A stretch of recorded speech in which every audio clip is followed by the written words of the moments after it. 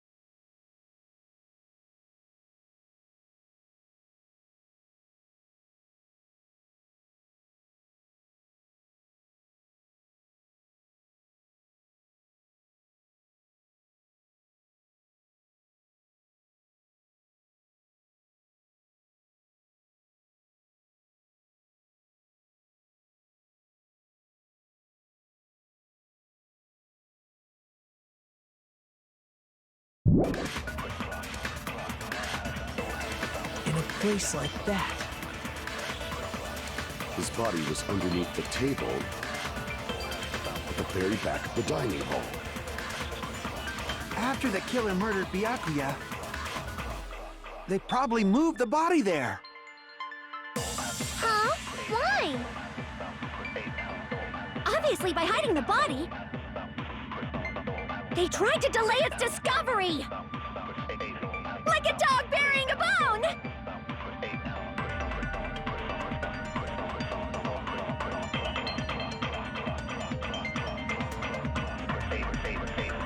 Why was Byakuya's body in a place like... His body was underneath the very back of the dining hall. After the killer murdered Byakuya, they probably moved the body there. No, that's wrong.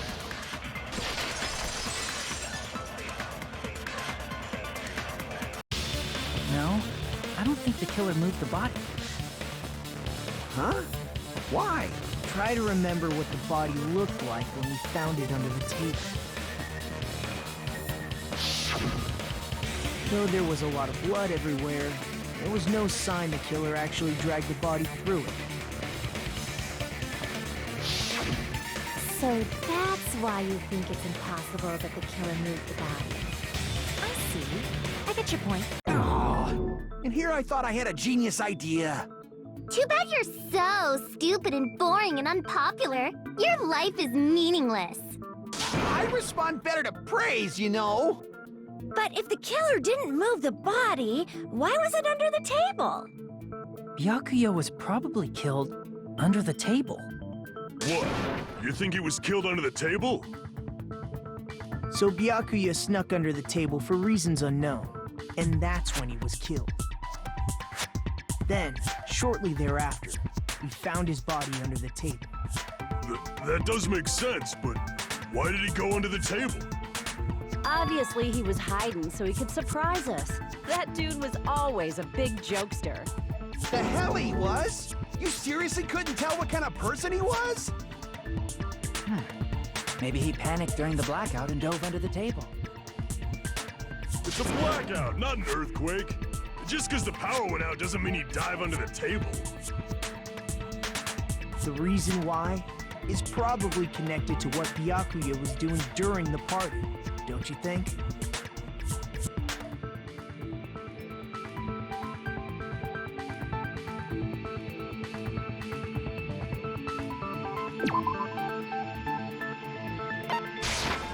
I can prove it with this.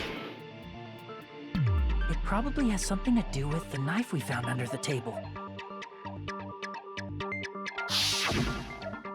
Knife? Oh, you mean that thing that obviously screams, "I am the murder weapon!" Byakuya probably noticed the knife was hidden there. So in order to get it, he moved under the table. He was particularly sensitive to the presence of dangerous items, so I cannot deny that possibility. But how did he notice that there was a knife under the table? If he knew beforehand, he probably would have done something about it before the blackout, right? Then, instead of knowing about it beforehand, maybe he saw it right at that moment. Like, for example, he might have seen someone trying to take the knife out from under the table. No, that's not possible. What? You seem rather confident about that. Of course. I have proof to back me up. This is almost like a real trial!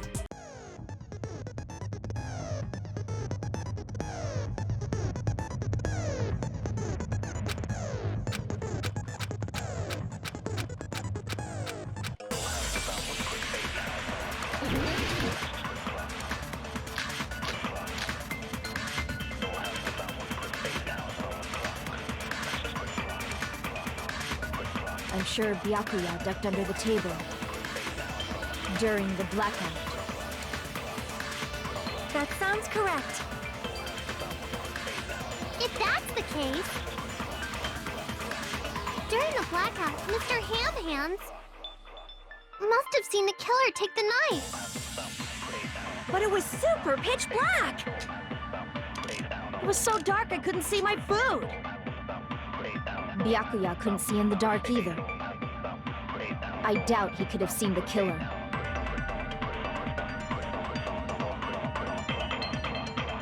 I'm sure Byakuya during the black. That sounds correct. If that's the case, during the blackout, must have seen the killer. But it was so dark I couldn't see my food. Byakuya couldn't see in the dark either. No, that's wrong.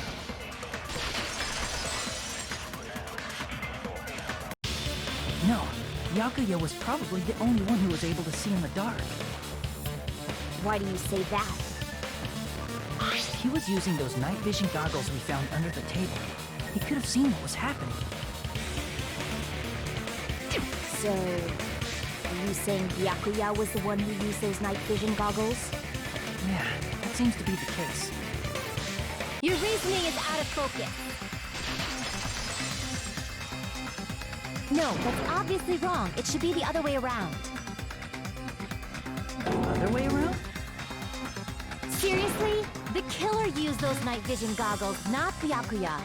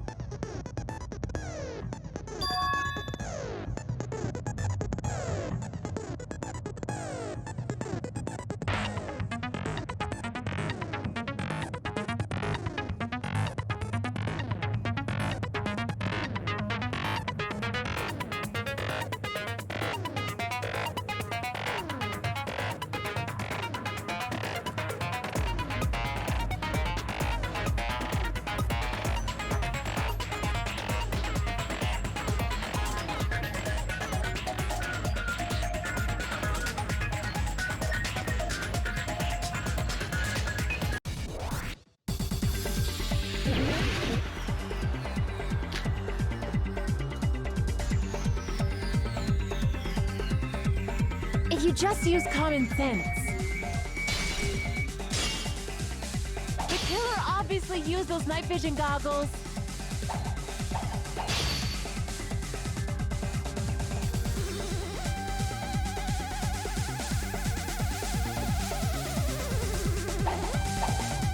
That's gotta be it.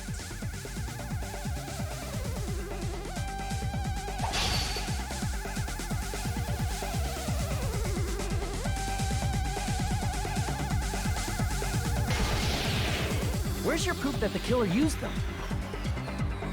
Because if they use night vision goggles, Then they could have killed Byakuya even in the dark.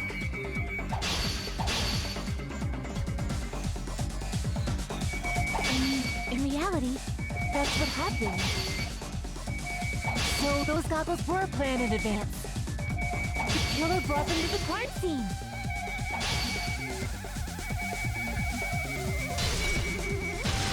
Allow me to cut through those words! No, Byakuya was definitely the one who brought those night vision goggles. Definitely? But why? Inside the duralumin case Byakuya had with him during the party, we found a smaller case for storing the night vision goggles. Which means we can assume that the night vision goggles were kept inside that duralumin case as well. Woohoo! I said assume! Ibuki never uses such clever language. Plus, Byakuya was the only one who could have taken the night vision goggles out of the case, since he was carrying it around before the blackout in the first place. I see. When you put it like that, it makes sense. Then, was that knife inside the case too? If there were night vision goggles inside, it wouldn't be weird for a knife to be in there too. It would be weird. I am weird, aren't I? At times like this, I'd rather be fantasizing about tonight's main dish. Ew! You totally mean that in a perverted way.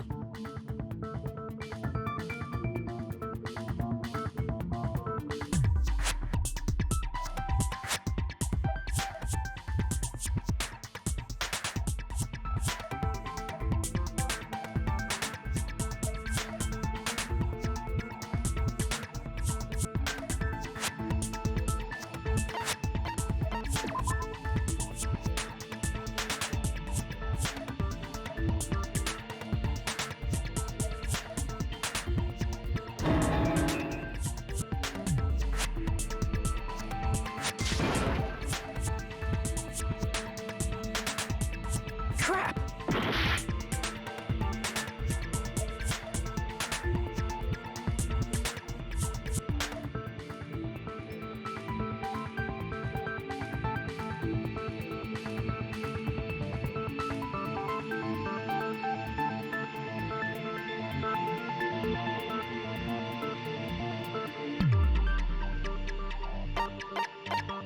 I see!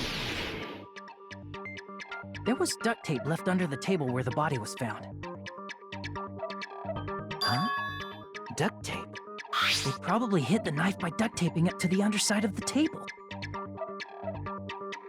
Oh, so that's why we found duct tape there. Though Byakuya was thorough, even he couldn't have noticed a weapon taped to the underside of the table. This may be off topic, but why was Byakuya acting so paranoid? Not only did he bring a self-defense kit, but he had night vision goggles inside the case too. That's true. He went above and beyond being a little cautious. Now that you mention it, that applies to the dangerous items he confiscated as well. It's one thing to be a little cautious, but performing a body check is a bit much. He probably knew. Someone was planning to commit a murder. Are you saying he predicted the murder? Could it be? Was he also in possession of the all-seeing eye? You think so too, right, Hajime?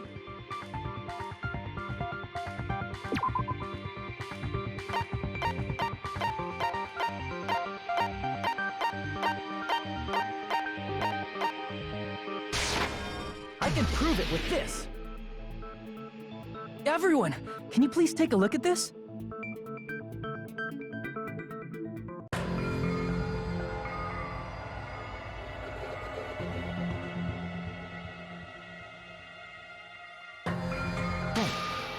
hell is this? Hajime and I found this in Byakuya's cottage. It looks like a threatening letter someone sent to him. So, who's the someone? Nobody besides Monokuma would write such a dumb, threatening letter like that. Wasn't me! Are you sure? The only lies I tell are friendly lies! Those are still lies! It doesn't matter who wrote it yet. So, Byakuya became paranoid because of this threatening letter? He probably decided to throw a party because of the letter. What do you mean? By gathering everyone in one place, he tried to create a situation where everyone could keep tabs on each other. In doing so, he tried to put the writer of the letter in a situation where they couldn't act. But the letter might have been just a little prank. As long as he was determined not to let any of us die, he couldn't take that risk. A strong sense of responsibility made him believe the letter was legitimate. You should have told us you received a threatening letter. If he had, we would have panicked. Byakuya probably knew that too. So, he tried to do something about it without telling anyone? See. A strong sense of responsibility as our leader was his undoing. Screw that noise! Who the hell wrote that letter? Well, obviously, the killer.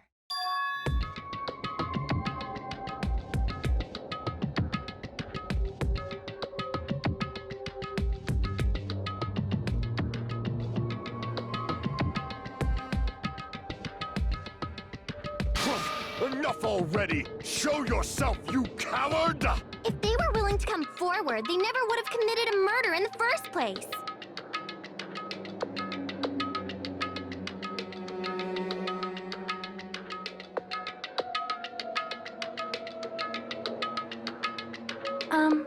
Pardon me.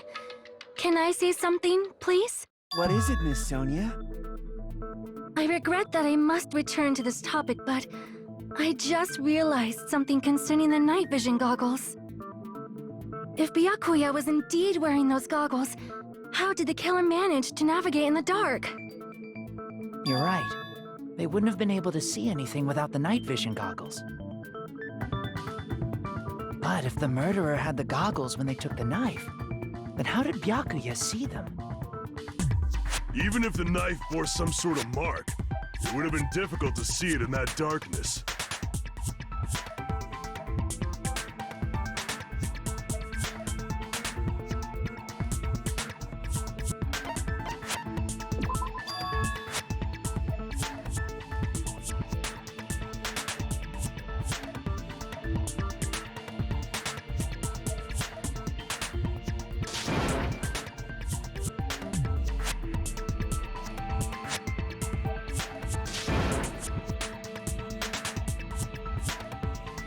Crap!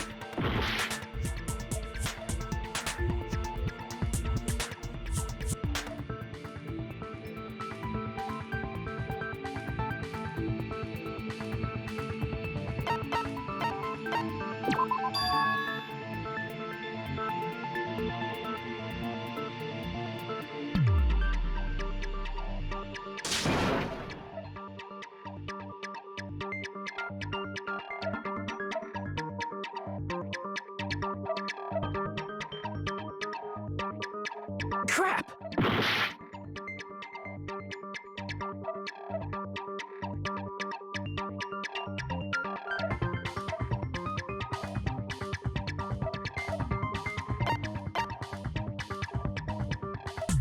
I see! What if the glowing paint was the mark? With that, you'd be able to get the knife even in the dark. In actuality, the knife we found under the table and the duct tape stuck to the underside of the table were both marked with glowing paint, right? Does that mean the killer painted them in advance? But painting them with glowing paint? It's as if they knew the blackout was going to happen. They had to have already known. That's why they used the glowing paint as a mark. Which means Whoever set up the blackout is the killer. That seals it. The killer is whoever was in the office with the circuit breaker. Which means it was you, Peko Pekoyama! Peko killed poor Byakuya? Was this island not big enough for 2 glasses wearers? I'm not the killer. Oh, I guess she's not.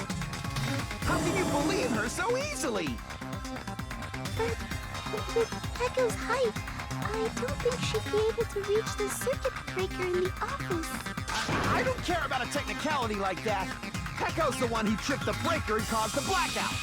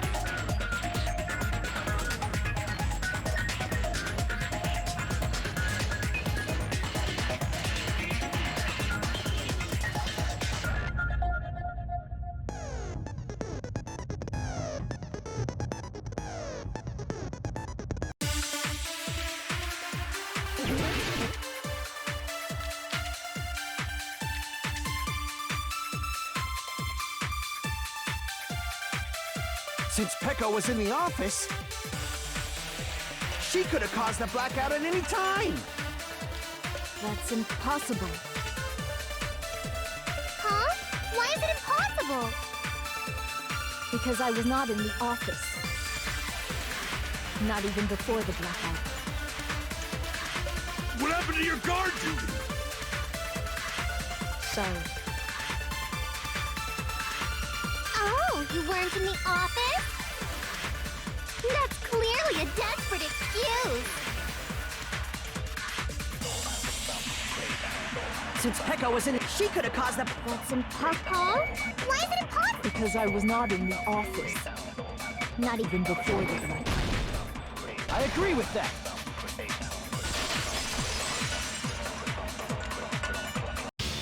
No, I think Peko is telling the truth. Don't tell me you're crushing on Peko. Yeah, it's nothing like that at all. Nekomaru's account is actually Peko's alibi.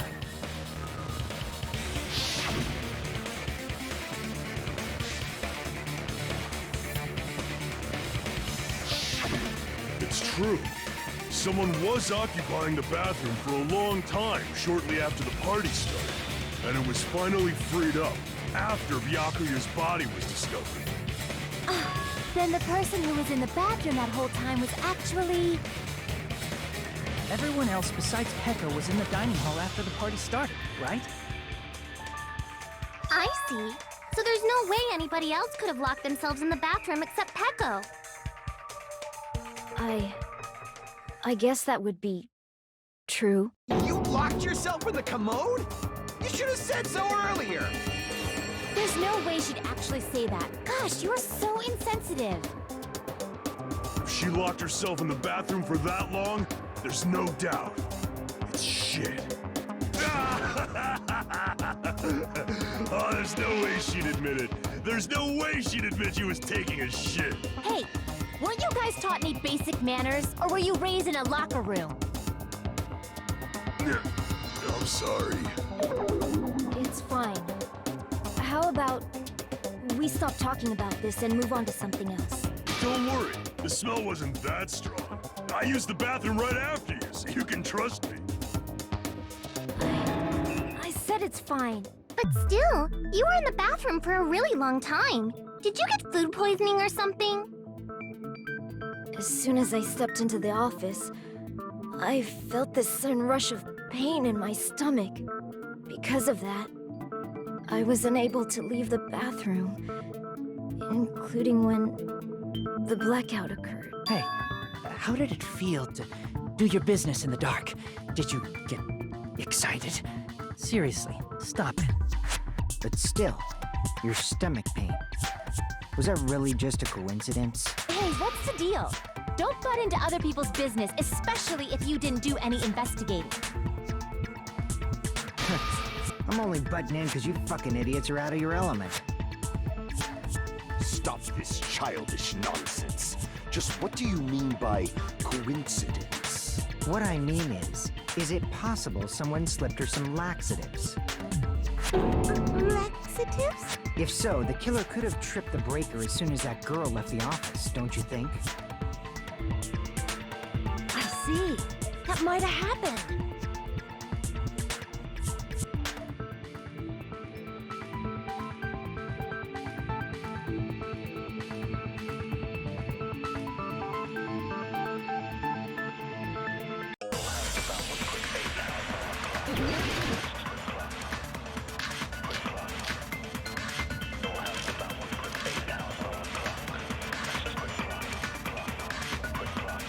Did you eat anything weird?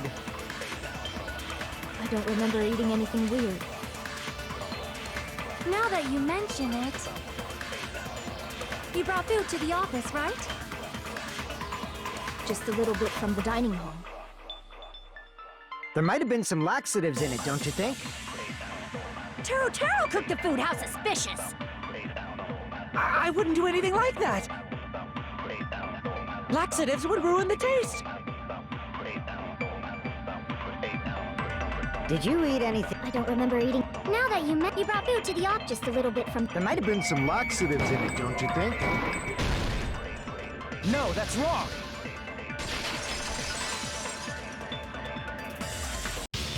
No, it's impossible that laxatives were slipped into the food in the dining hall. Because Pekka wasn't the only one who ate that food. Akane ate some of it too. If the food had laxatives in it, I'm pretty sure Akane would have had stomach issues as well. I feel totally fine. Like I said, the dishes are innocent. Don't go making weird accusations. I apologize for causing a scene. Fuyuhiko should apologize, not you. He's the one who made the laxative accusation. What the fuck did you say, bitch? There's this bickering. Let's just dismiss Pecco's stomachache as a coincidence and go back to discussing the blackout. Yeah. We already know that, you trashy skank. You don't have to tell us. Trashy skank?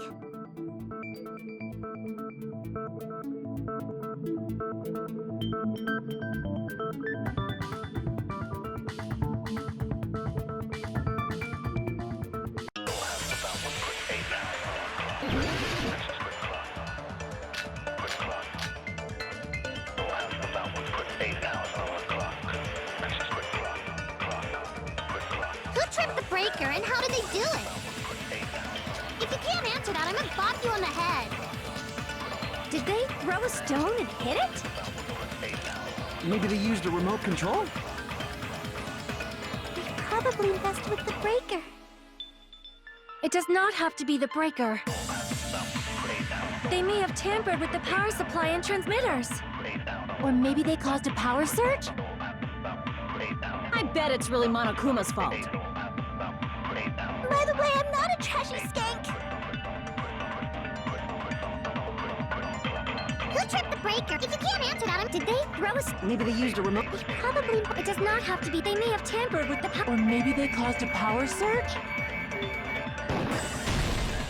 I agree with that.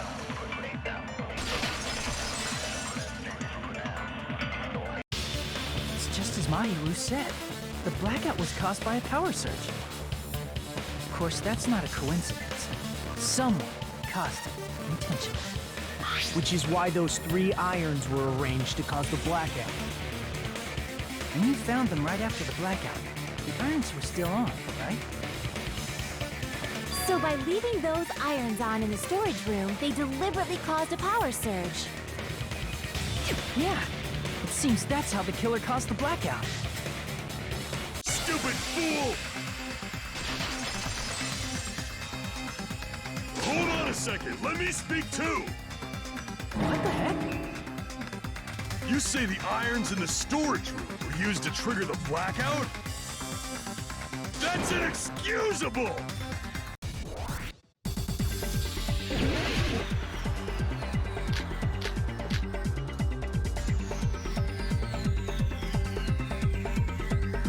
If the irons in the storage room caused the blackout,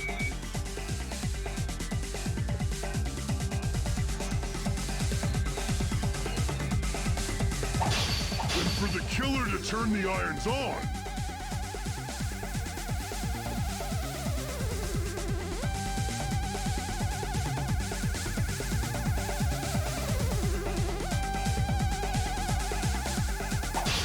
you're saying they went all the way to the storage room?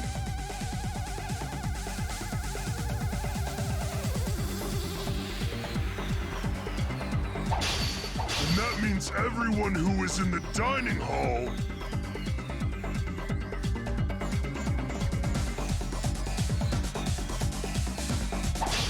when the blackout occurred can't be a suspect.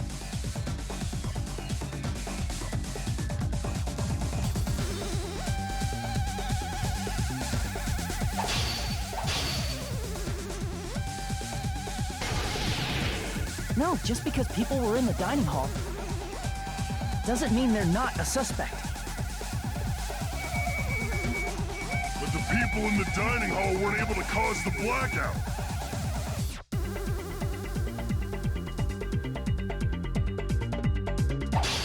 If the irons caused the blackout,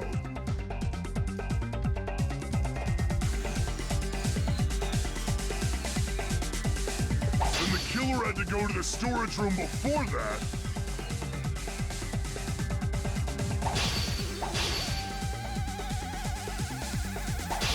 and turn on the irons.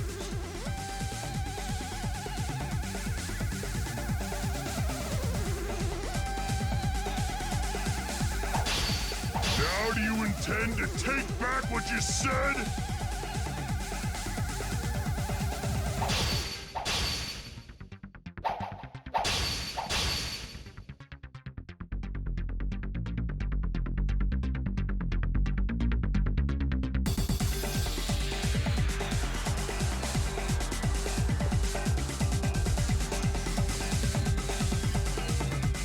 But the people in the dining hall weren't able to cause the blackout.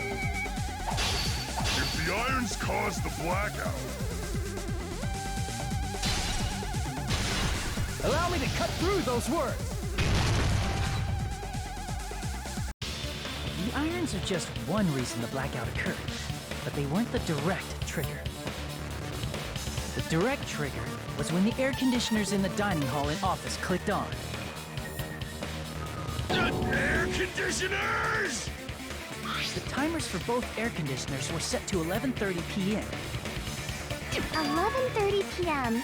Mr. Ham died around that time too. I see. When the timers activated the air conditioners, the breaker was tripped and caused a blackout. I see. I understand. Indubitably. Indubitably? They probably checked the old building's energy usage in advance and used the irons to nearly max it out. So once they set the air conditioner's timers, they just had to wait until they started up on their own. If so, even if Pekka was in the office, it still would have been possible to cause a blackout, indubitably. Indubitably? Miss Sonia, not you too. Regarding the energy usage, they probably asked Monokuma about it. Dun dun dun! Is she right?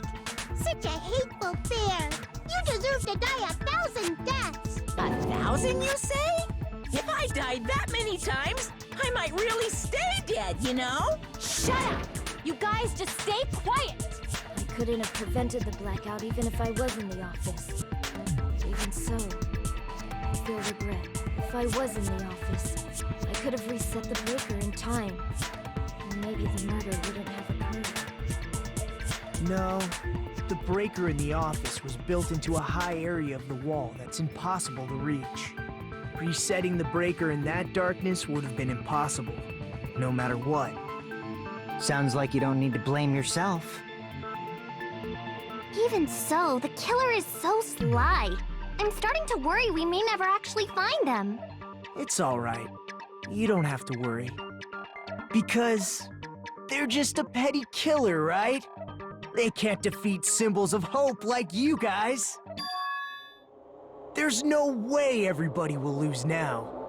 This little incident will just be a stepping stone for you all. In the end, hope always wins. That's what I believe. Nagito? What happened to you? Huh? What do you mean? Well, you have been saying this whole time that there's no way a killer could be among us. Oh, is that so? Well, let's just put that minor detail aside for now and talk about the incident. For now, we found out how the blackout occurred. But the question is, who caused it, right? Anybody could have hid and set the timers for the air conditioners. Setting up the irons in the storage room could have been done before Byakuya set foot in the old building. What a shame. Any one of us is capable of that. What are you implying? He's just saying, after all this time, we still haven't made any progress.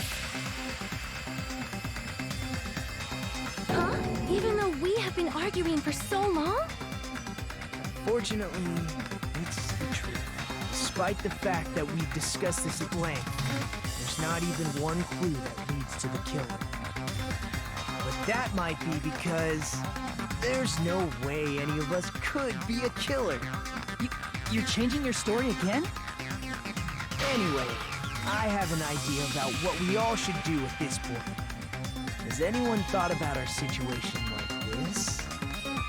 Instead of surviving by doubting others, isn't it better to get killed for believing in others? Doesn't that mean... Are you saying we should all just give up and die? Nagito, there's definitely something wrong with you.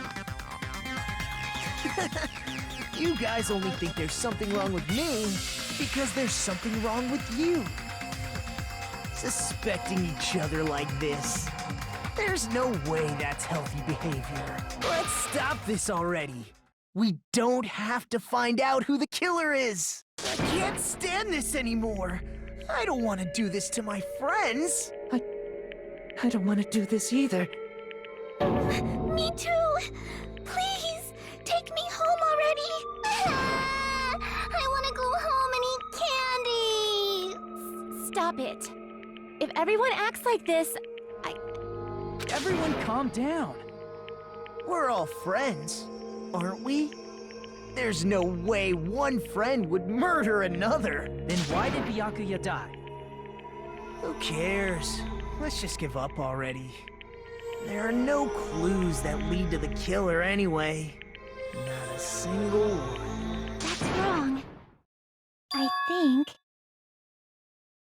Did you say something? 'Cause we've already found a clue that might point to who the killer is.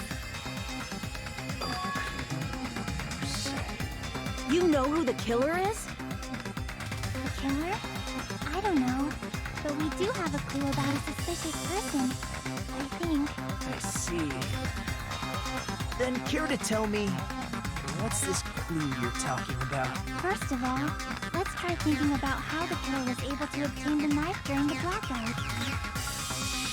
Didn't we already cover that? They use glowing paint as a mark. No, not that. I mean before that.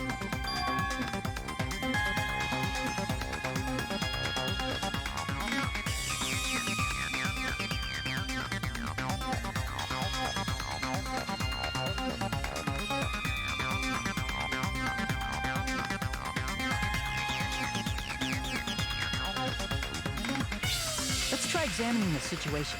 Mahiru's diagram might be useful here. The diagram of where everyone was standing before the blackout, right? Here it is.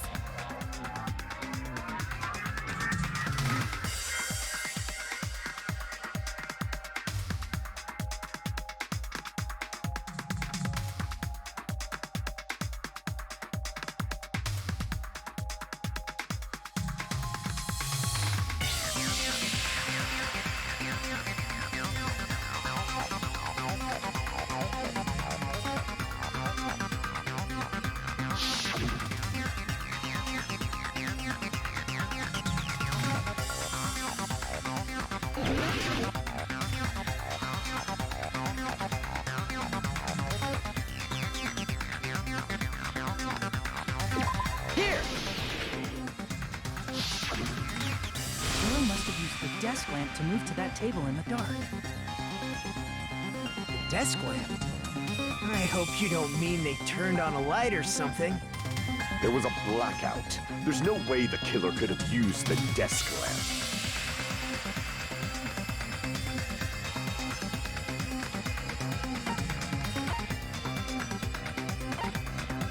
I can prove it with this. They didn't turn the desk lamp on. They used its power cord. Power cord? They could have felt their way to that table using the power cord, right? By doing that, the killer was able to move to the table and use the glowing paint to find the knife. And there's only one person here who could have done that. Who?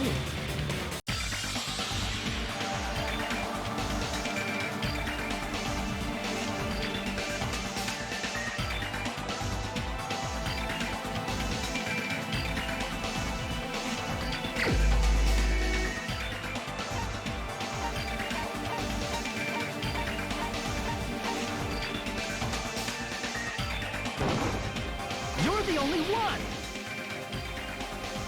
Nagito, it was you, wasn't it? Me? Judging from everyone's positions before the blackout, the only person near the power cord was you. Which means the only one who could have felt their way to the table using the power cord was Nagito! That's just a coincidence. But still, you had a chance, right? A chance to hide the knife under the table?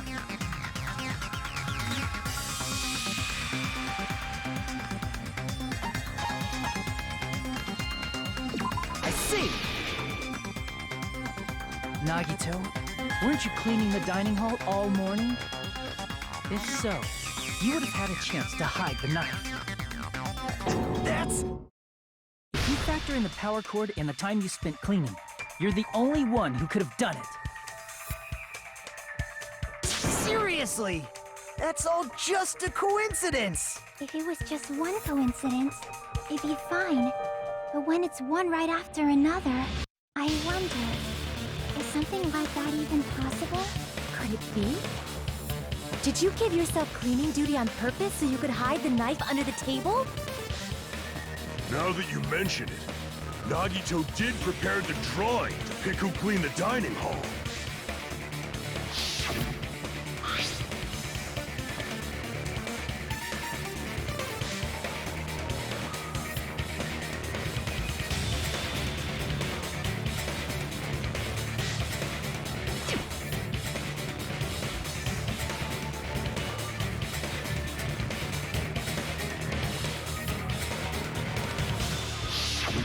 You rigged the drawing, didn't you? That's how you got picked to clean the dining hall, isn't it? I don't know if you're the killer or not, but regardless, it proves that you're suspicious, right? If that's the case, that strange speech you made earlier, that was part of your plan too. You got us to lower our guard and tried to hide the fact that you did it, didn't you, you motherfucker? Well, just admit it already! Nagito, tell me you object to this. Frankly, I don't want to believe it either. We investigated together. You were so kind. I can't believe you're the one who killed Byakuya. Nagito, say something!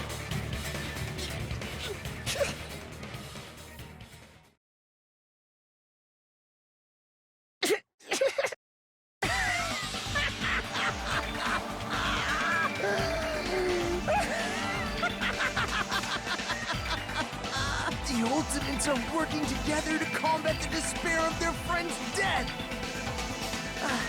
How wonderful! How beautiful it is! Huh?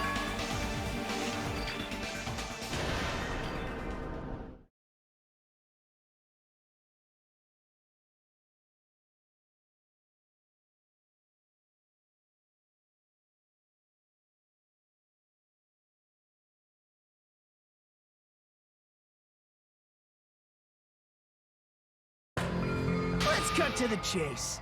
You're correct. It was my doing all along. I'm the one who hid the knife under the table before the party started.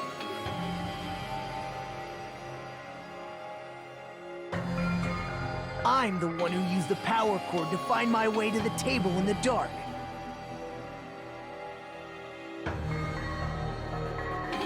And of course, I'm the one who caused the blackout. After all, there's no way I'd knowingly whip out a knife in front of everyone, right? Is it just me, or does he seem a little nuts right now? But I never expected Byakuya to have night vision goggles. Because of that, we had ourselves a little scuffle under the table. And, well, you all saw how that played out. But with a twist ending like this, I think we can all agree this ended up being a very interesting mystery. Byakuya performed admirably. Just stop it already! Seriously! What the hell happened to you? Don't tell me. Is this your true nature? Were you lying to us this entire time? Me? Lie? That's outrageous. There's no way someone like me could ever lie to you guys. I understand better than anyone else that I'm ultimately worthless. Too arrogant to have dreams or cling to hope. Too disdainful to actually try at anything. I've made peace with the fact that I'm a lowly, stupid, insignificant human who can't do anything right. Holy crap! He's totally the type of guy who spent his childhood killing neighborhood pets!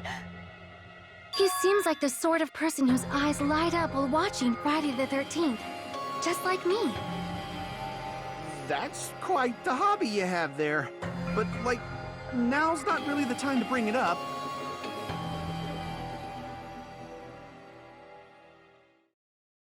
Hey, Nagito! If you were behind all of this, then did you also send that threatening letter? Yep, I sure did. There's nobody else on this island whose handwriting is that painful to look at, right? But why would you send a threatening letter in the first place? I think somewhere deep in my heart, I was probably hoping to find someone who would stop my evil deeds. Well, I bet if that really was my reason, at least some of you would feel sorry for me. Are you making fun of us? By threatening Byakuya, Nagito was likely able to manipulate his actions.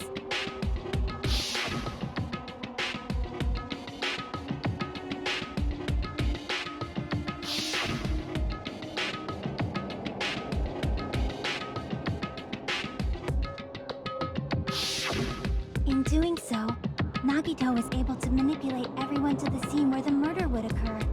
Am I wrong? That reminds me.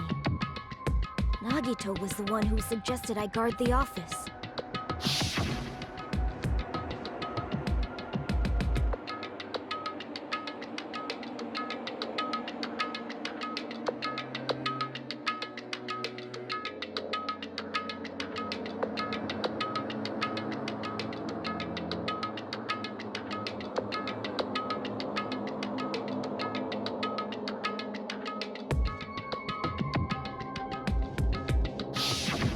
Oh, I get it. If Pekko was guarding the storage room, Nagito wouldn't have been able to use the irons. The threatening letter, along with all your suggestions, it was all a trap to manipulate us. Yep, that's true too. But you're wrong about one thing. Huh? What? I didn't need to rig the drawing for cleaning duty, you know? If that's true, then how did you conveniently get picked for cleaning duty? I see. Well, there's no way I'd expect you to remember it. A worthless talent for a worthless human.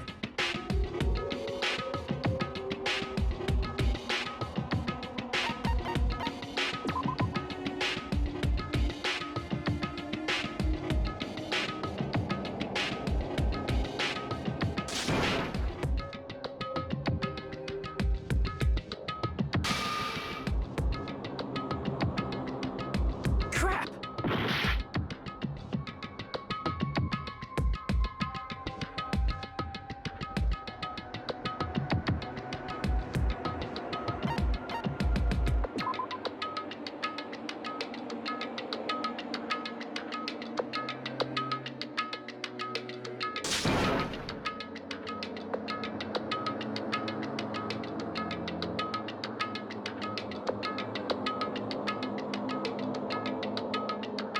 Crap!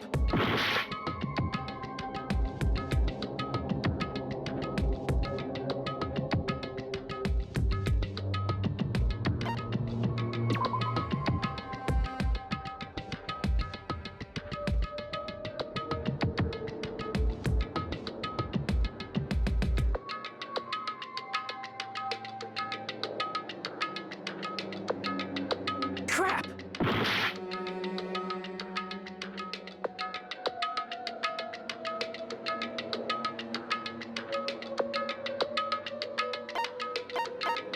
I see! You're the ultimate lucky student. Then, did you? That's right. I just trusted my luck. I trusted I'd be picked for cleaning duty. You just relied on your luck? It's not just luck. It's true my talent sucks. But I'm still the ultimate lucky student, you know?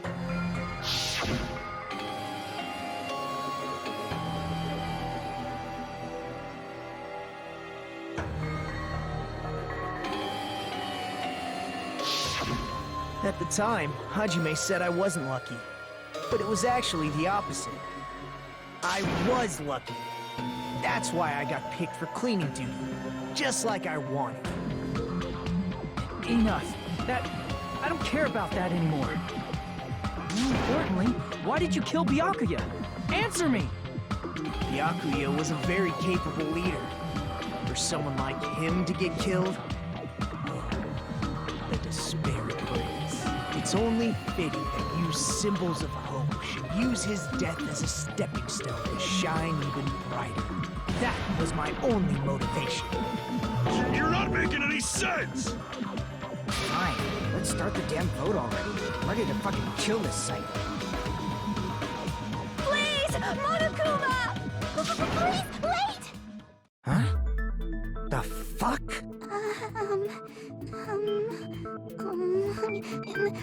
How should I put this?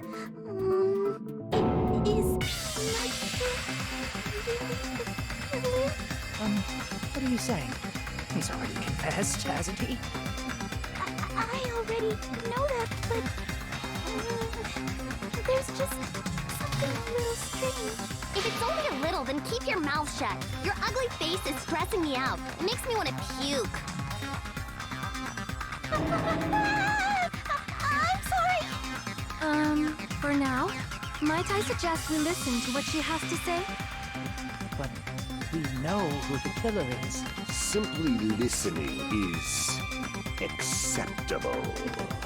However, I won't allow this to end with mere play. Now then, let us lift the curtain for our bloody spectacle.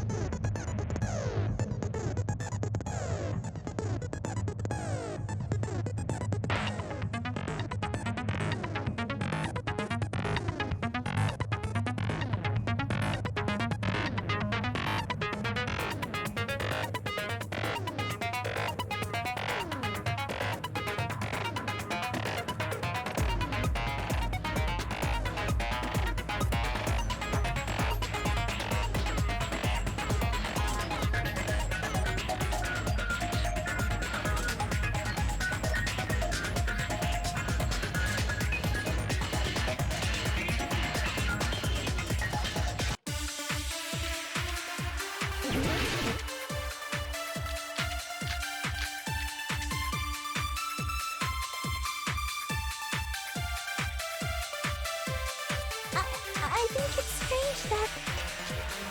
The killer is so obviously Nagito!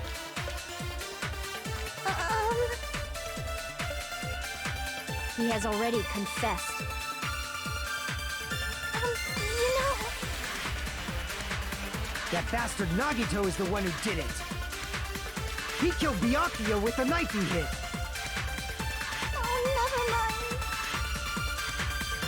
Thanks for wasting our time, skanky bitch! Then let's prepare to cast our votes. I think the killer is so obvious.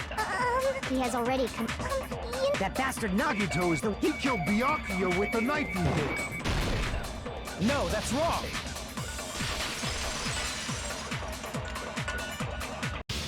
That knife might not be the murder weapon. That's what you wanted to say, right, Nikon? What the hell are you talking about? It's obvious the knife was the murder weapon. But based on the entry prints on Byakuya's body, the actual weapon should be roughly 5 millimeters in diameter. 5 millimeters in diameter? That's like way skinnier than a knife! Hey, that better be true. If you screwed up, I'll sell your fucking ass to a whorehouse! Not a whorehouse! Hey, why are you threatening her? Is this what you're trying to say, Nikon? As long as we can't prove that the knife is the murder weapon, we can't assume that I'm the killer. What are you saying? No one else can be the killer. It has to be you. Hey, don't blame me. Nikon's the one who said it. I'm sorry. Hey, Nagito. Are you still hiding something? Hiding?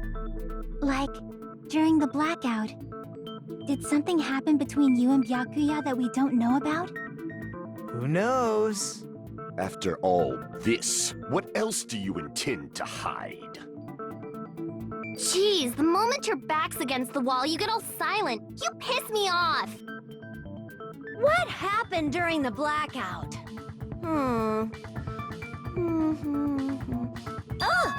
If you cross your eyes like this, it gives you double vision. Don't get distracted. Our lives are at stake, you know? Huh? Whose life is at stake? Seriously, how long is it gonna take for you to understand the damn rules? Nobody can see in the dark, no matter how hard you think about it. The truth is beyond your sight. Don't you think that's a pretty clever metaphor? Despite the fact that it came from me? No, that's not it. Not it? What's not it?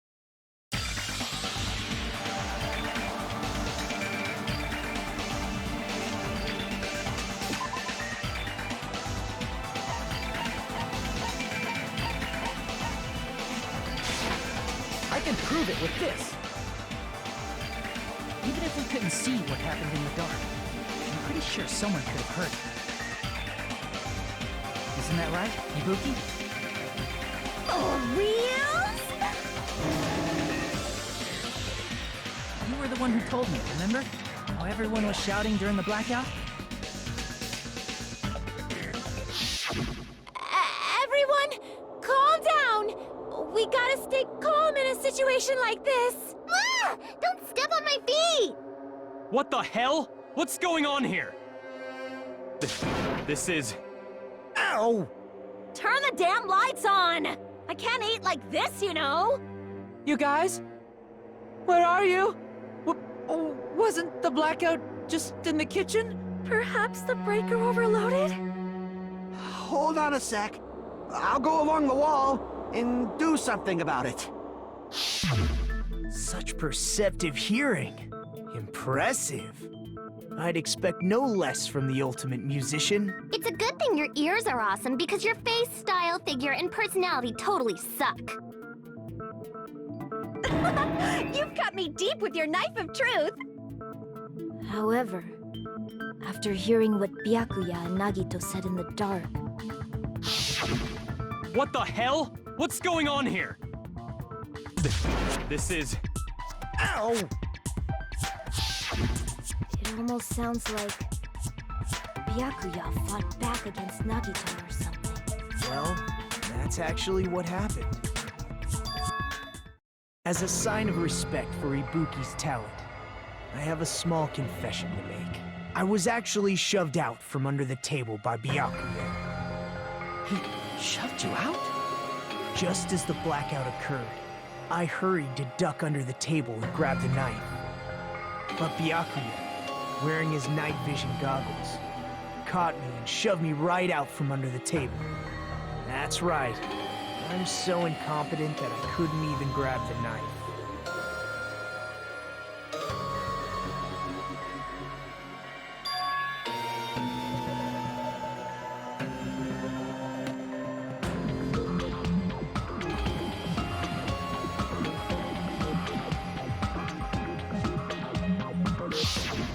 What the hell? What's going on here?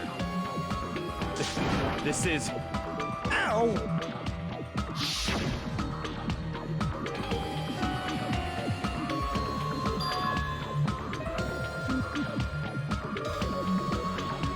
After getting shoved out from under the table, I was just as confused as you guys.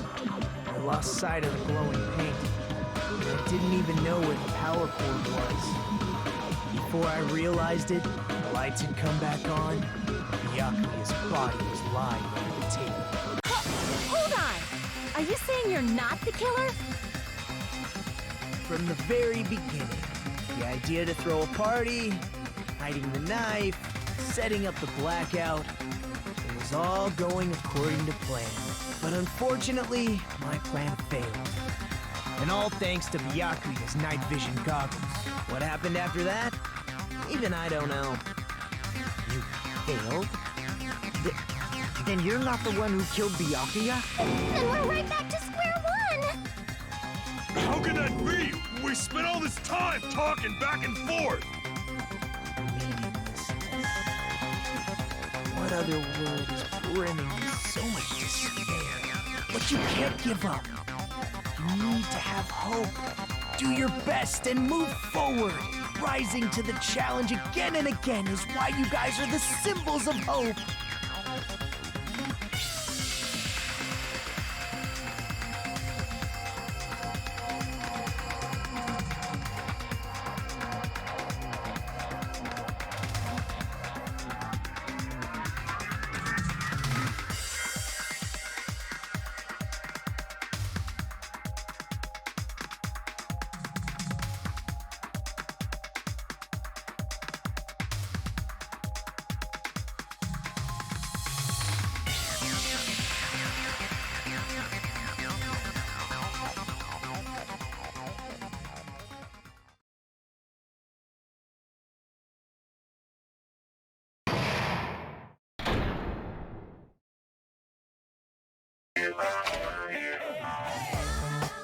Well now.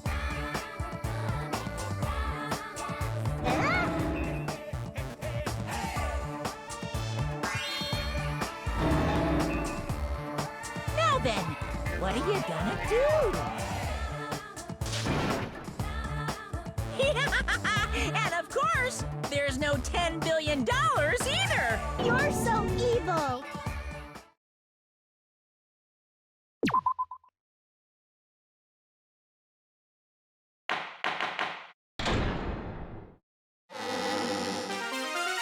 I'm Monami, and my heart is throbbing like crazy right now.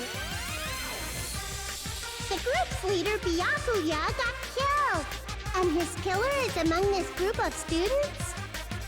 No, I'm not gonna believe it. I'll never believe it.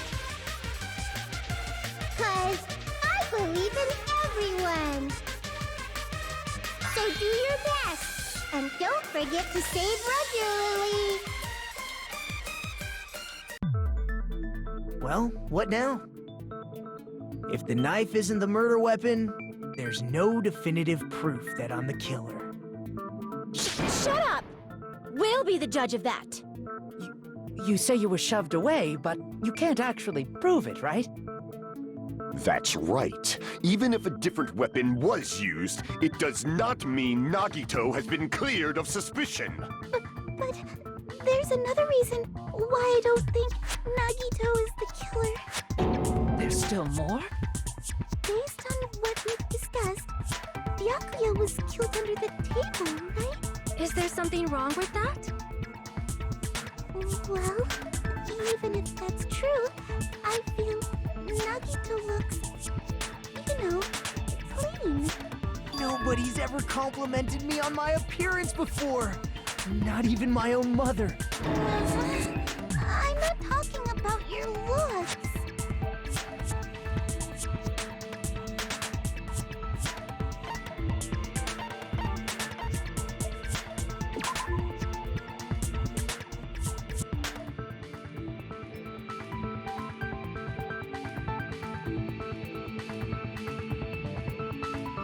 Crap!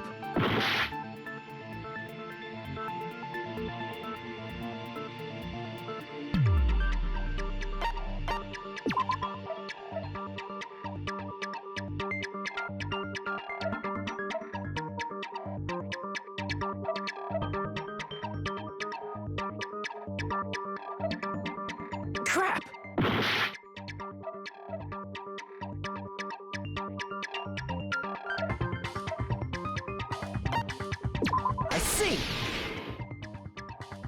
Are you trying to say something like, why didn't Nagito have any bloodstains on him? Yes, that's it. Because under the table, there was a lot of blood splattered everywhere, right?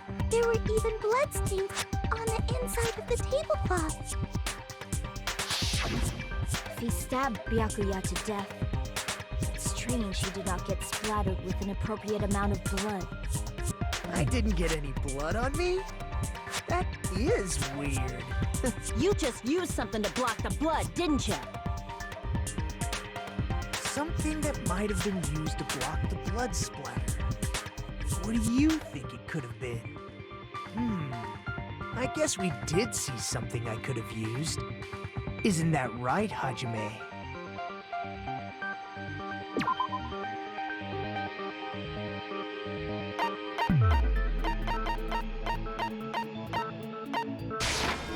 I can prove it with this! You're talking about the bloodstained tablecloth we found in the storage room, right? If there are bloodstains on it, that settles it. Nagito used the tablecloth to block the blood splatter. But that was found in the storage room, right? Are you suggesting he hid it there after the murder? You mean after the lights came back on? What would he have done if we'd seen him? That's true. The tablecloth was pretty big. So even if you tried to hide it and take it with you... Wearing a tablecloth, going under the table, hitting a knife in a blackout, and stabbing someone. That's not just impossible for someone like me. Wouldn't it also be impossible for you guys, too?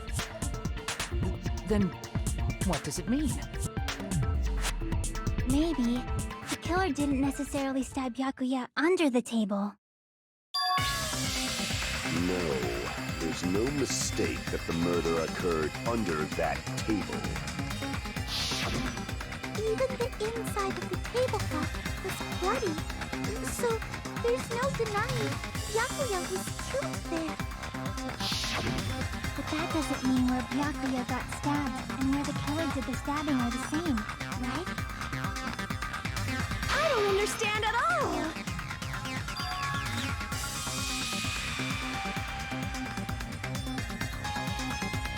Huh?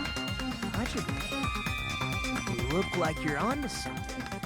Really? But it sounds like a riddle. I feel like I'm onto something, but it's still not clear what that is. Under the table, but not under the table.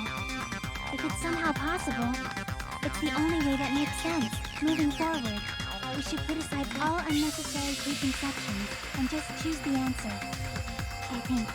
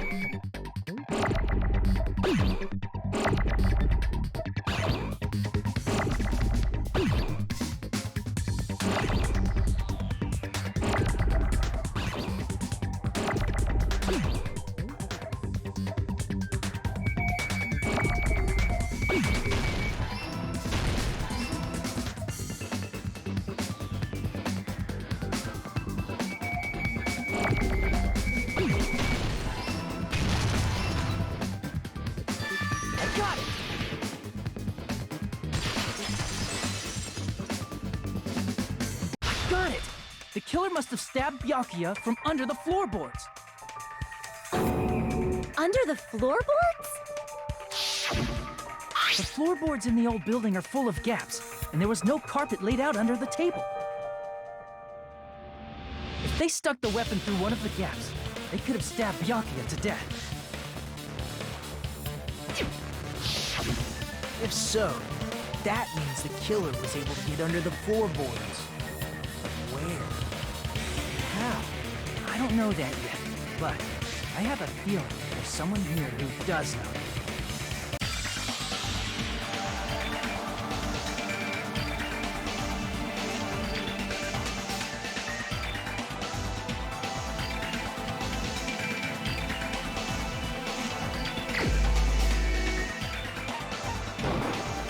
You're the only one! Hey, Gundam, you dropped your earring in the dining hall, right? Are you referring to the Hellhound earring? About that earring. I said, are you referring to the Hellhound earring? About that Hellhound earring. You dropped it beneath the floorboard, right?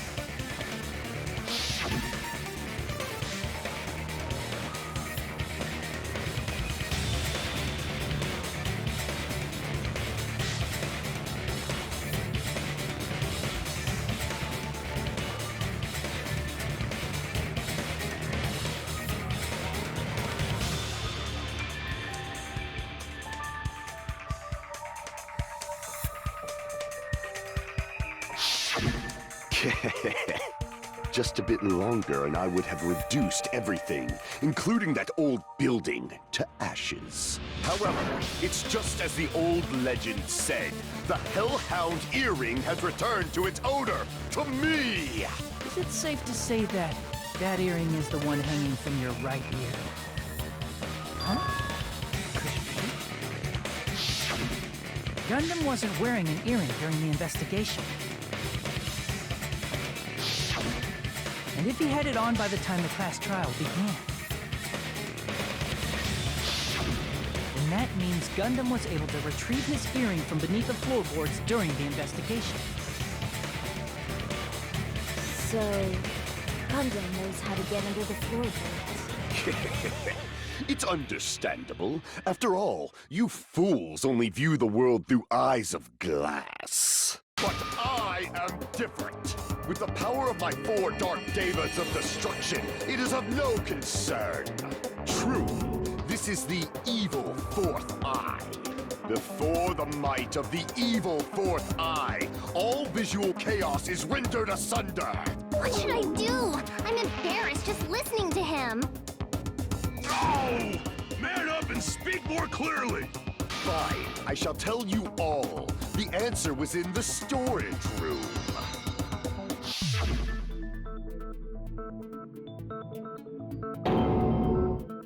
One of my 4 Dark Devas of destruction, Mirage Golden Hawk, Jumpy, has seen beyond the chaos. A secret passage of doom leading to the underground lurks beneath a large assortment of random boxes. After securing a lighter from the supermarket, I threw caution to the wind and ventured below the floorboards. And as a result of that lonesome battle, I was able to recover the Hellhound earring with my own 2 hands. Tremble with fear, fools! Behold my power! There he goes blabbing about power and crap. You're ridiculous. You're just a breeder, you know. Anyway, it sounds like you can go under the floorboards from the storage room. And that has to be how the killer did it. If the space beneath the floor is empty, it's not that far to move from the storage room to the dining hall. I see. If they passed through the storage room, I understand why the tablecloth was put there. The killer lurked under the floorboards during the party, and from there, stab, stab, stab! Are you sure? You don't like stab, stab, stab? Should it sound more fleshy, like... No, I'm not talking about your sound effects. You're saying they snuck under the floorboards, but that means they would have had to leave the party, right? So, was there anyone who was able to do that? Then whoever wasn't at the party is the killer. They must be the one who was waiting under the floorboards. Who wasn't at the party again? I didn't participate, but I was guarding the entrance, remember? Monomi over there can be my witness, right? Yes! This Monomi over here is your witness! I believe there's no need to discuss this matter further, but I was unable to leave the bathroom. I was in the kitchen for a long time, but I frequently went to the dining hall to deliver my dishes. The only person who wasn't at the party... Judging from the photo I took before the blackout... It obviously has to be him. Yay! It's decided!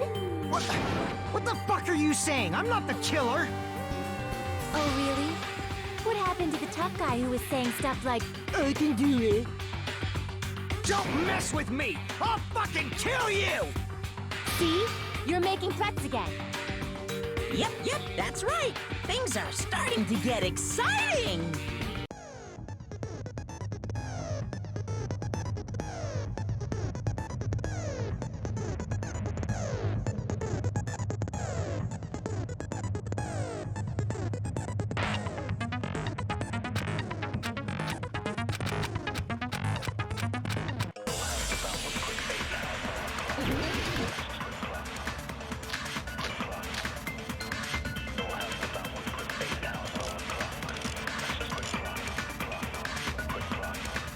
During the party, the killer was lurking under the floor like a cockroach. And they could have stared at panties all day. Without going to the storage room in the dark. Is that true, Fuyuhiko? Don't act like I'm the fucking killer! But when the party started, nobody saw you, you know. That means you have no alibi. The culprit is self-evident. During the party, was lurking under the... And they could have stared at without going to the store. Is that true? Don't act like I'm the... But when the party nobody saw you, you know. That means you have no alibi. No, that's wrong.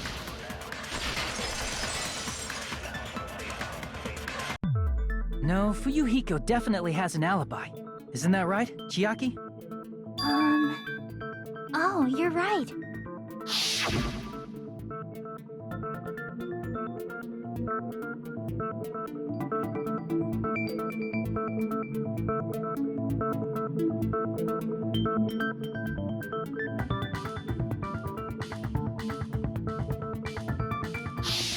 I saw Fuyuhiko after the party started. There's no way he could have been waiting under the floor before then. You should have said that earlier, dumbass. It's still your fault.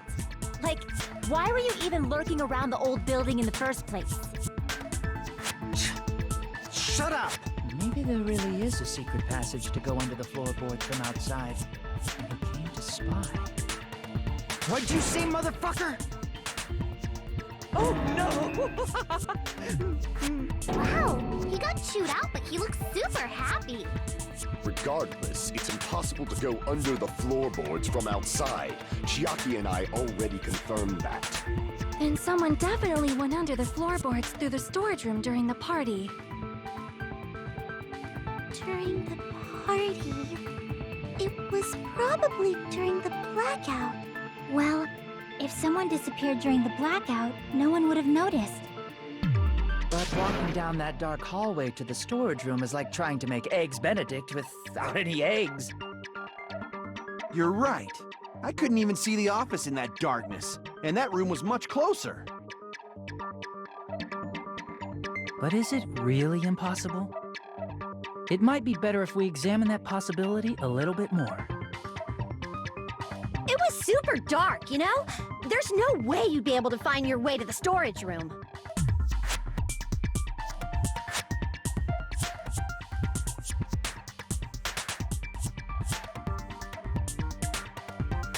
It appears we're getting close to the final stage.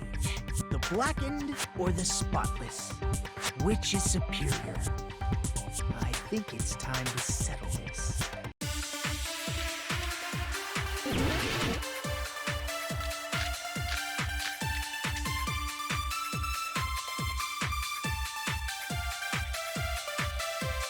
The hallway was really dark during the blackout. Moving to the storage room like that is like making a seafood bowl without fish. Is it really not possible? What if they used a string like the cord? Maybe there was another pair of night vision goggles? What a pain. I'm gonna go with my gut. What if they used a light? It definitely sounds impossible.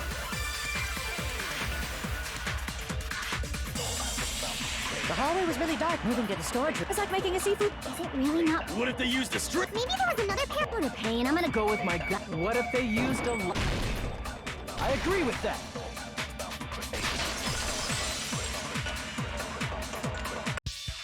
You know, the killer had a light with him. Oh, I was right? But where could they have found a light?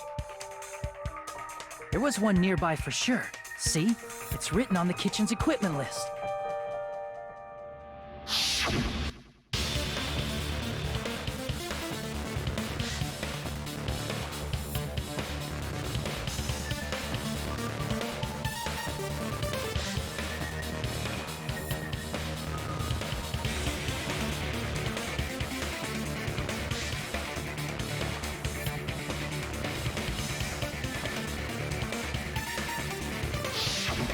portable stove. Portable stove? The portable stove isn't powered by electricity, and it's also small enough to carry around. So, the killer used the portable stove to move from the hallway to the storage room during the blackout. I see. I never considered the portable stove. But there's a hole in your argument. A hole? What kind of hole? It would be great if you could explain it to me in much more detail. Oh, I wasn't making a perverted joke or anything. It's really not a perverted joke. I'm serious. Repeating yourself just makes it even more suspicious. Now then, Hajime, will you battle against me? No, that's wrong. Will you be able to break through my argument?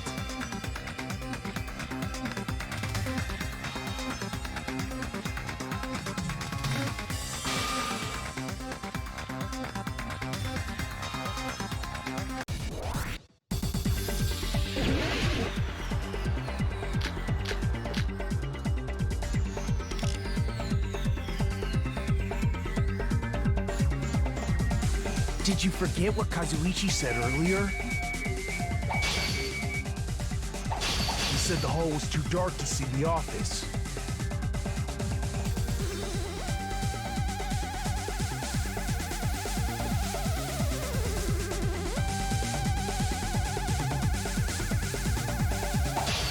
The light from the stove that you mentioned.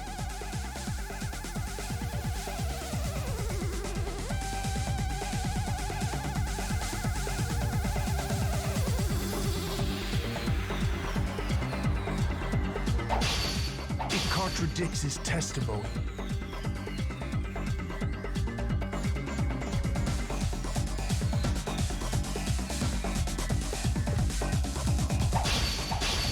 Or are you intentionally doubting his testimony?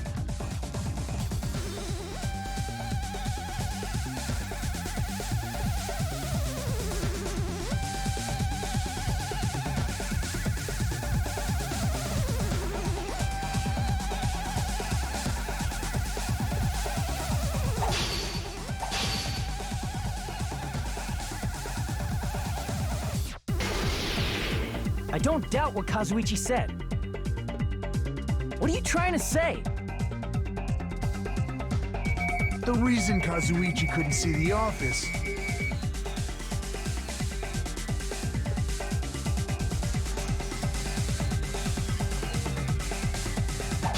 was because the hallway was dark, right?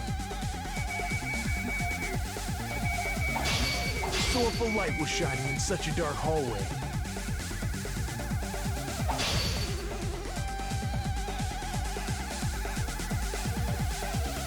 wouldn't Kazuichi have seen it? Allow me to cut through those words! Nagito, did you forget? Or are you just pretending you forgot? Huh? What are you talking about? There should have been a wall that blocked light. I'm talking about the fire door in the hallway. If you close it, it would form a perfect wall in the hallway. Plus, the hallway rounds a corner just beyond the fire door. So even if there was a small gap in the door, as long as they passed the corner, the light still wouldn't peek out. I see. You actually noticed the fire door. Just as expected of the ultimate... Oh. You still don't remember your talent, do you? Who cares about that right now? Nagito, what are you plotting? For someone who insists he's not the killer, you are quite nosy. You sound so scary. If you're that angry, why don't you take a deep breath? You sure like to piss us off. How about I shut your fucking mouth for you? Hey! It's okay if you guys fight, but I won't allow a burly brawl that might offend people. More importantly, can you hurry up and decide who's the blackened already? Time runs out when I get bored. Fine, I get it. You're telling me to pass the torch, right? Pass the torch? We're going to ask the real killer, not an imposter like me, to show themselves. You're obviously the killer, right? If you think I am, I really don't mind. Whatever conclusion you ultimates arrive at, I will accept it, no matter what it is.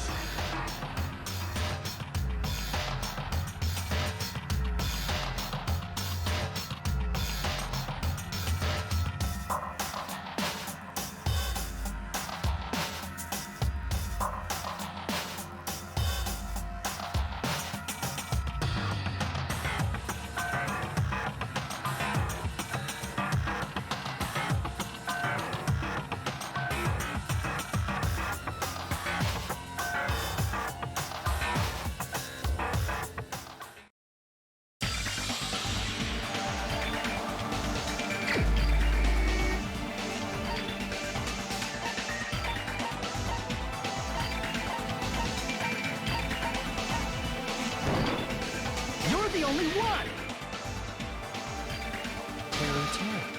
Could it be you? Huh? What? What are you talking about?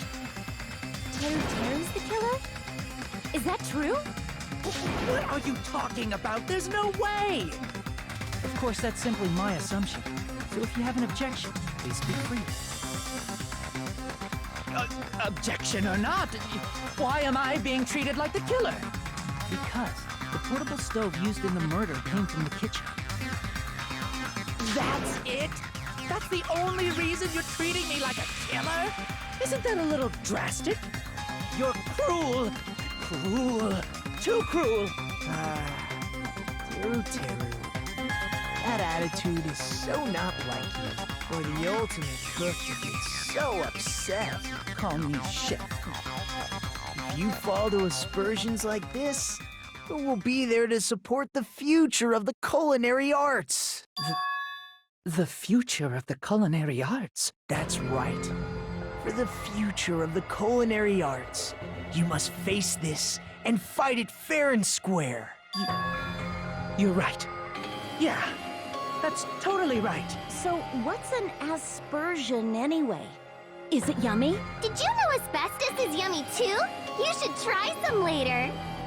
Nagito, why are you interfering? Let's assume that the killer used a light, and that they used the fire door to mask that light, and that they moved to the storage room and snuck under the floorboards. Then what? It's dark under the floorboards too. So how would they be able to stab Byakuya? You're not gonna say they shined the light on Byakuya, right? The plan would have been ruined if he noticed. That's right. What do you think about that? There's no way you can answer, right? You personally haven't investigated what's beneath the floorboards. If that's the case, then Gundam should know. He actually went under the floorboards. No. Unfortunately, there was nothing related to the incident under the floorboards. The only thing I found was a strange liquid shining in the darkness, near where Byakuya's blood was dripping. What? A shining liquid in the dark? That sounds super important! If there was a shining mark like that, they would have been able to move to it in the dark, right? And in doing so, it might have been possible for them to use that mark to target the victim.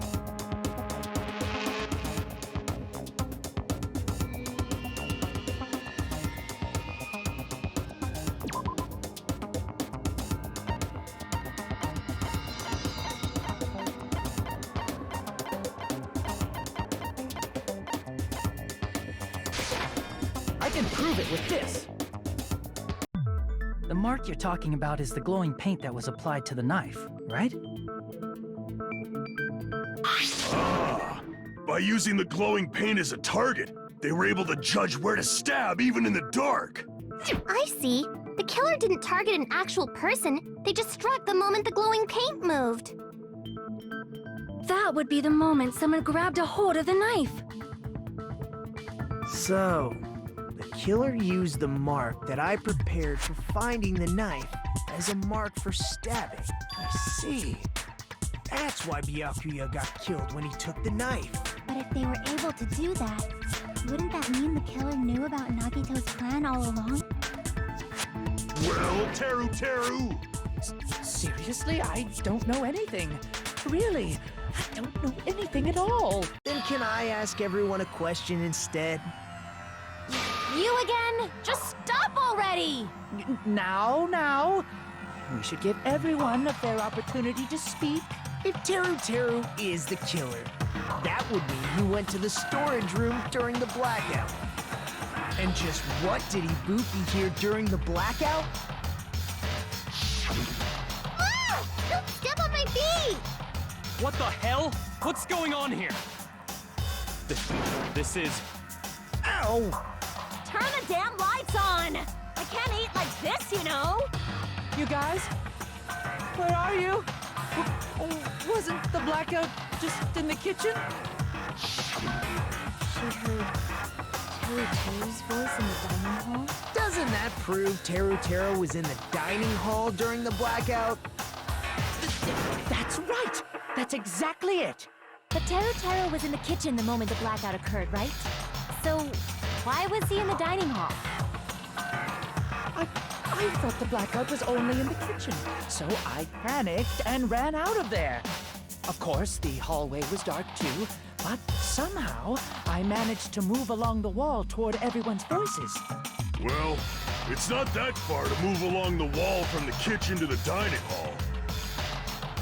That sounds fishy. If I remember correctly, you can tell when a person is lying by licking their sweat.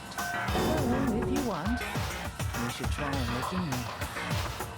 No way! You look greasy. But I heard Teru's voice in the dining hall! Ibuki swears on her honor! That's right. Teru was in the dining hall, not the storage room. Which means he's not the killer. No, that's not it. Why? Why do you want to keep falsely accusing me? It's not like I want to blame you. I just... You should be so proud of yourself, Hajime. You're just progressing toward the hope you believe in. Now, Hajime, show me more of your hope. Will that be enough to crush Teru's hope?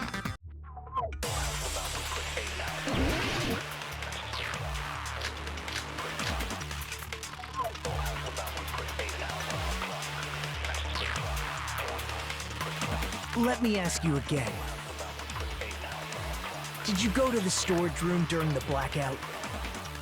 There's no way I went to the storage room. I was somewhere totally different. I definitely heard Teru's voice. It's handsome, unlike his face. Maybe it was recording or something? Nope, definitely a live voice. Right, as long as I have her testimony. The fact that I was in the dining hall cannot be disputed. I'll shoot through that contradiction. Just because we heard Teru's voice in the dining hall doesn't mean he was literally in the dining hall. Huh? Why? Remember the floor in the dining hall? It was full of gaps, right? So even if you shouted from under the floor, it should have sounded just like the voices in the dining hall.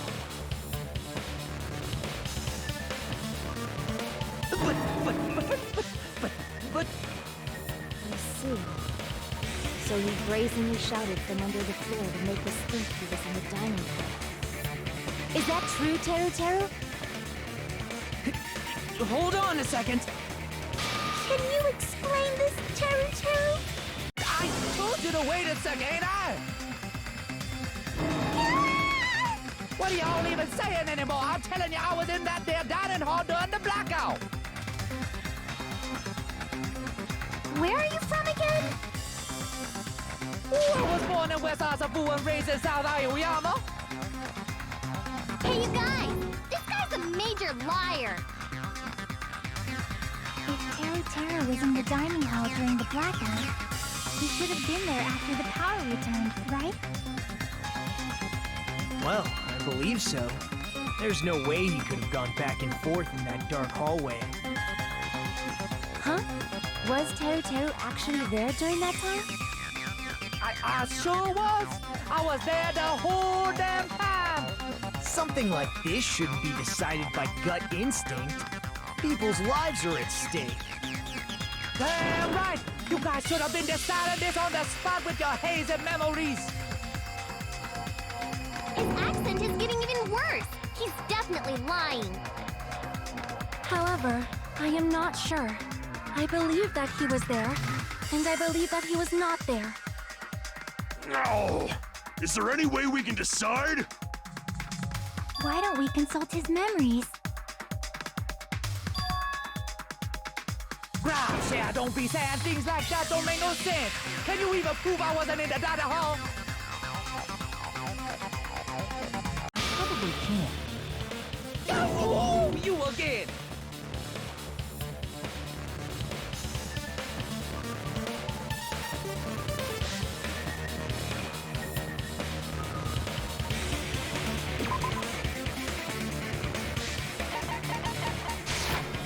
I can prove it with this. If you're claiming that you were in the dining hall when the power came back, then you should know how Mikon was positioned at the time, right? Whoa, what? No! Don't make me remember! It's so embarrassing! No, this is a very important question.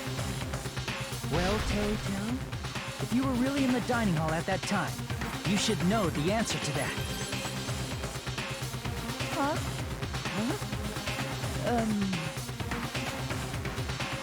It was a pretty clever way of tripping. There's no way you'd forget about it so easily.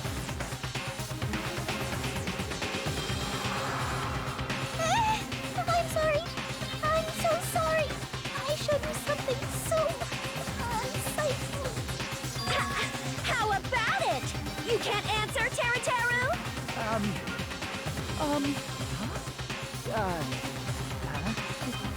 That's weird. Just slipped from my mind. There's no way it would slip from your mind, especially not a pervert like you. Even so. Nagito, say something!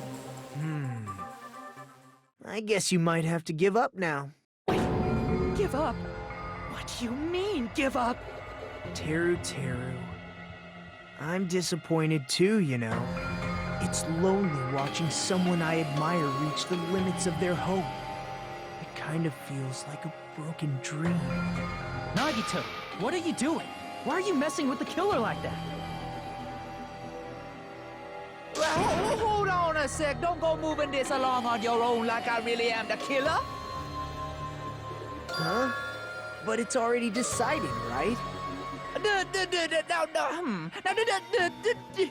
No, murder weapon hasn't been cleared up yet, yeah?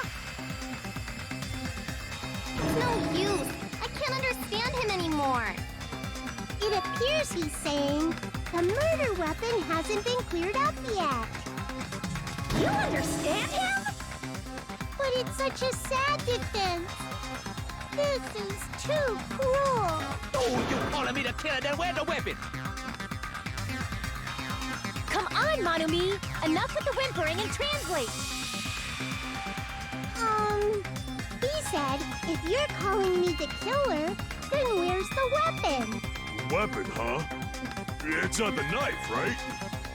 Judging from Byakuya's wound, it was a thin-edged tool that's roughly 5 millimeters in diameter. Also, if they stabbed from under the floorboards, the weapon would need to be at least 50 centimeters in length. After all this, who cares about the weapon? Not good enough! Not good enough at all! He said, not good enough. Not good enough at all. Fine, I got it. Let's try thinking about what the weapon was. Wanna do it? Wanna do it? He said, try to do it. What a confusing accent.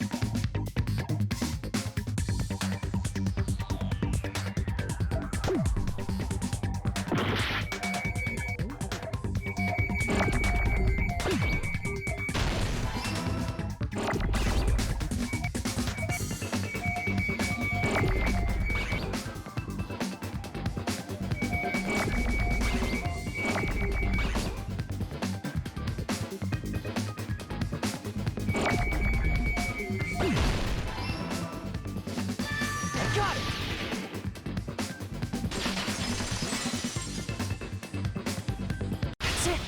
The weapon must be the iron skewer! Huh? The iron skewer? Before the party, as Byakuya was confiscating all the dangerous items, he spoke to Teru Teru.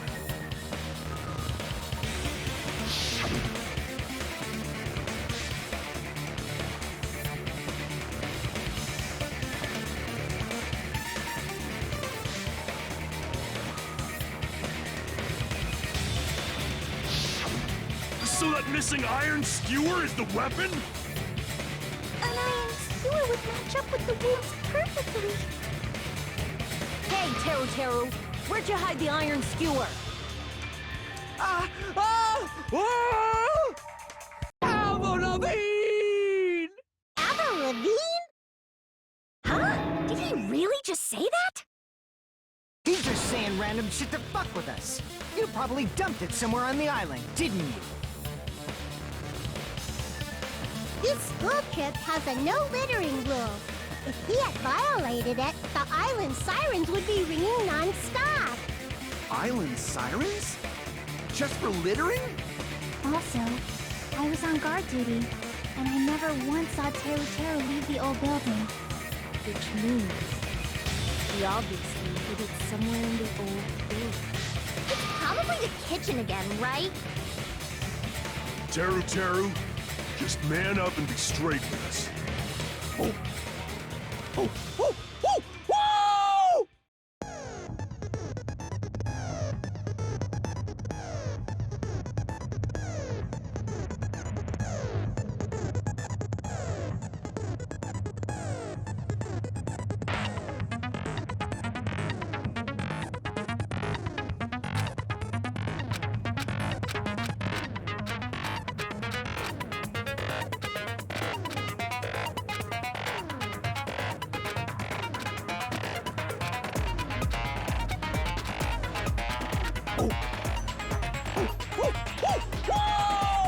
What the hell you even saying, you super color hit? He said, oh, what the hell are you even saying, you stupid country hit? I guess we have no choice but to somehow find out for ourselves.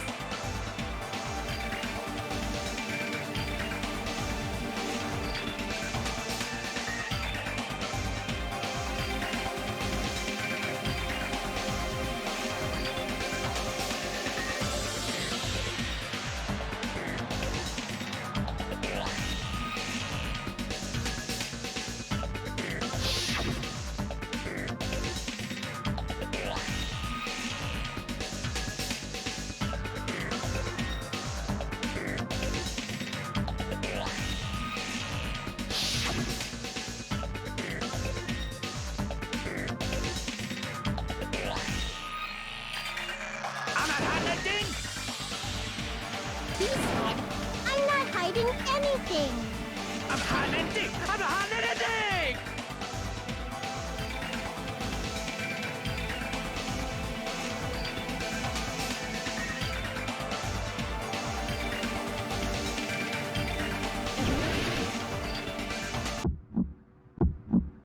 Shut up! I don't know! That's impossible! Paris Hilton! Nonsense! Unforgivable! I don't know! That's impossible!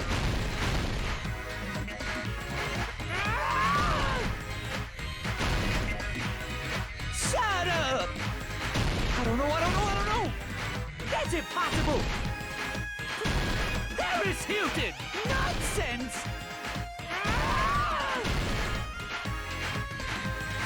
Unforgivable! I don't know! That's impossible! Where would the weapon be?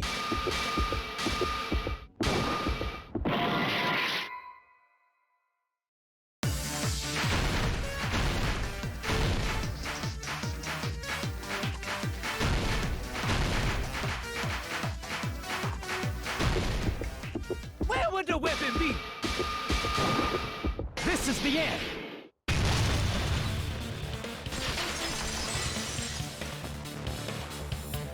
The the iron skewer have been hidden inside the piece of meat on the bone.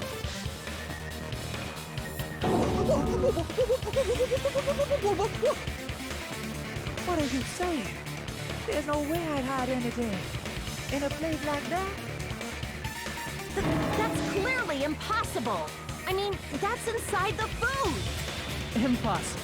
That's what Byakuya and I thought. That's why we overlooked it.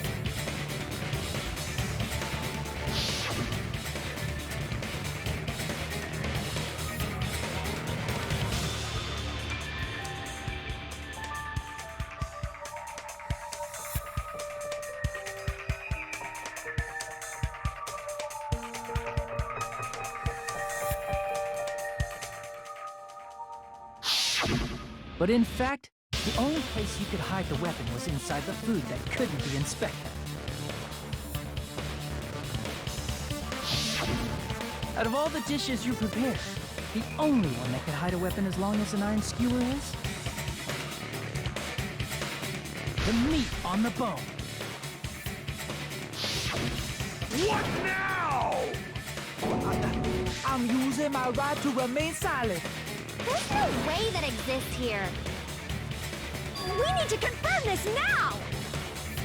So if we eat that tasty-looking piece of meat and find the iron skewer inside, bullseye! All right. Monokuma or Monami, one of you hurry and bring over that piece of meat. 1 minute. Just give me 1 minute. I'll eat the whole thing! Wait, now hold on a second. Time out, time out. What are you doing? Hurry up and bring it over! About that. Huh? Where did Monokuma go? I'm right here!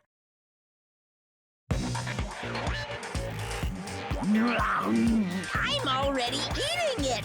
A bear that eats meat! Wait, now that I think about it, that's pretty normal. What is this? So yummy! Damn it! That's my meat! I've never eaten anything like it in my entire life! The taste brings me back to my days in the wild. This is bad. Seriously, this is really bad. My! There's something inside the meat! Look what came out! Isn't that... Is that an iron skewer? Check it out. The handle looks like it's made of bone.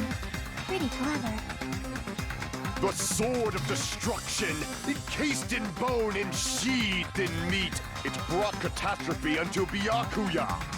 As expected of Teru Teru. Such a fantastic weapon from the ultimate chef. You're wrong. I'm not the killer. I'm not the kind of person who would kill someone. I got it. You all set me up. You guys set me up so you could blame this on me. Jeez, what a disappointment. Such an unseemly defense for an ultimate like you. Can you really call that hope? Hey, Nagito. I'm sorry, but can you just be quiet?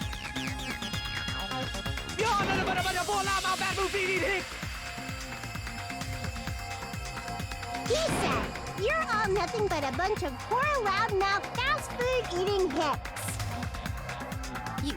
You don't need to translate anymore. Somehow I can tell what he's trying to say. Never tell a word about cooking on your grate!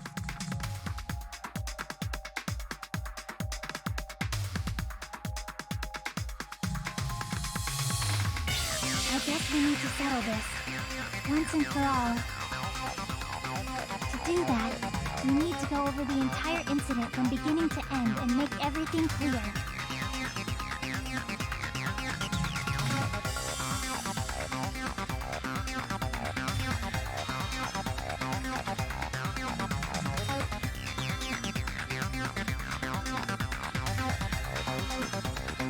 So, we need to do it.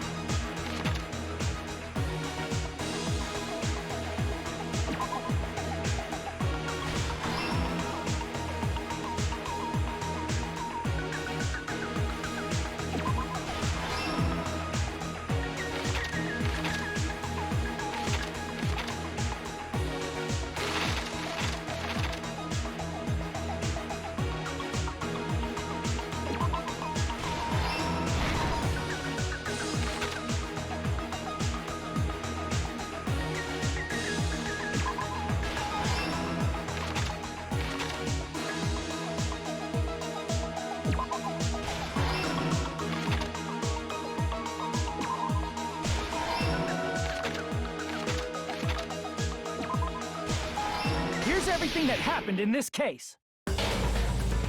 Let's try going over the whole incident, beginning with right after the party started.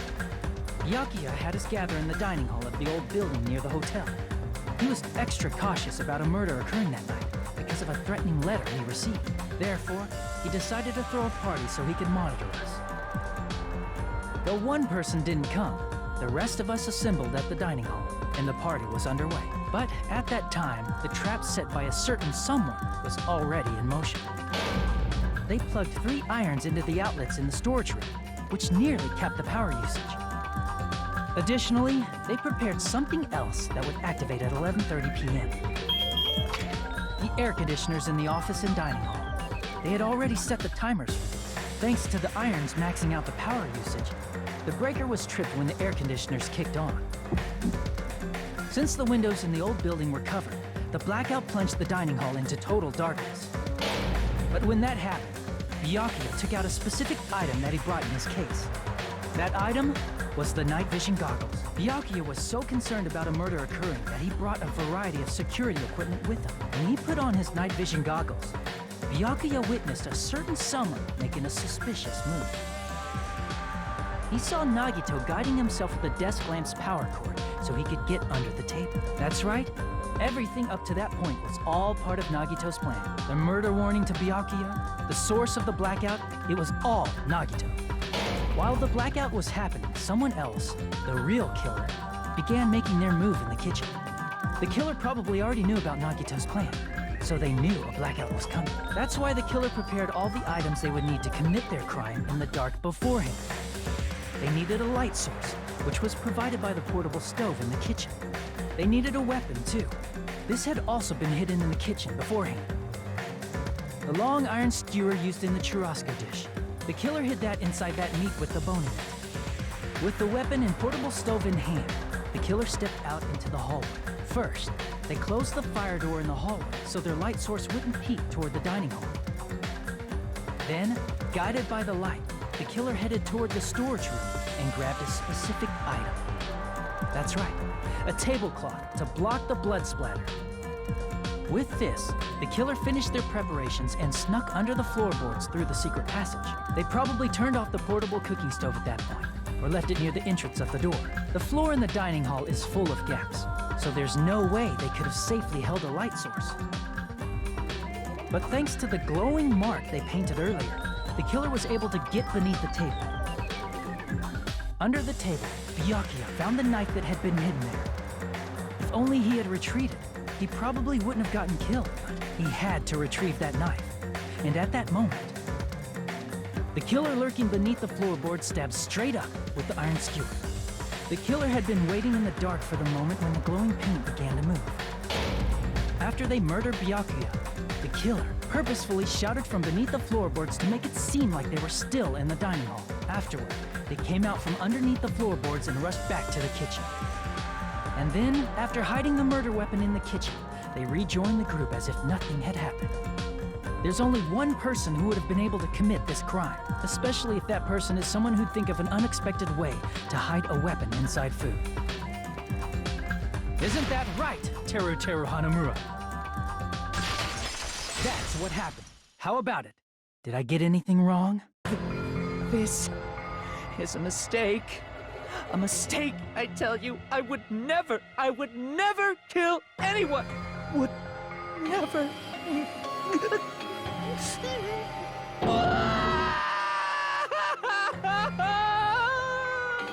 It seems this is the end.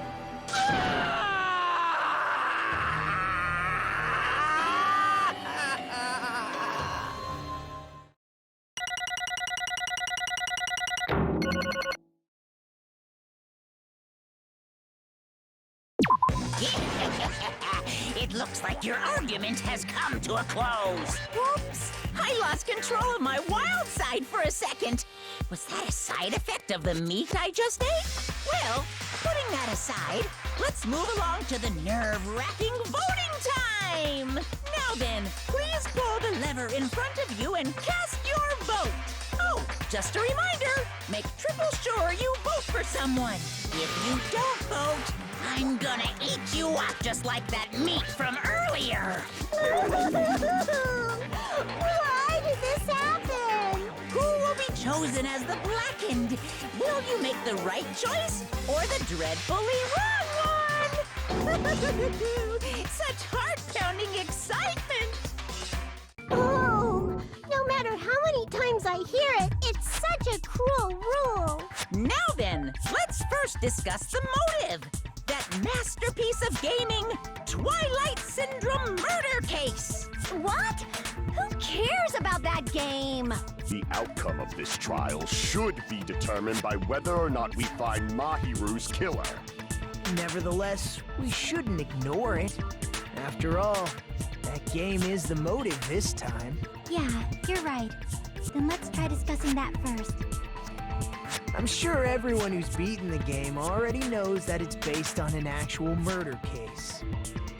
Some of us have not beaten that game.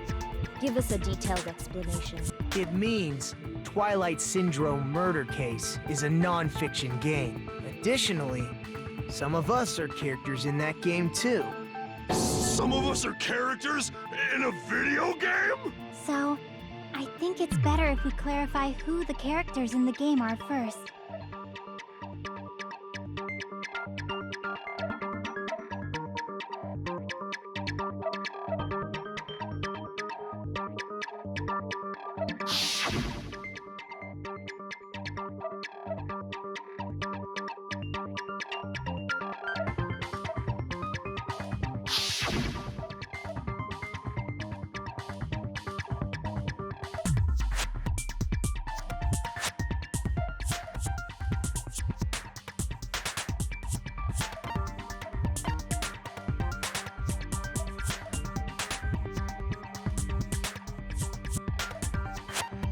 I see!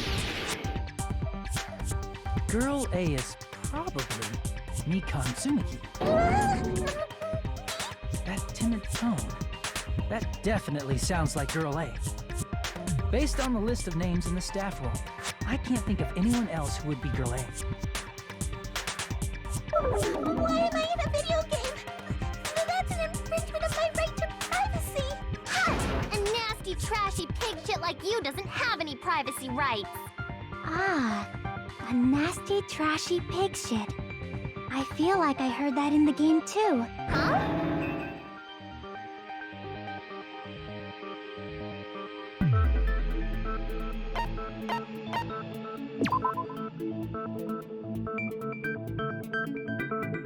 Damn it!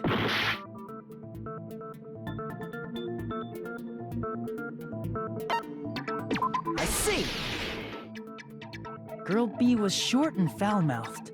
She's probably Hiyoko. Short and foul-mouthed? That's like the complete opposite of me.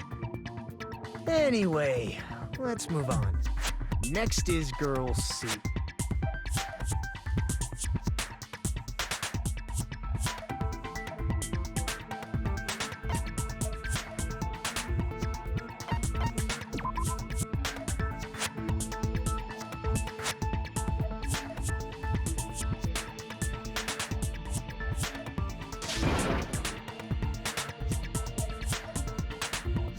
Crap!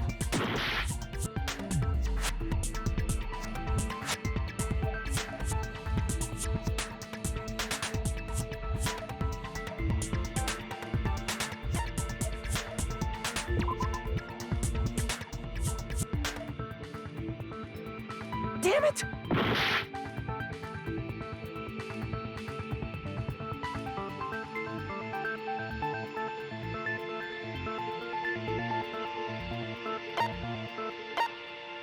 I see! Girl C is Ibuki. Girl, see? Then I'll see you next Tuesday. Let's move on to Girl D.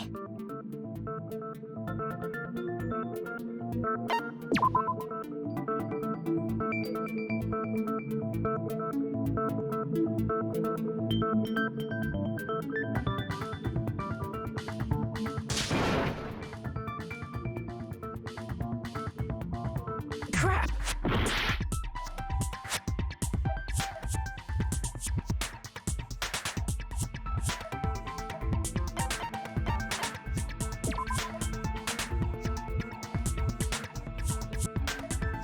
Damn it!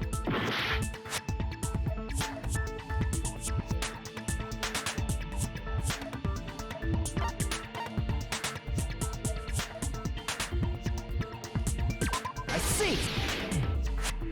Girl D is my hero. The victim in this case. Yeah, that's correct. Let's skip Girl E and talk about Guy F.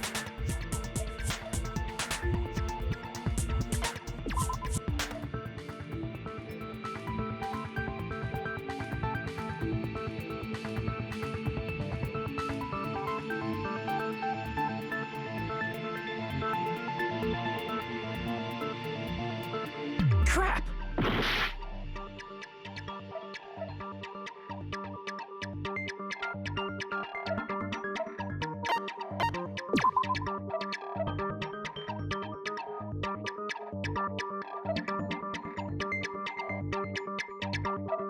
Damn it!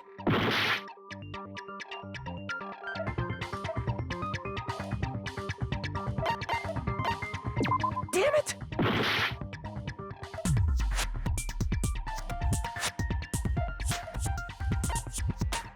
I see! Aren't you Guy F, Fuyuhiko? I was in a game? That's fucking stupid. That reminds me.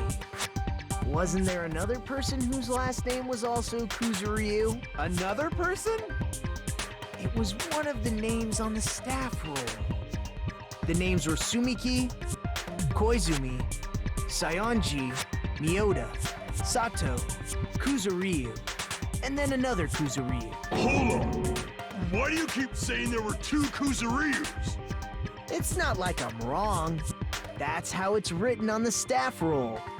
Since you beat the game, you probably know what this actually means, right?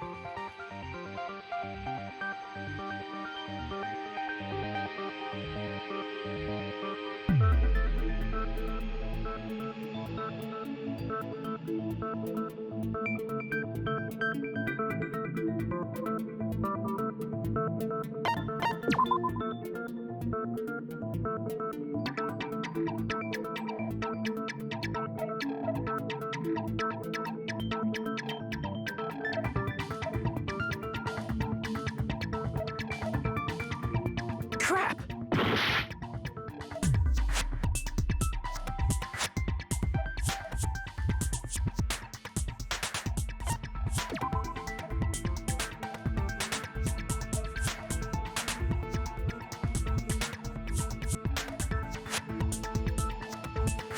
Damn it!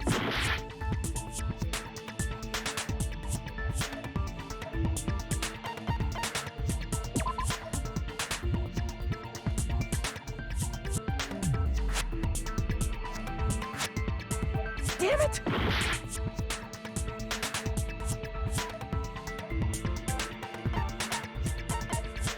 I can prove it with this. In the game, Guy F, Kuzuryu, mentions that he has a little sister. What do you mean, little sister? This is what Guy F said in the game.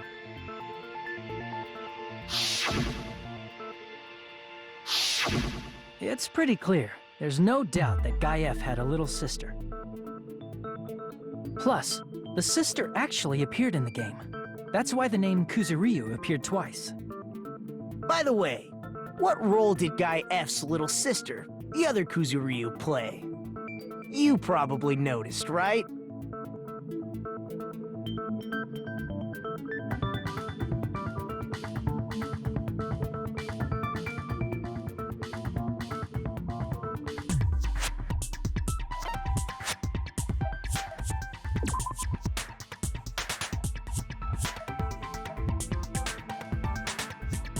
Damn it!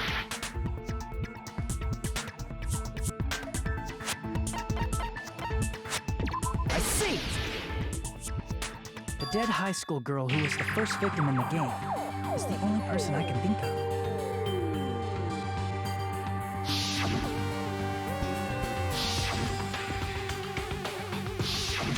Based on Guy F's tone in the game, it's clear that Girl E is not his little sister.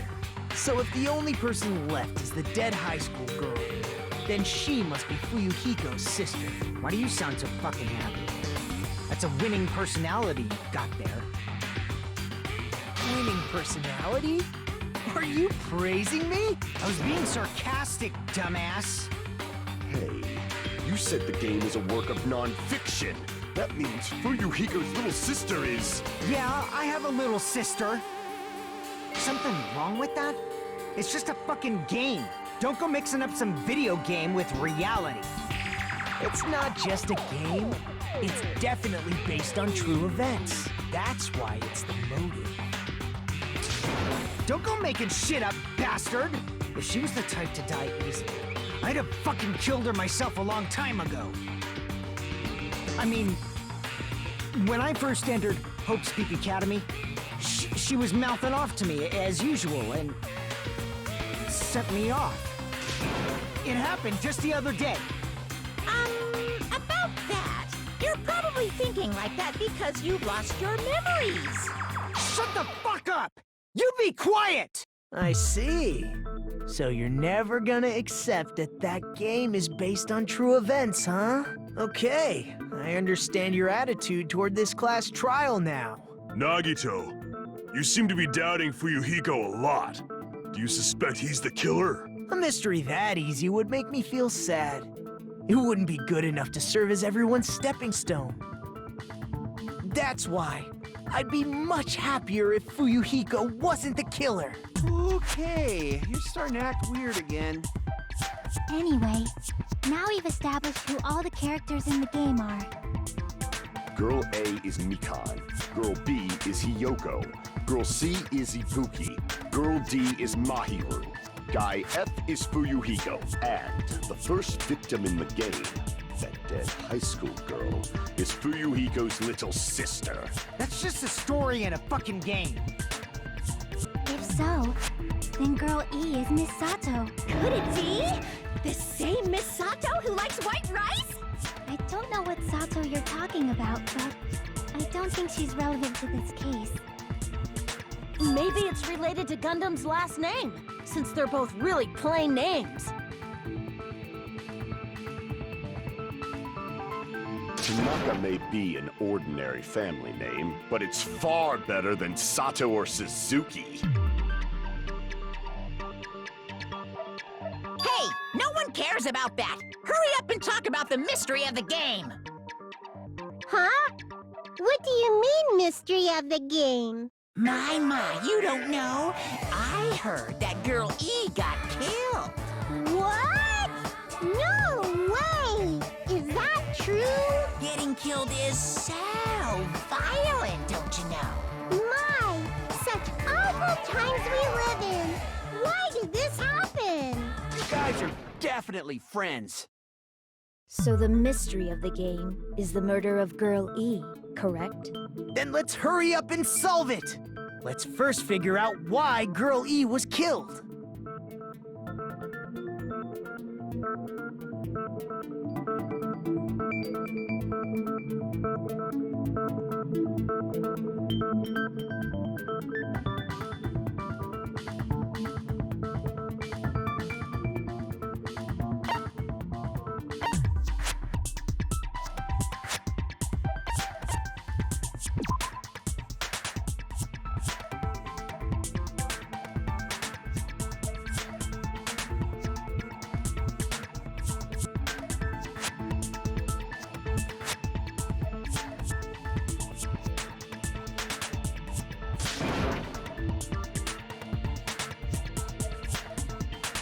Crap!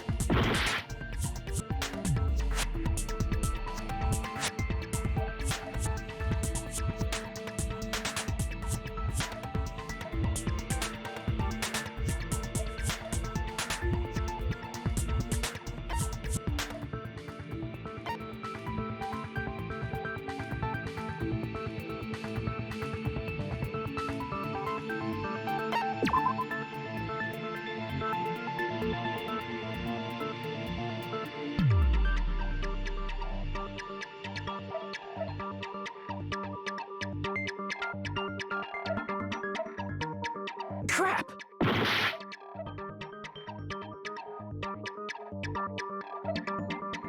Crap!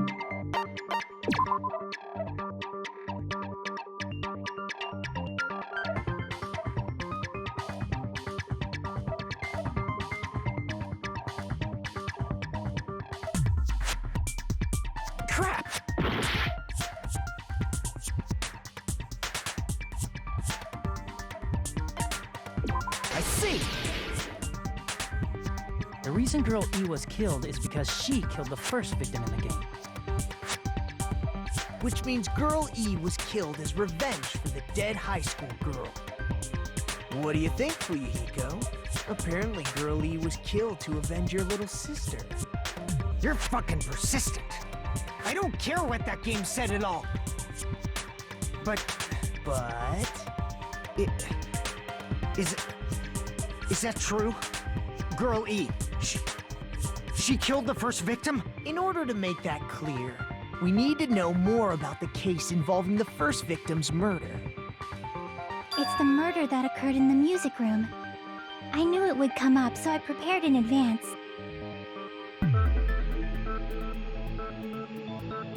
Look, I made a map of the music room's surroundings, which was the stage of the first case. I'm surprised you went to all this trouble. Mapping is second nature to retro game fans. Classic dungeon crawler RPGs have a first-person point of view, so mapping as you play is a basic. We get it! Let's talk about that later so we can focus on the case. Then, I'll start explaining. Girl A, Girl B, Girl C, and Girl D were at the entrance hall when they heard the sound of glass breaking. Immediately, they climbed the stairs to the second floor and headed to where they heard that sound. Girl E was in front of the music room on the second floor, and she confirmed that the sound came from in there. But the door to the music room was locked. So Girl D went to get the key from the office, and when the 5 of them were finally able to go inside, they found the victim's body, dead from a blow to the head. Because the music room's window was broken, the girls thought the killer escaped through there. The sound of breaking glass that they heard at the entrance hall seemed to confirm that. Plus, Girl E's school swimsuit was stolen, so they concluded that the escaped killer was some pervert. How does that sound? Yep, an understandable explanation. Just as expected from the ultimate gamer who excels at clearing games. But it wasn't a pervert, right? Wasn't the real killer Girl E? Obviously. Girl E was waiting outside the music room for the other girls after she killed the first victim. Did she lock the music room from the outside? Then she would have totally needed the key from the office. Which means Girl E was hiding that key. We can assume she used it to lock the music room after she left it. But Girl D was the one who went to the office to get the key to the music room, right? By the way, since it was never mentioned in the game, we can exclude the possibility of there being a spare key. You can lock the music room from the inside, right? So from there, Girl E broke the window and escaped, and sprinted to the front of the music room as fast as she could before the others arrived. She would have passed by the entrance hall where the other girls were waiting if she tried to do that. Then, forget this! It's not cute to see an old guy sulk. Hey, is Girl E really the killer? We haven't reached an answer yet.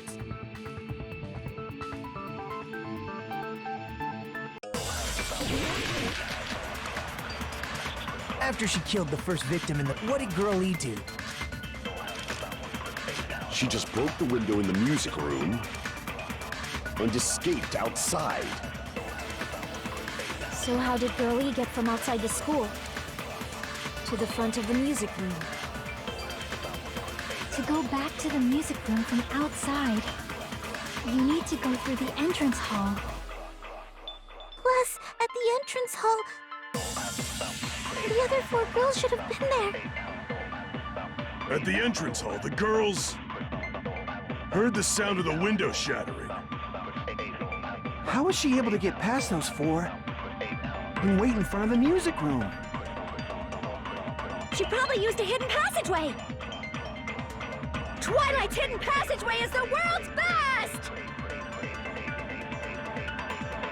After she killed the first, what did Girl E do? She just broke the window and escaped out. So how did Girl to the front of the mute? To go back to the, you need to go through the entrance. Plus, at the entrance, the other four girls should have been. At the entrance hall, they heard the sound of the window shut. No, that's wrong!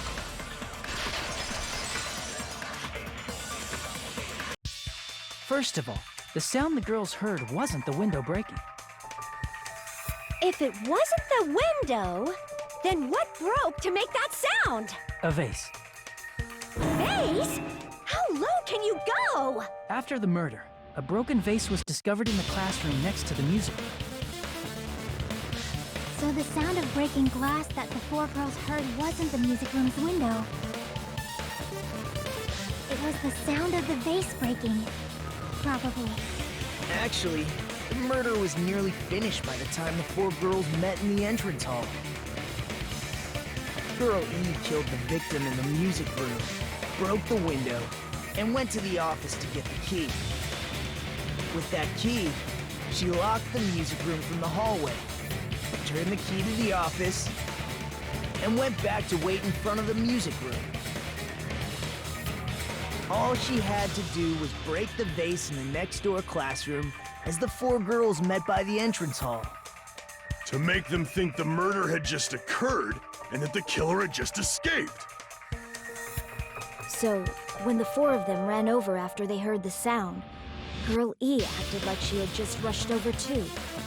I see. Now the mystery has been solved. Wait a minute! The mystery hasn't been solved yet! You haven't determined what the murder weapon was yet!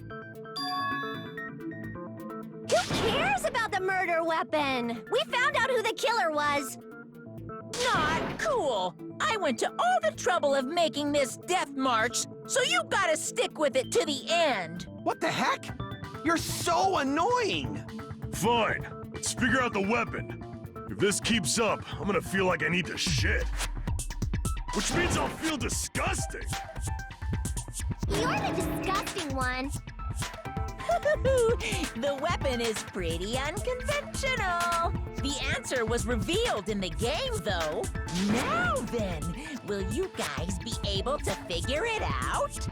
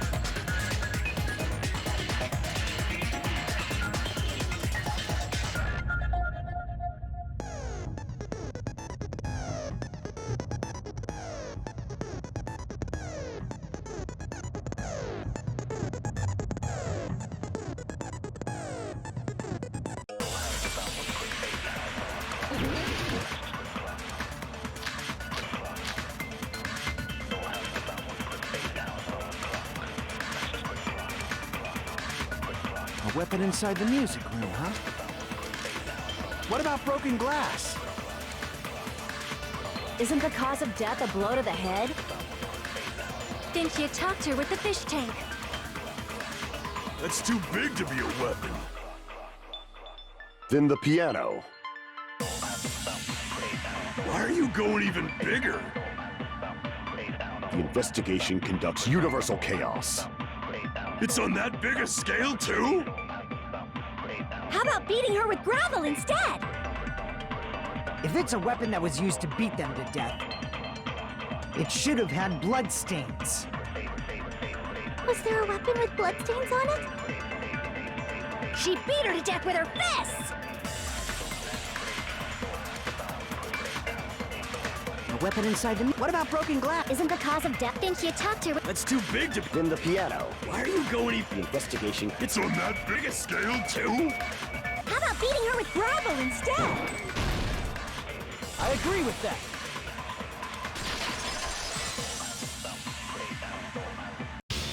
I got it. The killer must have used gravel to attack the victim.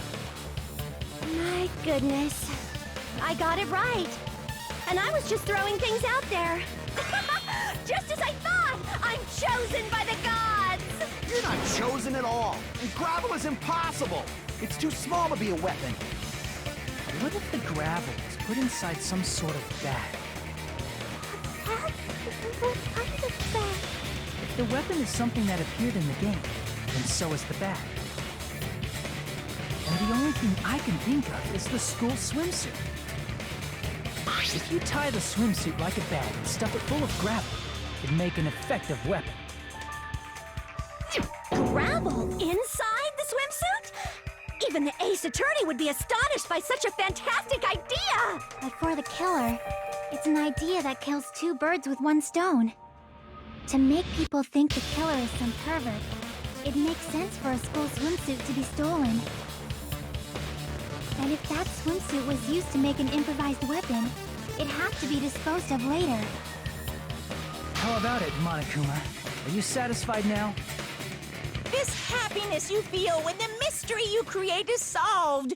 Only producers know this feeling of ecstasy. But the real important talk begins now. Girl E had someone who can be called an accomplice.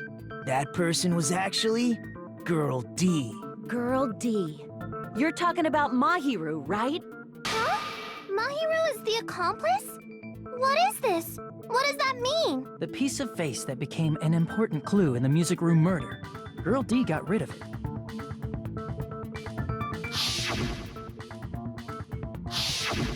And apparently the reason Girl E committed murder in the first place was to protect Girl D. Girl D was being harassed by the victim.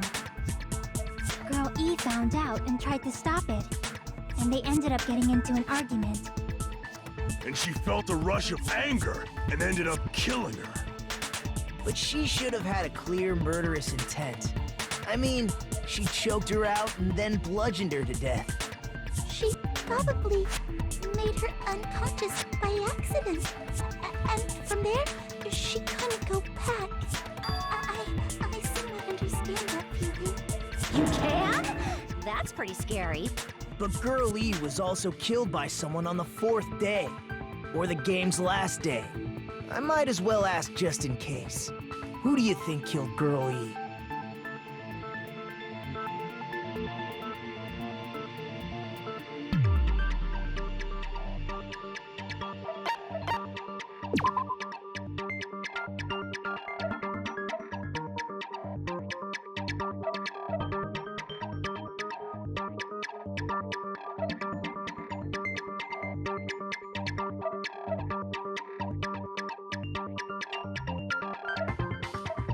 Damn it!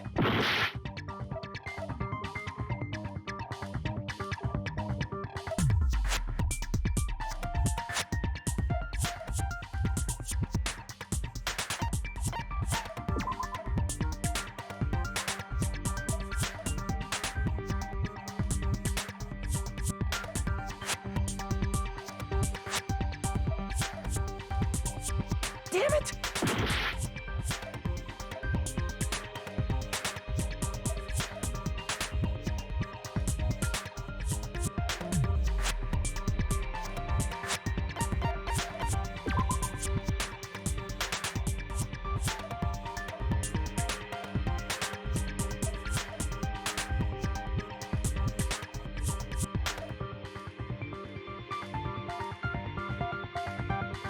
Damn it!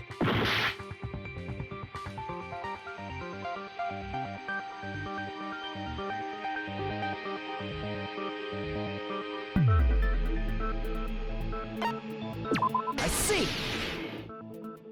It should have been Guy F.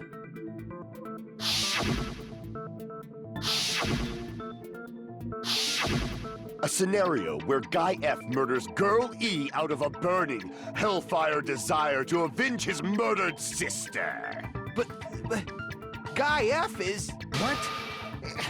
It's just a story in a video game, isn't it?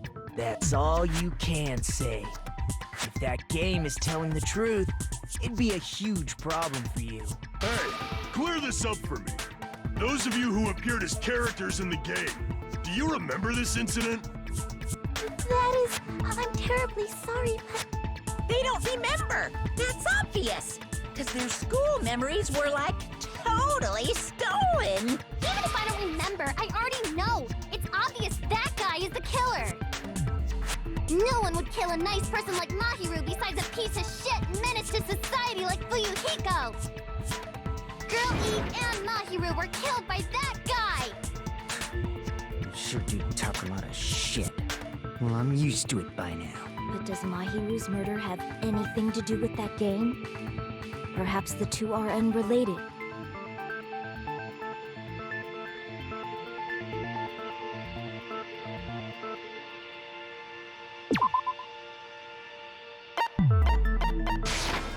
I can prove it with this.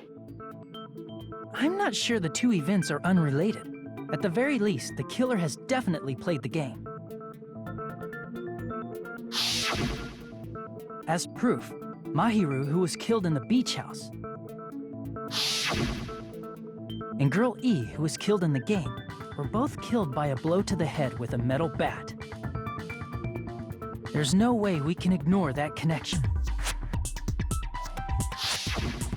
Someone must have wanted to split her head open the exact same way they avenged the first victim. Hey, why don't you confess already? You're the one who killed Mahiru, right? You better cut that out right now! There is no way a stupid game could be the motive! You're dumb enough to believe that stupid game, and that's why you killed her as revenge! If you keep making up your mind like that, we're just going to go around in circles. And it's true Fuyuhiko may look suspicious. Don't you think that'd be too obvious? What are you... I mean, there's a possibility that it's a trap set by the true killer. Trap? What do you mean? The true killer played that game, and most likely found out about the relationships between the characters. That person could be using that knowledge to try to set up Fuyuhiko. Are you saying that a completely different killer murdered Mahiru and used the game motive as their cover? Isn't that what happened, Hiyoko? Huh? Don't you understand? I'm saying you might be the true killer. What is this? Like, I can only laugh. What are you even saying, you nasty toilet-clogging bitch?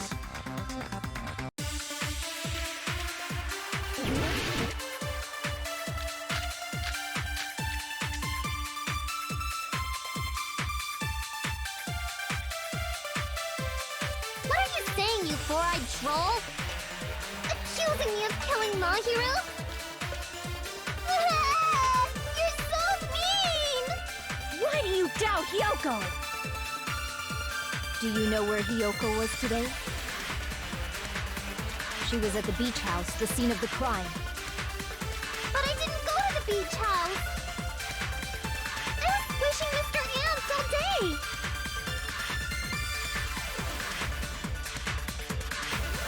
What are you saying? Accusing me of...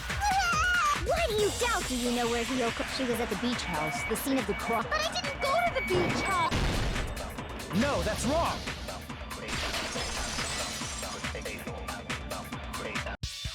Wait a minute. You should have been at the beach house, Hiyoko. Seriously, I told you I didn't! But these footprints in the sand in front of the beach house, aren't they yours? I don't have such ugly footprints!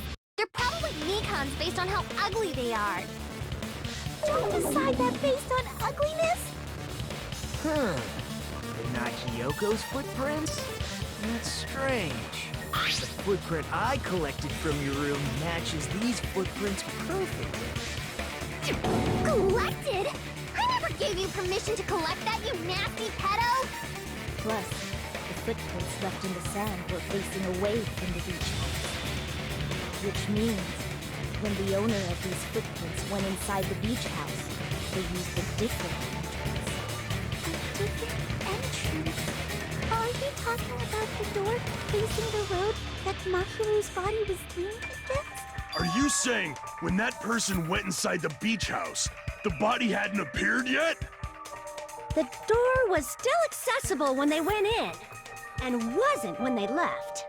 Which means something happened in between those two events. Isn't that right, Yoko?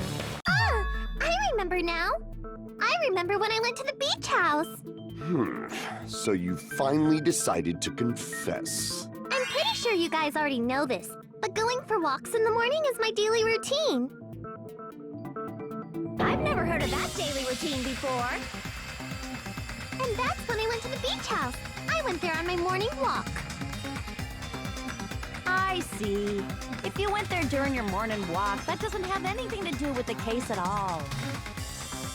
Don't believe her so easily, dumbass. She's obviously lying. Huh? It's a lie? People who call other people liars are usually liars themselves. If you say I'm lying, prove it. Can you even prove that I'm lying? There's no way a bunch of worthless idiots like you guys would be able to do that.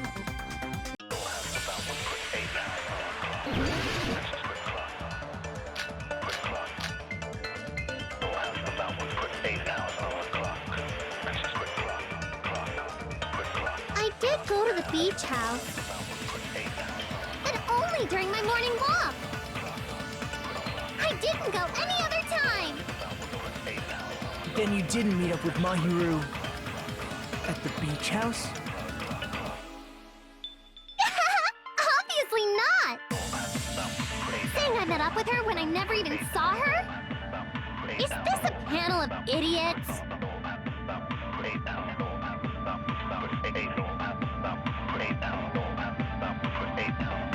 I did go to the beach house. But only during my morning... No, that's wrong.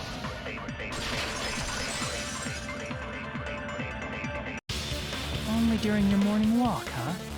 Will you still claim that after you take a look at this letter?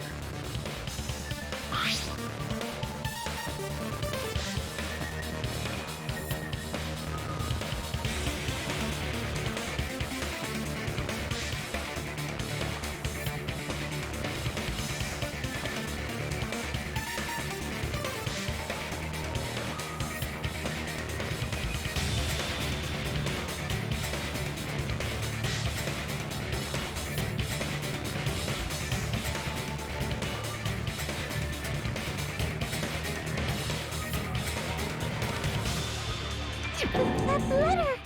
It's the one Mahiro had, right? I see. So Hiyoko was able to arrange a meeting with Mahiru by exchanging letters with her. What is that letter?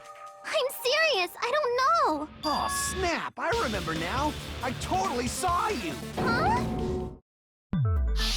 Me and Hajime met up at the diner around 3 p.m. to go to the beach. I saw you about 30 minutes later, so it should have been around 3:30 p.m. See. So if she met Mahiru at 2:30 p.m., killed her, then ran away afterward, I think 3:30 p.m. is a reasonable time for you to have witnessed Hiyoko.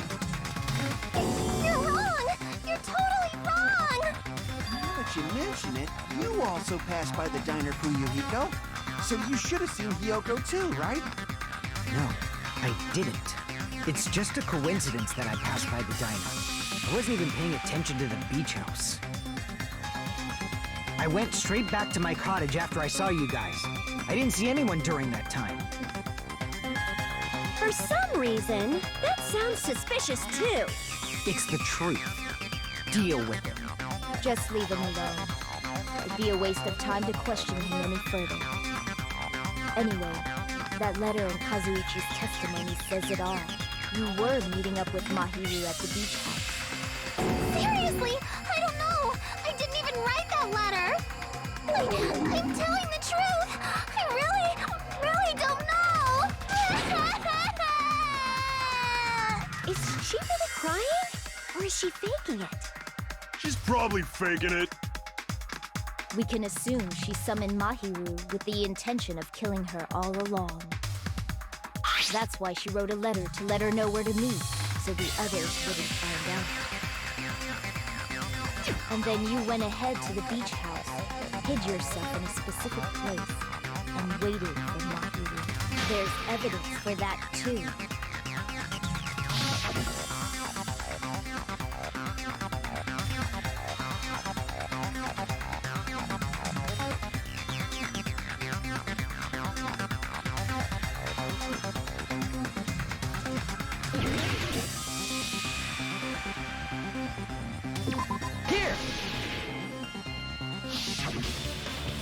The place where Hiyoko was hiding. Are you talking about the closet? Yes, that's right. The gummy candy we found on the floor is the evidence. Hiyoko, your favorite candy is gummies, correct? What's a gummy? I've never eaten something like that before. I have captured the true character of this mystery. Hiyoko, who summoned Mahiru to the beach house, hid inside the closet like a familiar.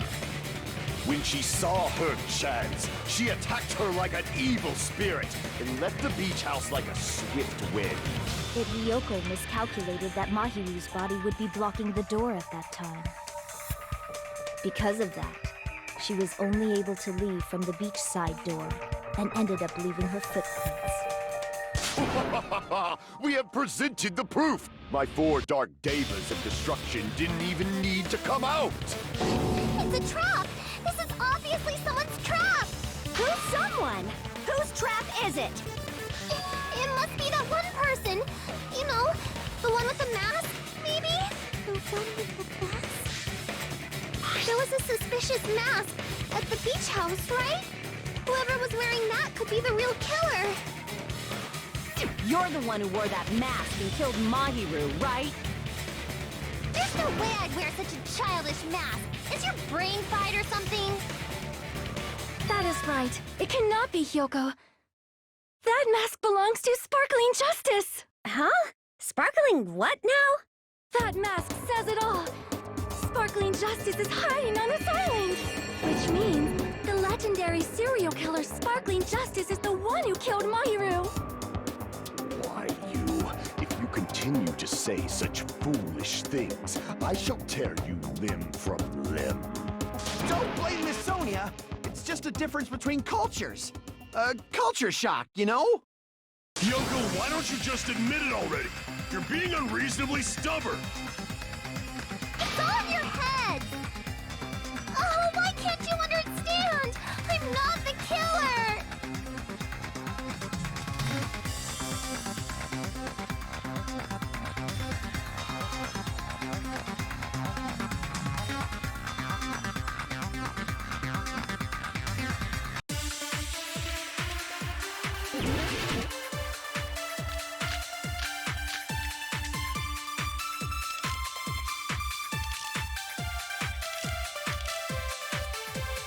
I shall render my verdict upon this mystery's conclusion. Hiyoko is the sinner who killed Mahiru! I'm telling you, it's a trap! There's no doubt. You went to the beach house, right? Oh, that is... And weren't you also hiding in the closet? So that's when you dropped the gummy! You waited for your chance to kill Mahiru. And afterward, you fled from the beach house. At the time, the darkness in the road was blocked by the body. So you were forced to flee from the beachside entrance. And that's how you left your footprints! I shall render my verdict. Hiyoko is this. There's no doubt you went to the beach house, right? Oh, that is... And weren't you also hiding in the closet? So that's when you dropped the gummy! No, that's wrong!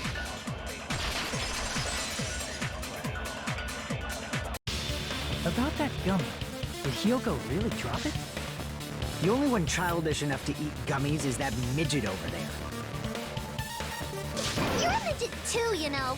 You're the one who worries about never getting taller. It's true Hyoko likes to eat gummies, but she only eats a specific brand. The brand of gummies you eat only have strawberry, melon, grape, and orange flavors, right? Huh? But what about the lemon flavor? The gummy at the crime scene is yellow, so it obviously looks like it is lemon flavored. Huh? That gummy is yellow? And it's not mine! The ones I eat don't have any yellow gummies! What? That's right. None of the gummy bags in her cottage had any yellow ones. Then we can't assume Hyoko is the one who dropped that yellow gummy. See? Didn't I tell you? It's definitely a trap! Damn it! Who would set a trap like this? I'll get my revenge! I'm gonna bop you on the head with all my might! Hold on, you little bitch! You think you're in the clear just because of a little gummy?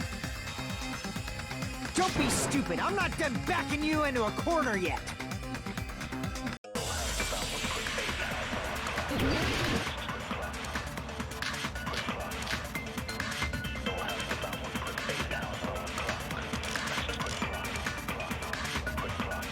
We're not done with Hyoko yet.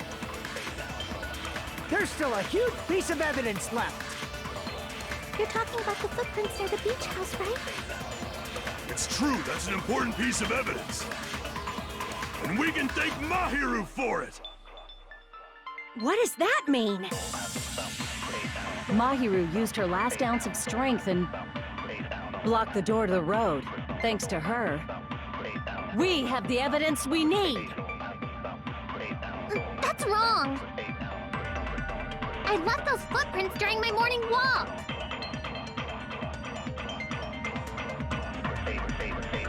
We're not done with Hyoko. There's still a huge... You're talking about the footprints? It's true, that's an... And we can thank Mahiru for it! What does that mean? Mahiru used her last ounce... No, that's wrong.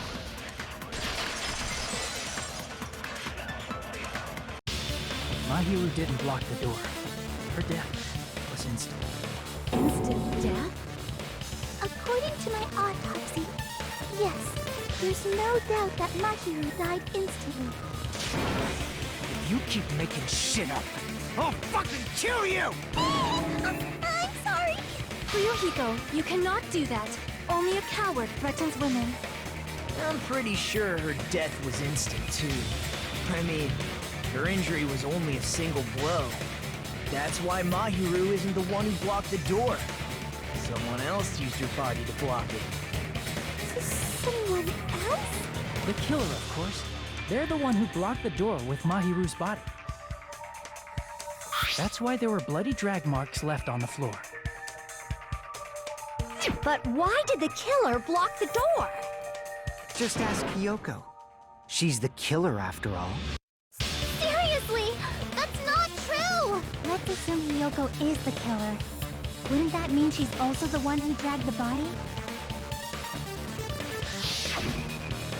If she handled the body that bloody, I think her clothes or skin would have been stained with blood.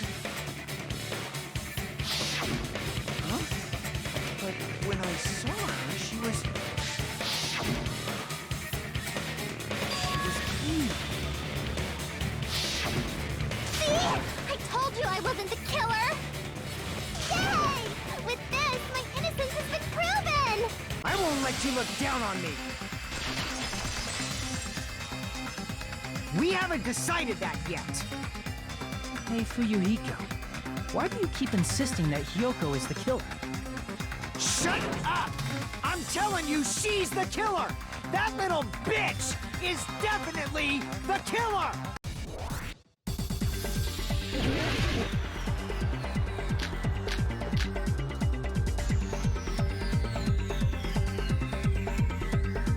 If Mahiru didn't block the door,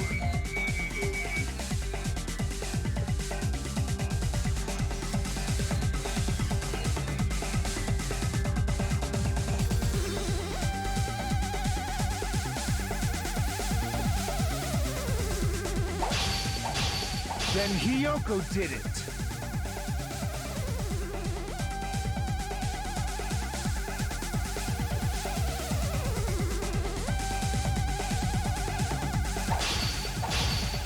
She killed Mahiru.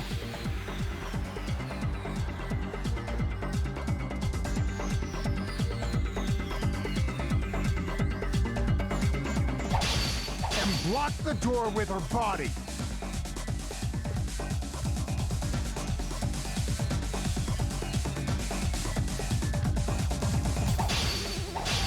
Kyoko is the only killer I can think of.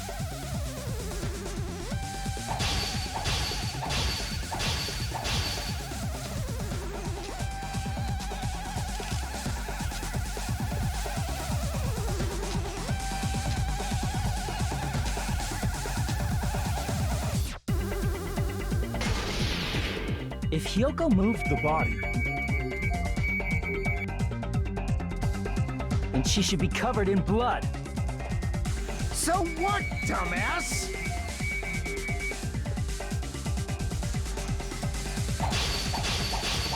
There's a shower room inside the beach house.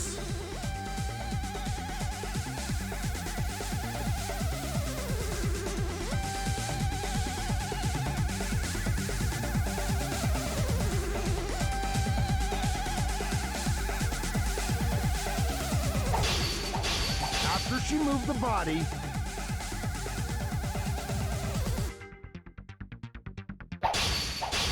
she just washed it off in the shower. Allow me to cut through those words. Now, washing it off in the shower is impossible, because the shower in the beach house was out of order. Out of order? I'm terribly sorry. I haven't had any time to actually repair it. Then maybe she took her clothes off to move the body, and when she was done, she put them back on. Are you saying I did something that perverted?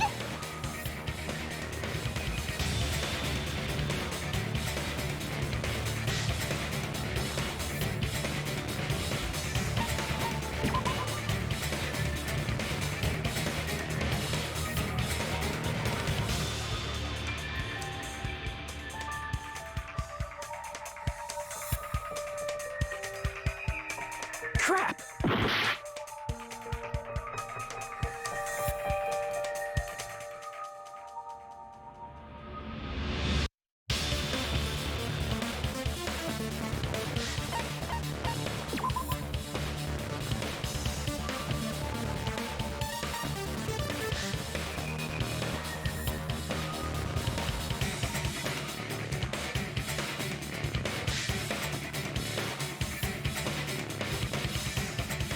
Crap!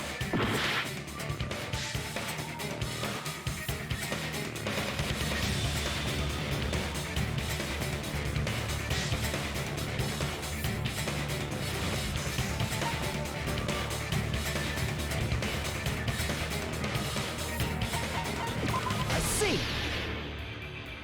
Listen to me, Fuyuhiko. Hiyoko mentioned this before.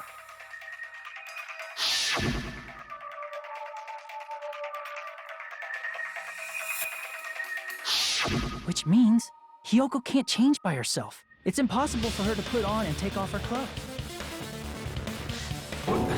What? Oh yeah, she couldn't even tie her sash on her own. That's why she couldn't take a bath and smelled bad. I didn't smell. It only smelled a little. Oh, wasn't changing inside the beach house prohibited in the first place? Yes, if you broke the rules, I'm pretty sure Monokuma wouldn't have kept quiet. Damn right! I'm such a stickler for the rules that even safari park rangers want nothing to do with me. If she didn't change her clothes, then what did Hiyoko do with the blood that got on her? Like I've been saying, the blood wasn't on me in the first place, because I never touched Mahiru's body. Hey, if you think about it the other way around, does that mean whoever was covered in blood is suspicious?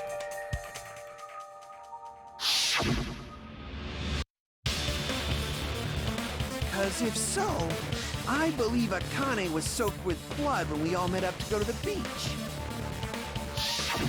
Didn't I tell you that was because I got beat up by Coach Nekomaru?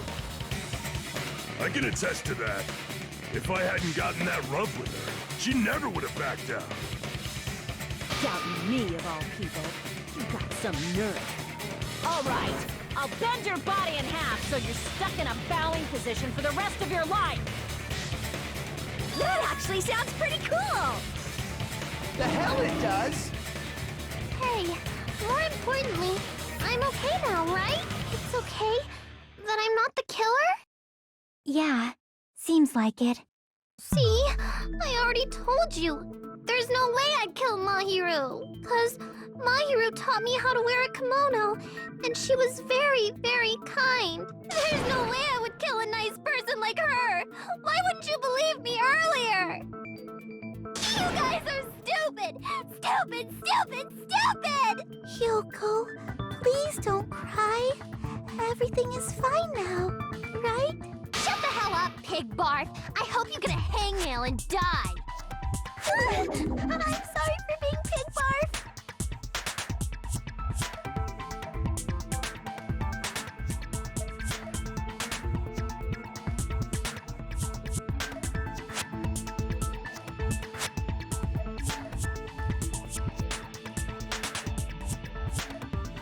Hey, Hyoko. Now that our suspicions have been addressed, can you tell us the truth? Huh? Even though you're not the killer, you still went to the beach house, right? Like I said, it was a trap! Yeah, I got that already, so... Can you give us the details about that trap? I would like to know too. It might lead to some kind of clue. Fine. You want me to talk, huh? Earlier this morning, Mahiru was the one who came up to me. She asked if we could meet up later. Huh? But didn't you say earlier...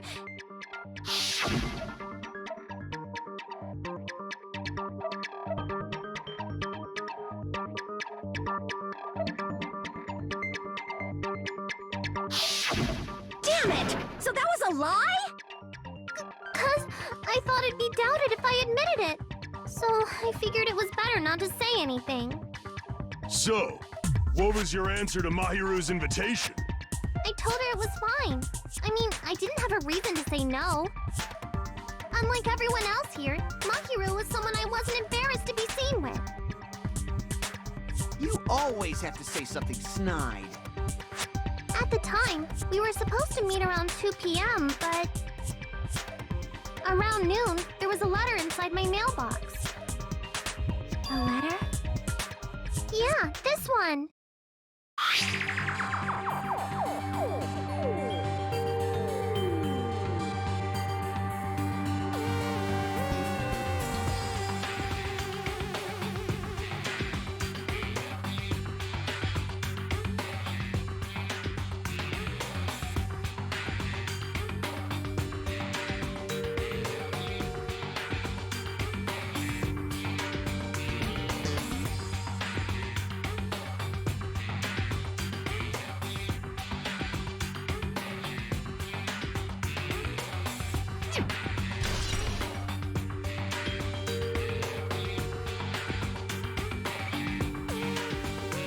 I saw this letter and went to the beach house at that time.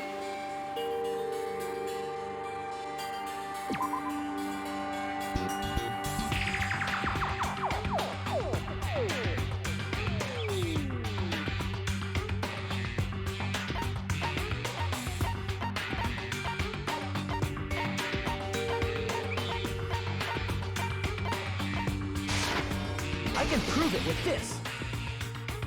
This letter. Doesn't it look like its contents are different from the letter Mahiru had?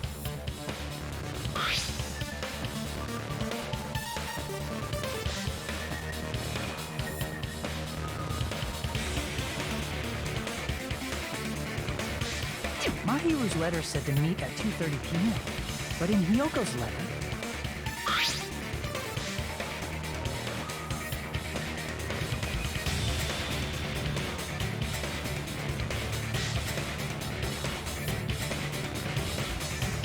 Whoa!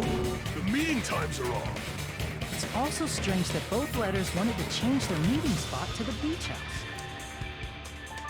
It would be plausible if one of them said it, but for both letters to say the same thing? Hiyoko, since you wrote it, what do you think? Like I said, I never wrote the letter. How many times do I have to tell you?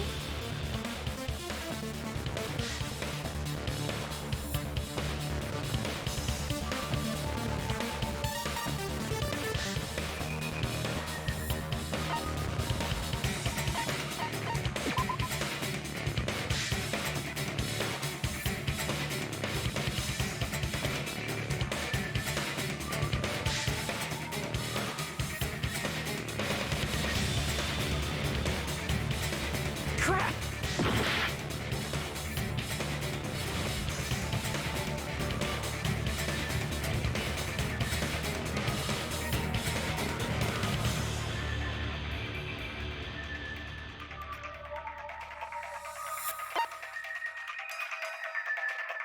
I see!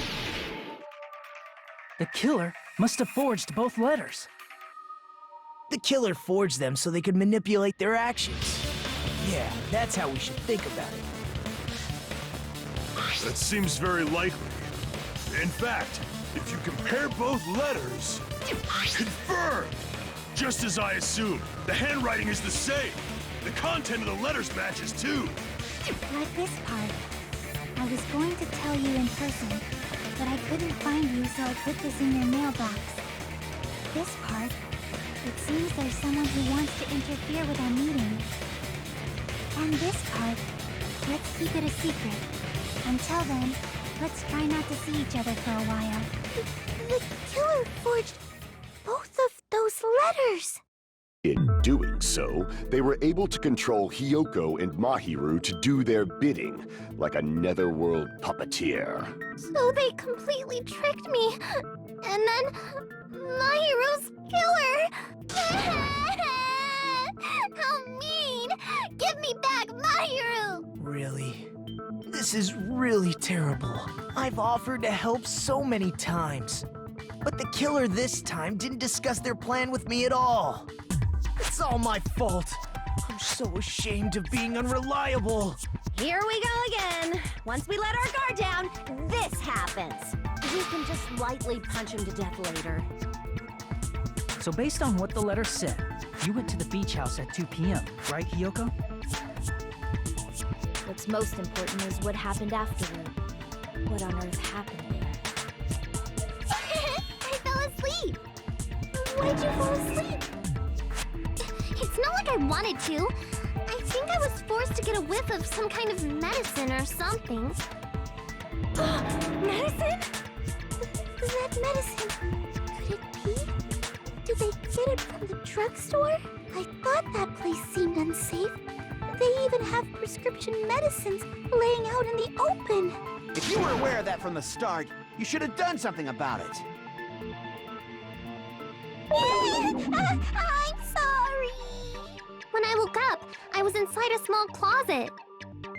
And when I rushed out, I saw Mahiru's body. And that's why you ran out of the beach house in such a panic. I was scared. It was really, really scared. Really scared that I couldn't help, but... The killer probably planned to frame Hiyoko from the start. And for that reason, they summoned Hiyoko before Mahiru, put her to sleep, and shoved her inside the closet. So their reason for blocking the door with Mahiru's body was to make Hiyoko leave her footprints as evidence. Everything was done to frame Hiyoko as the killer. That's horrible! I didn't do anything wrong, and I was framed by Mahiru's killer!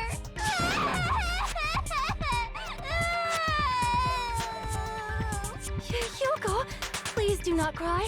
We believe you. Is it really okay to believe her so easily? She might be faking those tears, you know.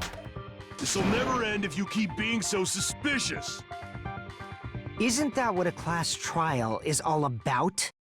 The only way to survive is to be suspicious. This is where we go to thoroughly doubt each other. So if you believe in each other so easily, then there's definitely something wrong with you. You're wrong, Fuyuhiko.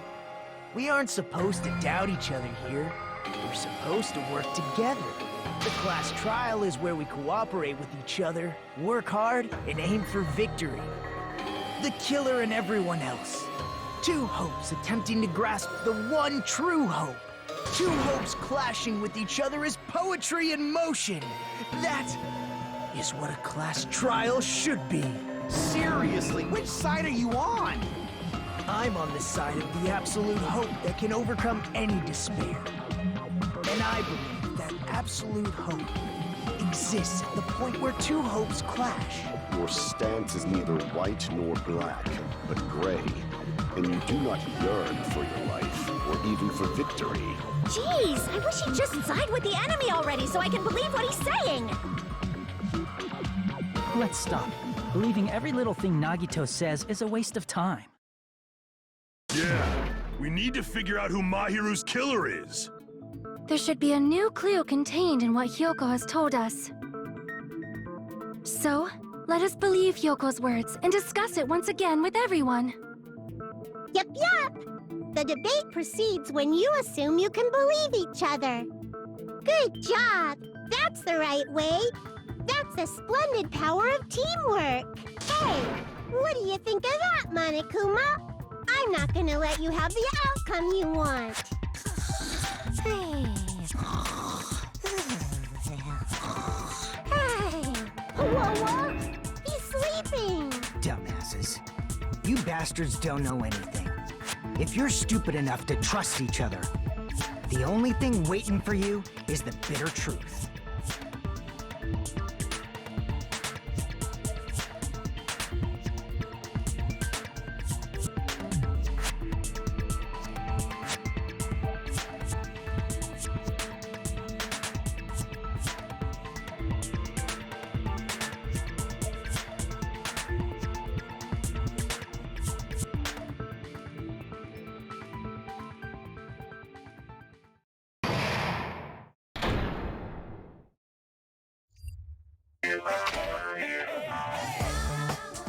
Well now. Hey!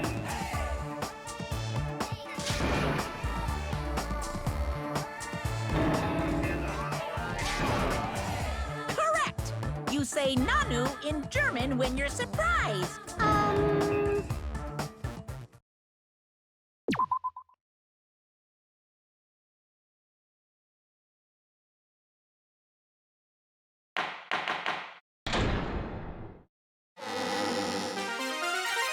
Monami, and my heart is throbbing like crazy right now. To think that the person who killed the wonderful Mahiru Koizumi is in this room. Impossible! Impossible! That's so impossible! There's no way I can believe that!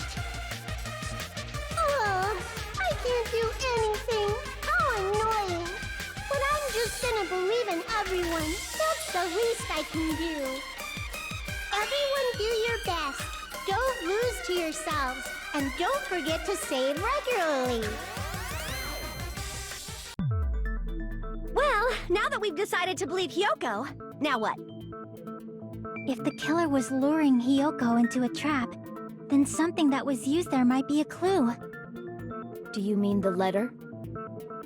No, it was probably the gummy. Huh? Candy can be a clue? Hey, when you woke up, was the gummy already there? Now that you mention it, I feel like it wasn't. Just as I thought. Just as you thought? If the killer planted evidence while Hyoko was there, she would have thrown it away if she found it. Which means the gummy was placed inside the closet after Hyoko fled from the beach house? The killer returned to the scene of the crime after I left? They wouldn't have to do something that troublesome as long as they hid somewhere within the beach house. That's impossible!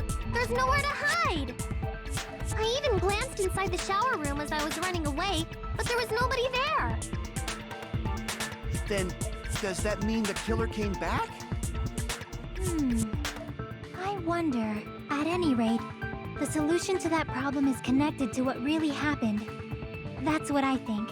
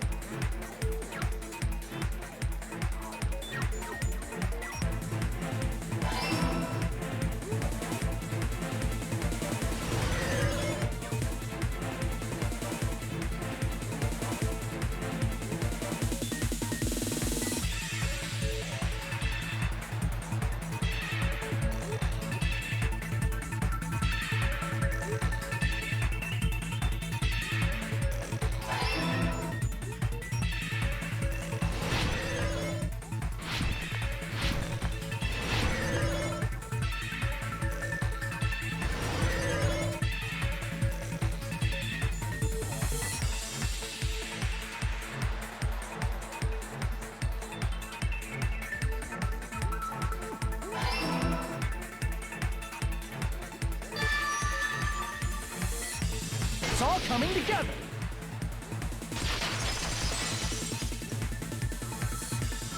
Do you think the killer might have been hiding? You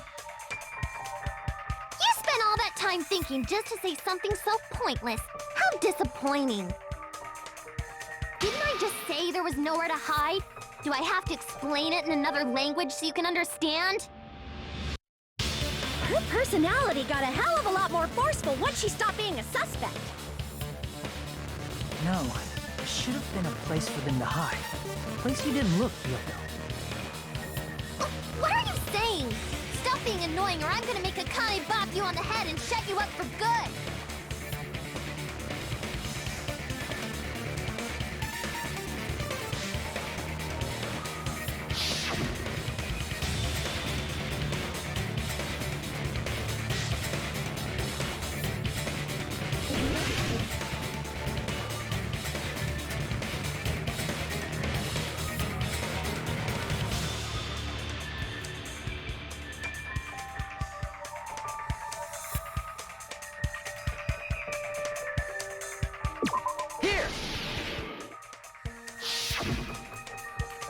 killer was probably hiding in the closet. The closet? That's where I was locked up! After you woke up, you said you rushed out of there, right? And you probably didn't look inside the closet very carefully. But could two people even hide in such a small place? And without Kyoko knowing? That's why the killer made sure to arrange a hiding place.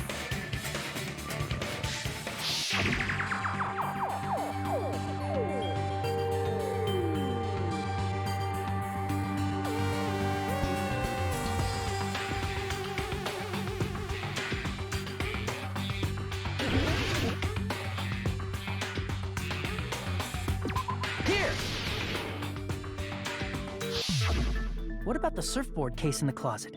I'm pretty sure they could have hidden in there. Huh? Inside the surfboard case? But the shelf it was on, it was pretty messy, don't you think? 2 surfboards were stacked on the top shelf. And there were surfboards that weren't even in a case. The killer probably did that on purpose to secure a hiding place. Because we haven't been on this island that long, so the closet shouldn't have been that messy, I think. Then, the killer was close to me during that time? Yeah, they were quietly holding their breath and hiding very close to you. It's kind of like in for a penny, in for a pound, so to speak. Don't you mean it's always darkest under the lighthouse?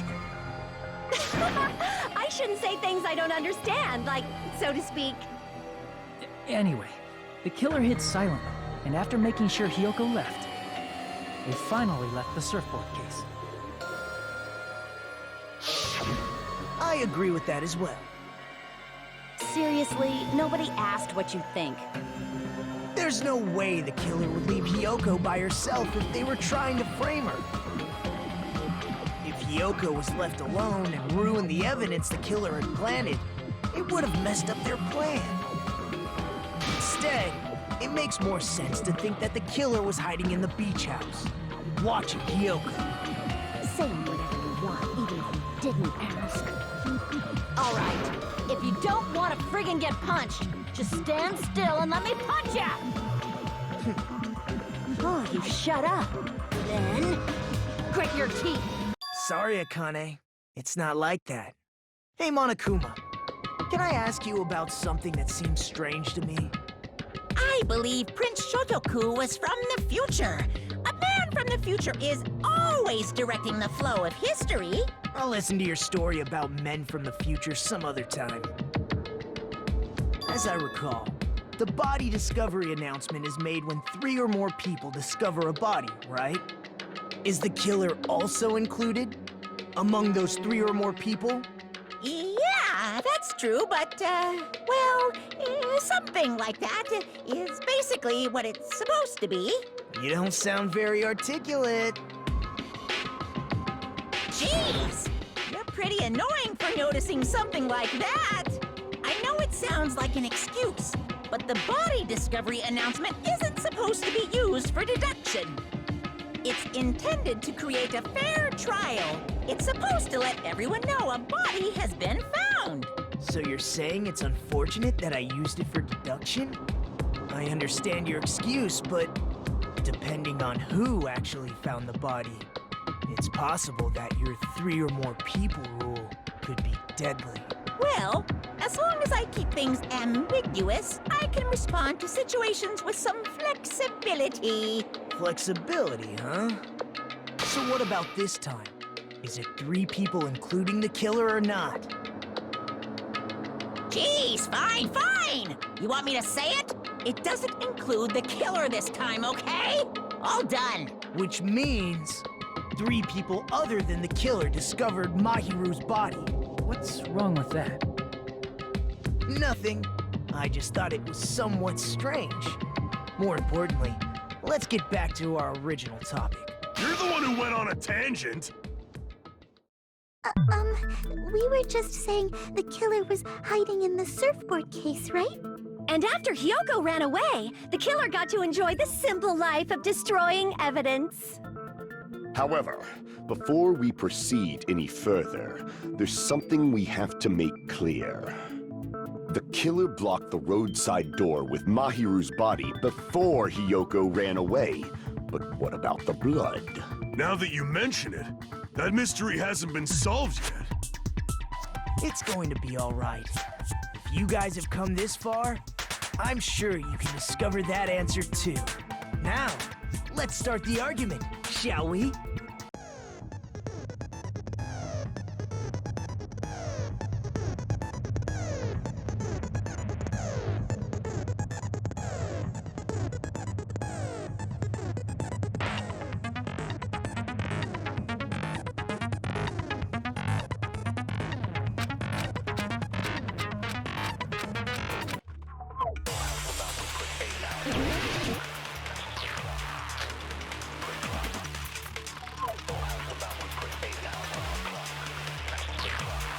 What did the killer do with the blood on their body?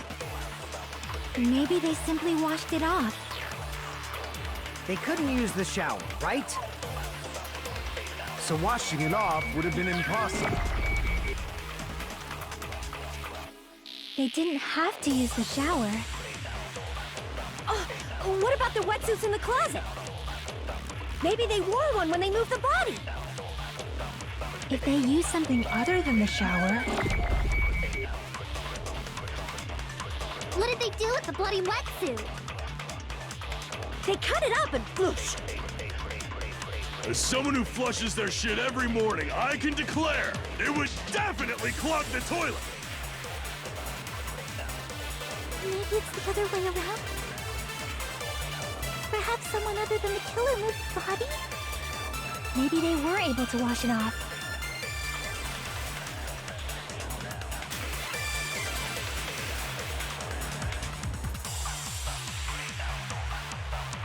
What did the killer do with the blood on... Maybe they simply want... They couldn't use the shower, so washing it off would have... No, that's wrong!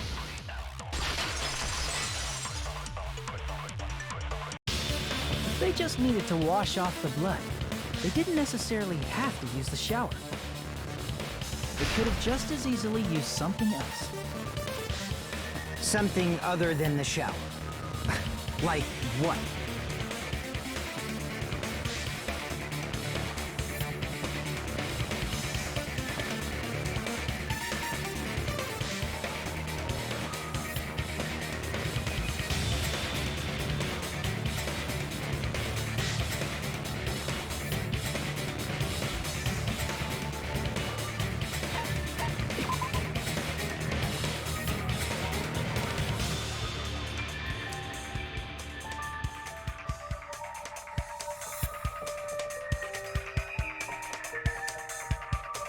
Damn it!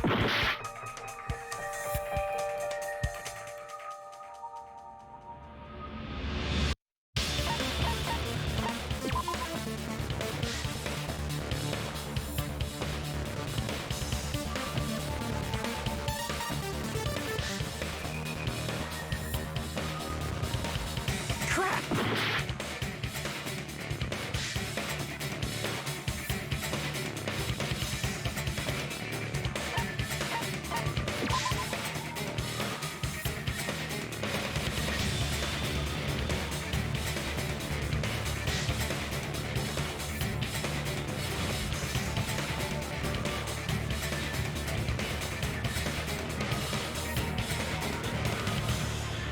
Damn it!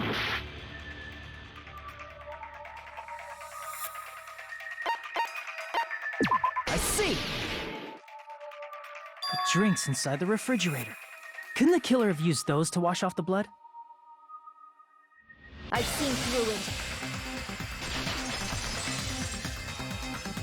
In theory, that's impossible. But why? Try to remember the refrigerator carefully, and then you will understand that there's no possible way the drinks in the refrigerator were used.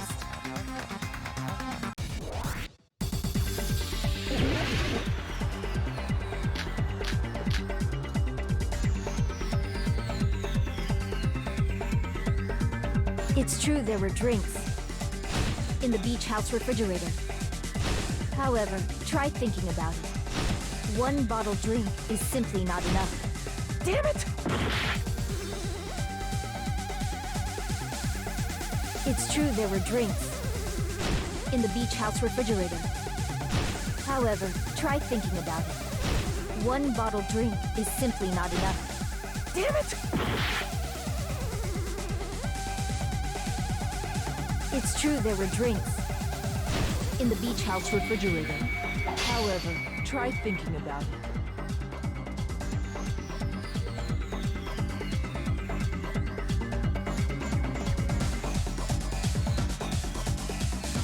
One bottled drink is simply not enough. It wouldn't be enough to wash off the blood.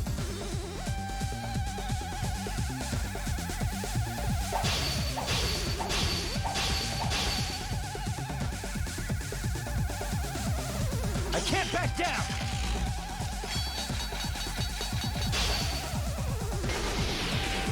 We can't assume they used just one drink.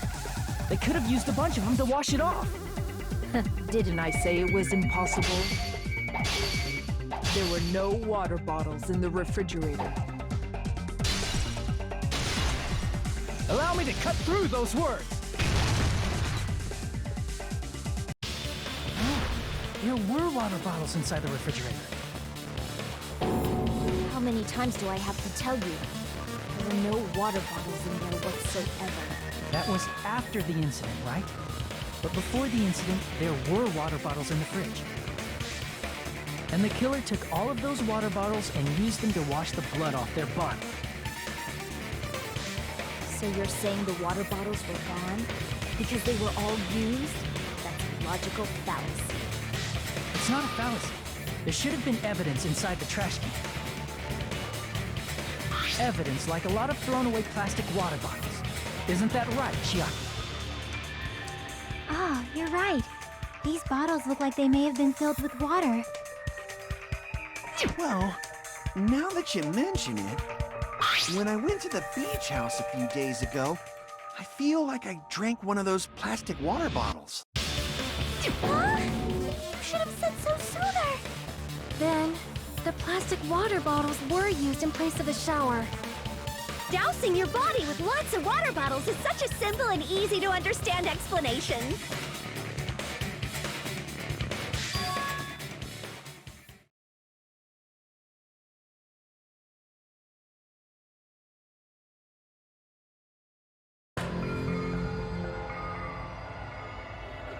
It seems you've realized who the killer is. See? Just as I thought. Hold on. You know who the killer is? Is that true? Let me ask, who might that be?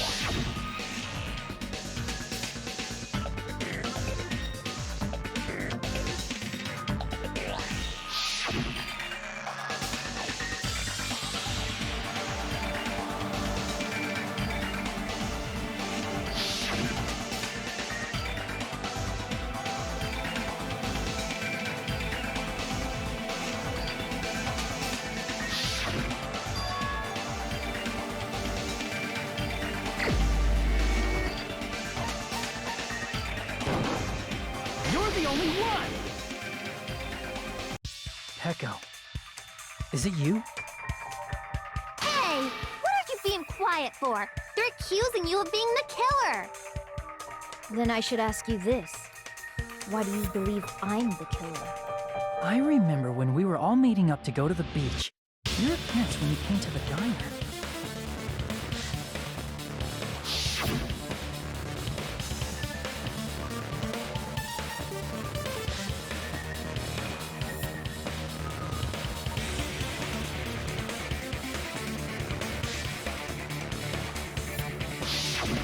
If the killer really did wash the blood off with water bombs, they'd have to drench their entire body.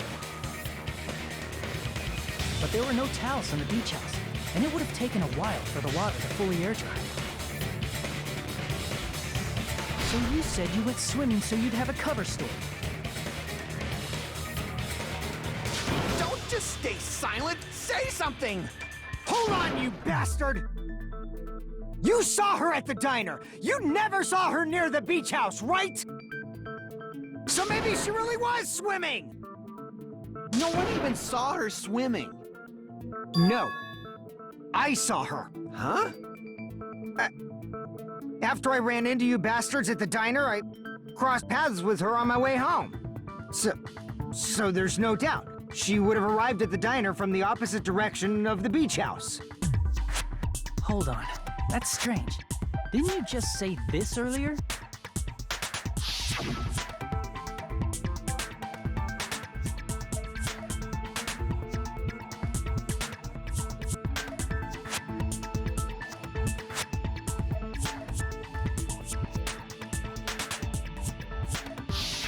You told me you didn't see anyone. Don't try to tell me you forgot about that.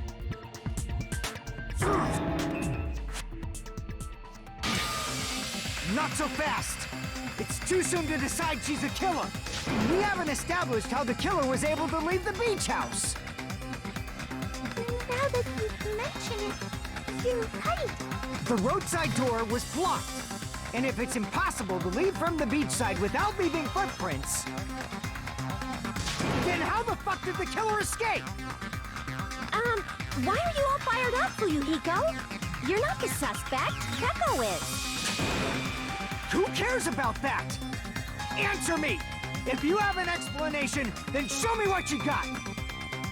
We might have an answer. Huh? Do you really? This mystery seems unsolvable. Well, if Peko is the killer, then I might just have an answer to that mystery. I see. Then let's hear this alleged method of escaping the beach house. First, let's establish how the killer escaped.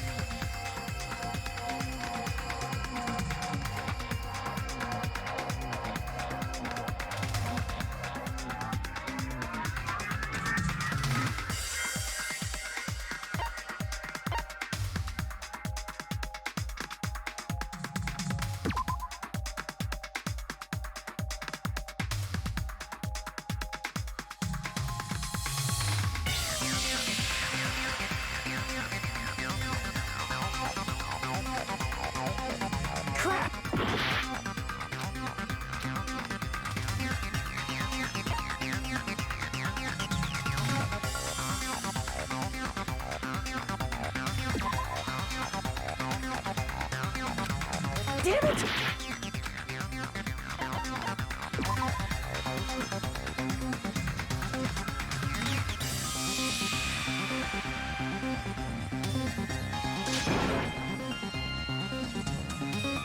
Crap!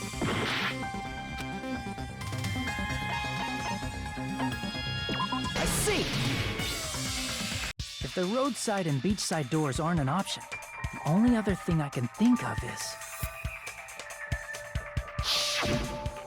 well, nothing really. Except that small window in the shower room. Huh. Don't you know how high that window is? There's no way Peko could have reached it. But what if, for instance, she got help from someone?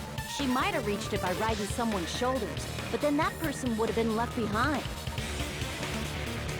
Is it possible an object was used? A rope, for instance? And what happened to the rope after they used it? And don't say something stupid like they threw it outside. Of course not!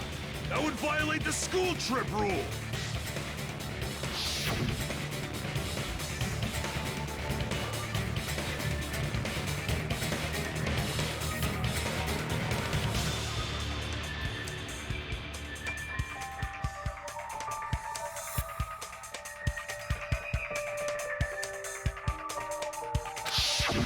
Littering is prohibited.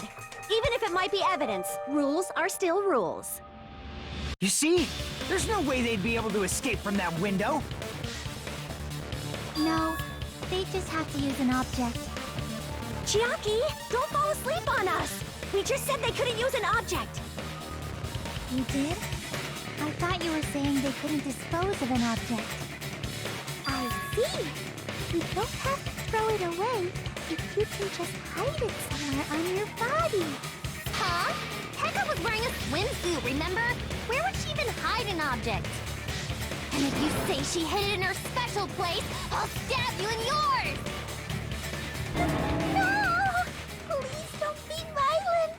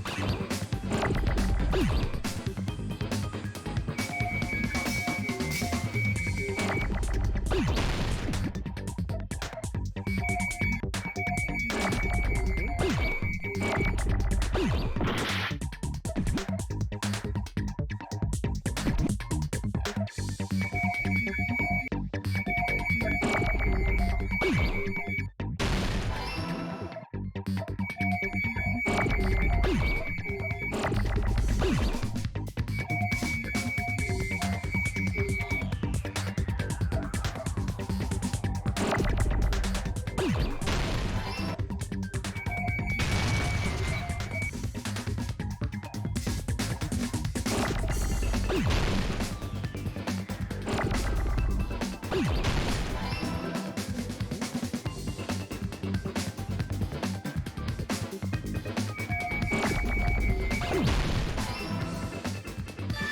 got it!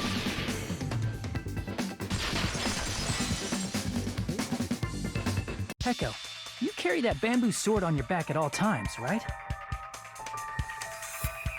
If I recall correctly, you had it then too.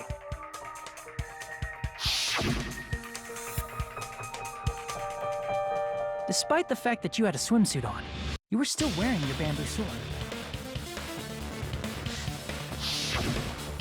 Are you saying she used that bamboo sword to escape through the window? Yeah. Peko used that bamboo sword as a step stool and escaped out the window. Sword as a step stool? You see?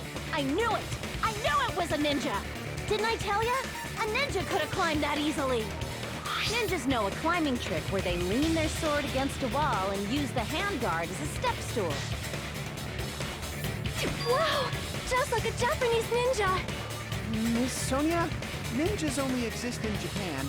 Well, it is a bamboo sword, but I'm sure a slender girl like Peko could easily use it to climb. Well, Peko, do you have anything to say?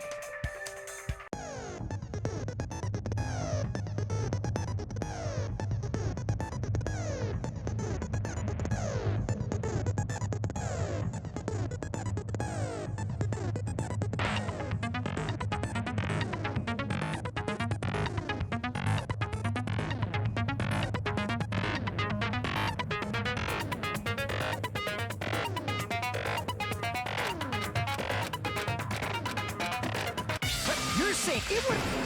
It's...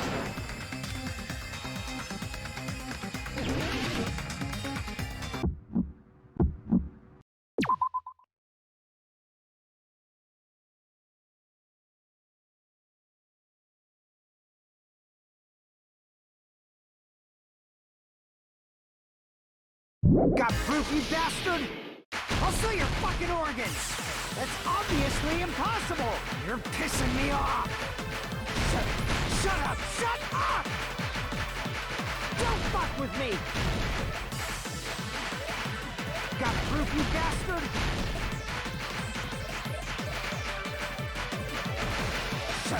Shut up! Shut bastard! Don't fuck with me! You're pissing me off! Got proof, you bastard? That's obviously impossible! Bastard! Got proof, you bastard? I'll sell your fucking organs! You're pissing me off! Don't fuck with me! You're pissing me off! Bastard! If she used a bamboo sword as a step stool, this is the end!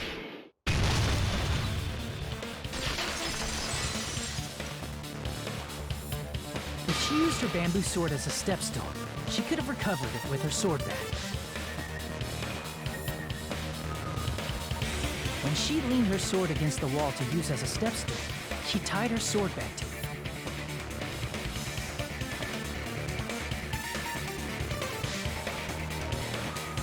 And after she climbed up to the window, as long as she hauled the bag up toward her, she would have been able to recover her bamboo sword. I see. Not just the bamboo sword, but even the sword bag, too. She used them both to escape. Akane said she's like a ninja, but it's nothing as silly as that. Simply put, only Peko could have performed this feat. An escape plan befitting of the ultimate swordswoman. Even so, how disappointing. If you'd only let me work with you, it would have been an even greater plan. Oh, you just back off! Is it true? You killed Hold on! You're just making assumptions! You don't have any proof. I won't accept this unless there's proof! Got it, you bastard? It's fine. Huh? I said it's fine. saying anything more would just be an exercise in futility.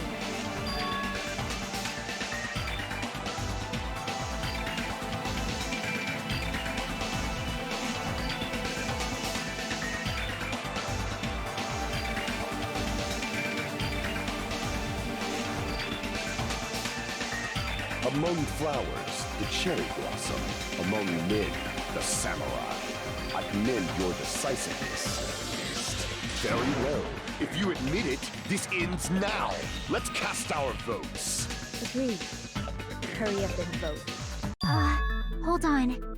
Let me confirm one thing first. Can it wait until after the voting? This is important, and it relates to the voting. It's about Pecco's motive. My motive? In the end, you had no connection to the events depicted in Twilight Syndrome murder case, right? Then, why did you kill Mahiru? So it's about that. Let's see. If I must answer that question, I must say it was for the sake of justice. Justice? In order to protect the justice of this world. I do not sully my hands to satisfy personal grudges. There is only one reason I kill. For the sake of protecting justice. What are you saying? Justice is what makes humans human. It's a virtue that human beings should be proud of. Justice is the eternal sun and the enduring moon, the protective father and the smiling mother. Hello! Earth to Pecco! If justice ever disappeared from this world, the world would immediately freeze and people's smiles would vanish. I will not allow that! It's fine, just stop it! Justice must always be there to guide us, to shine bright above our heads. I'm telling you to stop it! So I must fight. I must continue to fight to protect justice. Could she be? As the light of justice shines upon my mask, I expose the hearts of malevolent evil. Justice complete! The center of justice that is pierced by justice. The lead star of justice that shines in the night sky. That would be me. Sparkling justice! Now then, let's execute justice! What? What the fuck? Pecco, what are you doing? I am sparkling justice. In the name of sparkling, shining justice, I have come to deliver justice. What's going on? What's this chill? Pecco finally snapped! Everyone, please be careful. Sparkling Justice is a serial killer who claims to be an ally of justice. Clad in her various hero masks, she is a serial killer who exclusively targets other criminals. She is supposed to be... Huh? An ally of justice? So that's why you're wearing a mask! This mask is the dividing line. Just like various idols, the sun is revered because it lies just beyond your gaze. Justice should also be the same. I don't get it, but this is becoming really crazy!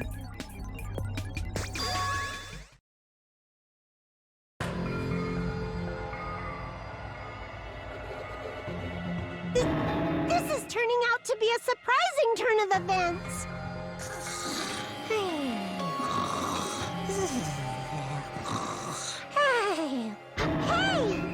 Now's not the time for you to be sleeping. Take a look. It's a killer.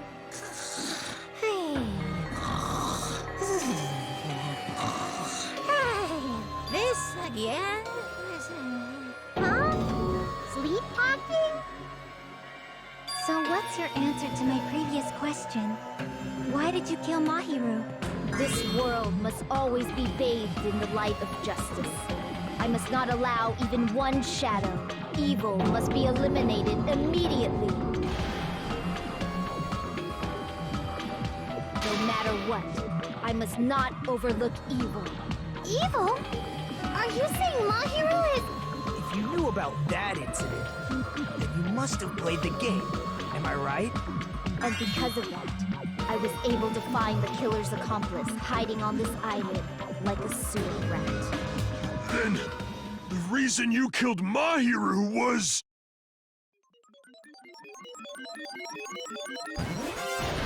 To protect justice, of course. In order to protect justice, I have become its merciless sword and executed justice. Holy crap! She's such a stereotypical psychopath! She's so gross! Peko, is this your true identity? My true identity? I have already forgotten who I am. It just shows my determination. My determination to protect by throwing away what's most important. I'm willing to become anybody to shower this world with justice.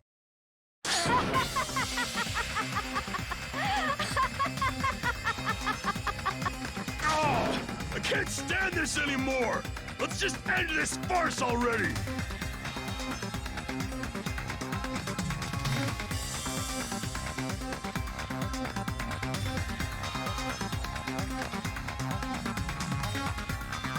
Let's go over this incident one more time and then let's end this.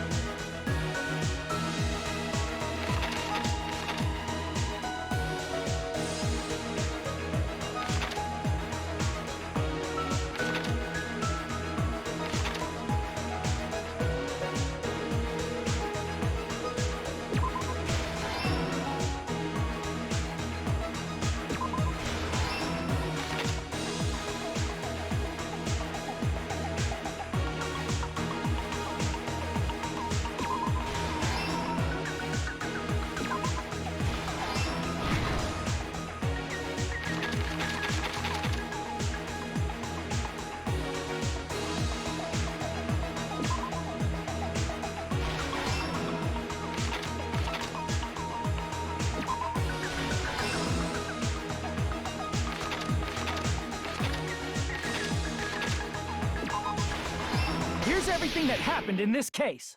The incident began this morning when Mahiru spoke to Hyoko. Mahiru most likely played Twilight Syndrome murder case, the video game provided to us as the motive.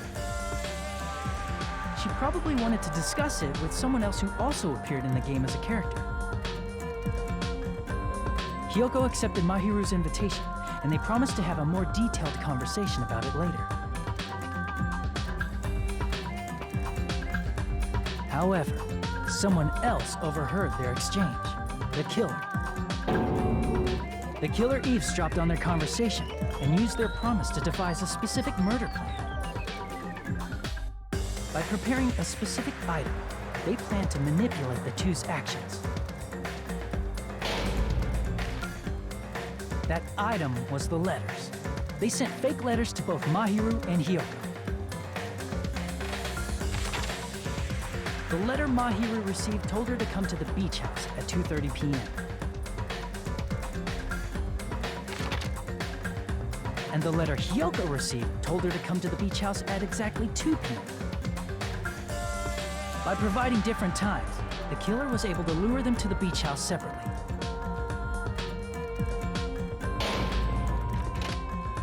Hyoko totally trusted that letter, showed up at the beach house at 2 p.m., just like it said, and was drugged into unconsciousness by the killer lying in wait.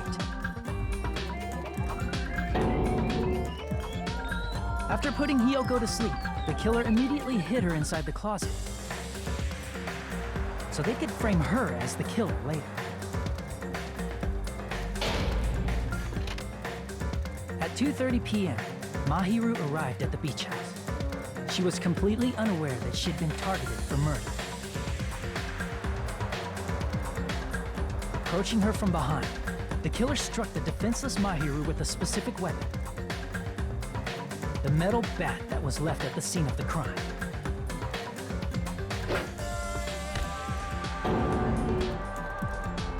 The bat was brought down onto the back of Mahiru's head, and with that, she took her last breath. According to Mikan's autopsy, Mahiru died instantly, so she probably never knew who killed her. With that, the killer achieved their goal of killing Mahiru and began to tamper with the crime scene. They dragged Mahiru's body so that it blocked the door leading to the road.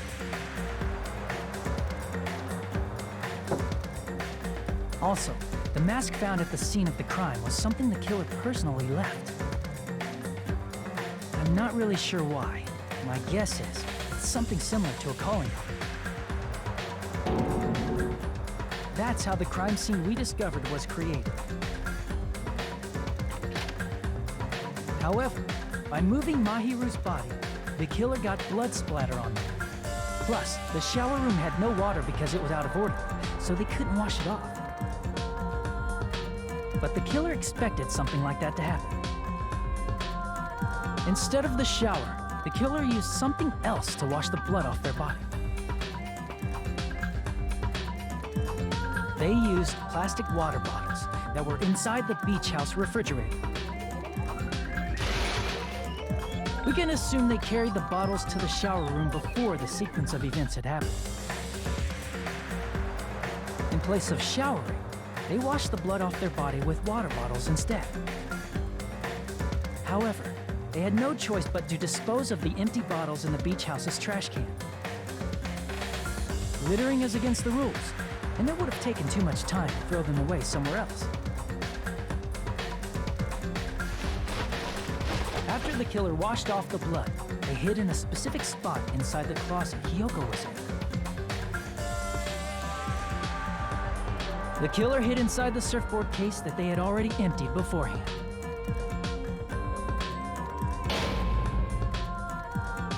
After some time had passed, the sleeping drug used on Hyoko wore off, and she woke up. I can imagine how badly Hyoko must have panicked when she came out of the closet. I mean, she made plans to see Mahiru, who lay dead right in front of her. From the shock and panic of being considered a murder suspect, Hyoko fled from the beach house. Because of that, she left footprints in the sand. Everything was a trap set by the killer to frame her. After Hyoko left, the killer finally came out of the surfboard case and placed a gummy that they brought with them to shift our suspicion toward Hyoko. Ironically, placing that gummy is what helped clear our suspicion toward Hyoko. Finally, the killer began preparing to escape from the beach house. They couldn't risk leaving their footprints in the sand, so they escaped the beach house using a different route. The small window in the shower room. However, that window is rather high up and can't be reached easily, which is why the killer used the bamboo sword they always carry with them. The killer took the bamboo sword out of its bag, tied the bag to the sword's handle, and used the sword as a step stool to reach the small window while holding the sword bag in their hand. As long as they're able to reach the window, all they had to do was pull the bag to retrieve the sword. And so the killer left the beach house and appeared before us as if nothing had happened. But their wet hair and swimsuit didn't dry right away. There also weren't any towels at the beach house. So when the killer met up with us, they said they had been swimming for a while as an excuse. So how about it? This is the truth behind the incident you caused. Isn't that right, Peko Yama?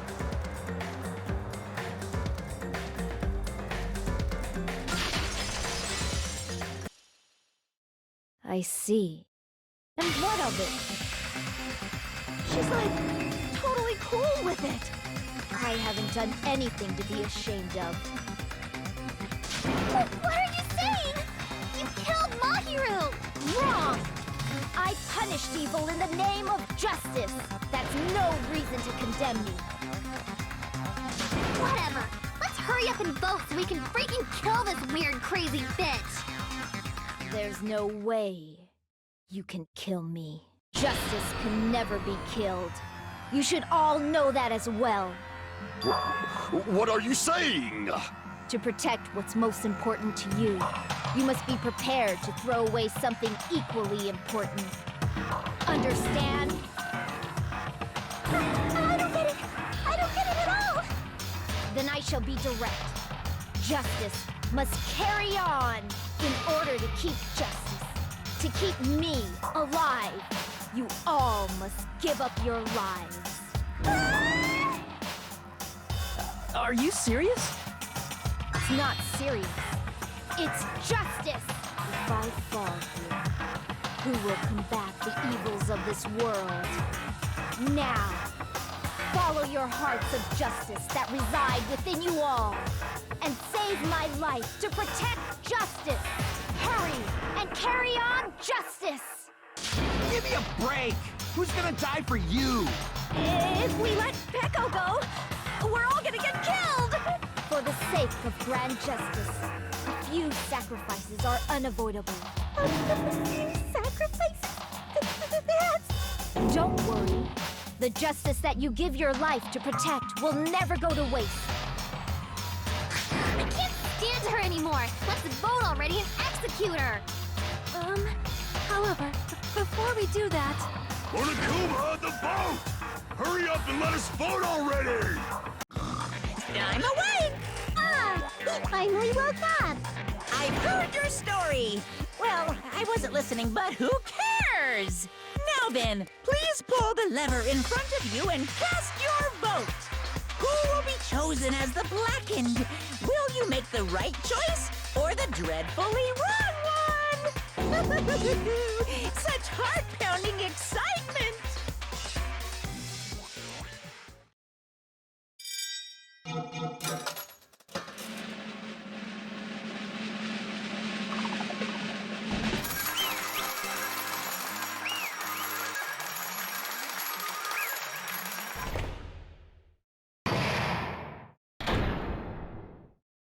Pardon me, can we please have a little more time?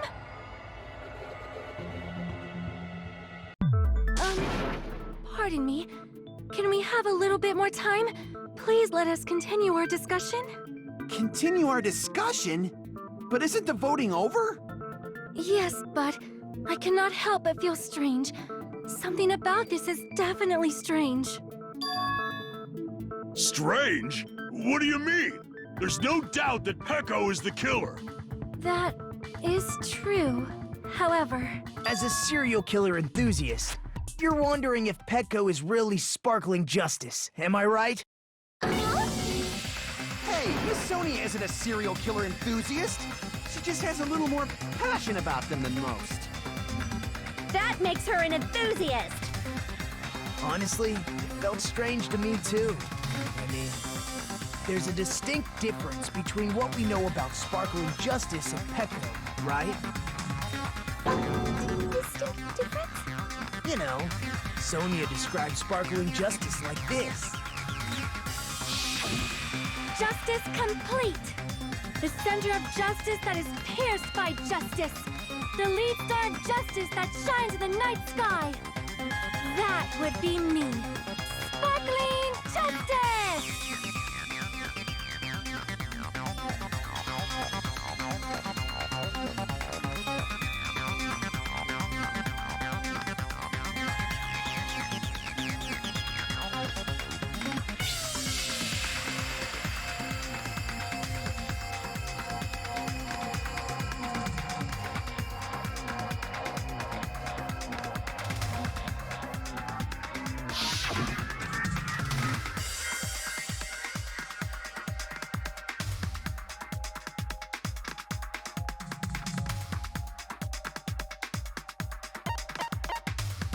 I see!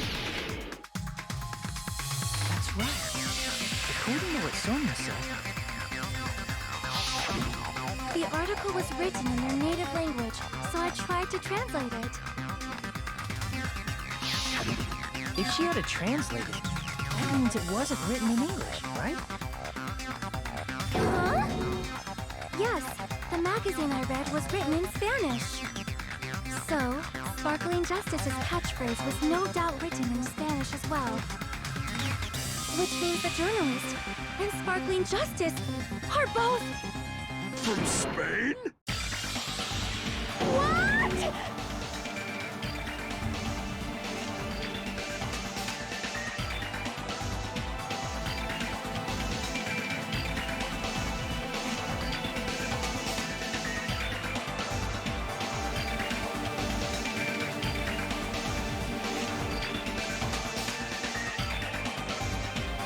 Peko, you're not Sparkling Justice.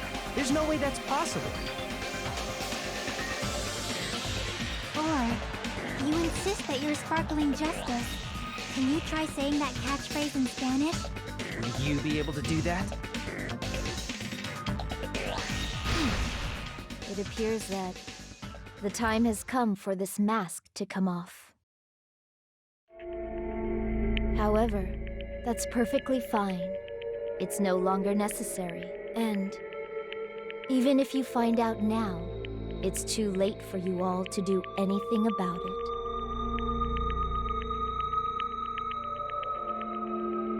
My duty has already been finished. My duty as a tool has already been completed in full. Uh-huh? Looks like she's back to normal? That mask has fulfilled its purpose, just as I have. What do you mean? Fulfilled its purpose? Too late? What are you getting at? Now that you've already cast your votes, is what it means. Hey, be clearer! We're asking you what your purpose was. I have no purpose. I am just a mere tool. Tool? What do you mean? She called herself a tool, which means someone else used her then? Of course. A tool cannot do anything on its own. I see. Finally understand. Well, I did have a sneaking suspicion all along. What do you mean? I mean, besides Peko and Hiyoko, someone else was also at the beach house. Someone else?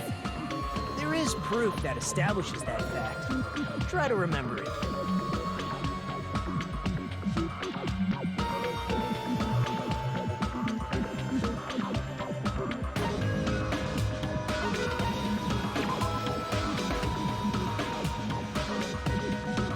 Damn it!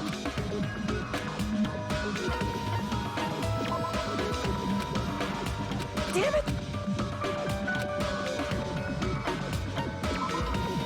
Damn it! I see! Are you talking about the body discovery announcement? Yep, that's right. I mean, didn't Monokuma say so earlier?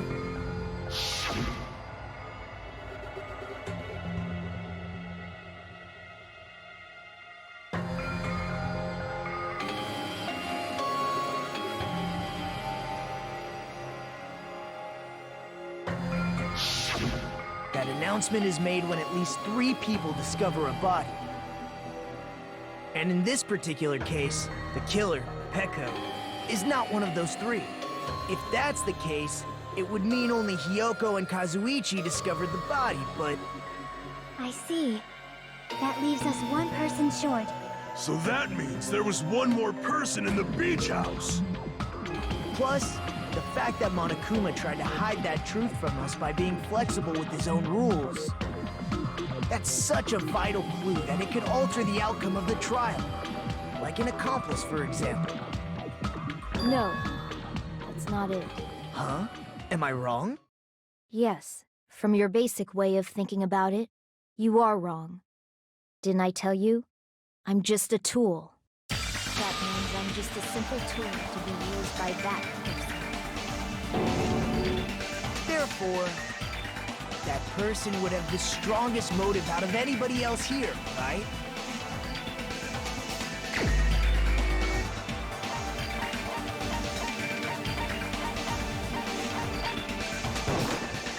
You're the only one! Is it for you, I see. Now I finally see the connection. The connection between the motive and the incident. But even if it's the motive, it's just a game, right? There's no reason to believe it's even true. Would you call a game like that a strong motive?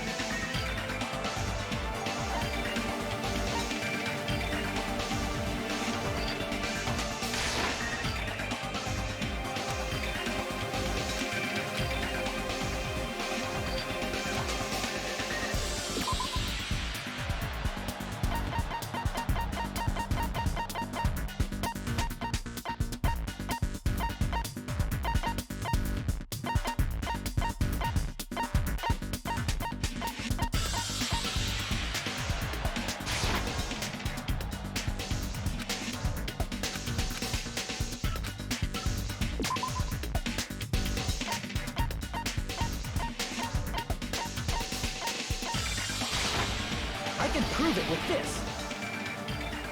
I didn't think it was necessary to confirm it if it didn't have anything to do with Mahiru's murder, but... There's no doubt that game is based on actual events. That much is clear if you saw the ending prize. The photos awarded for beating the game are not actual in-game screenshots. They're all actual photos, with the surrounding scenery cropped out.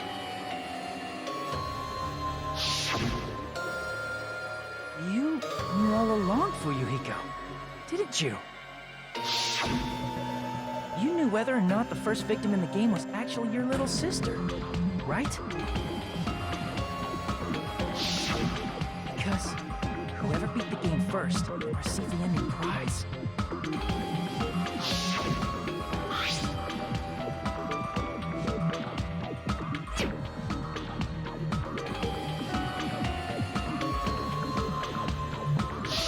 It was the envelope, right? The person who received the ending prize. It was you, wasn't it? If you were shown a photograph of your sister's dead body, you'd have no choice but to believe it. Even so, you wanted to deny the truth. That's why you sent those photos to Mahiru to confirm it.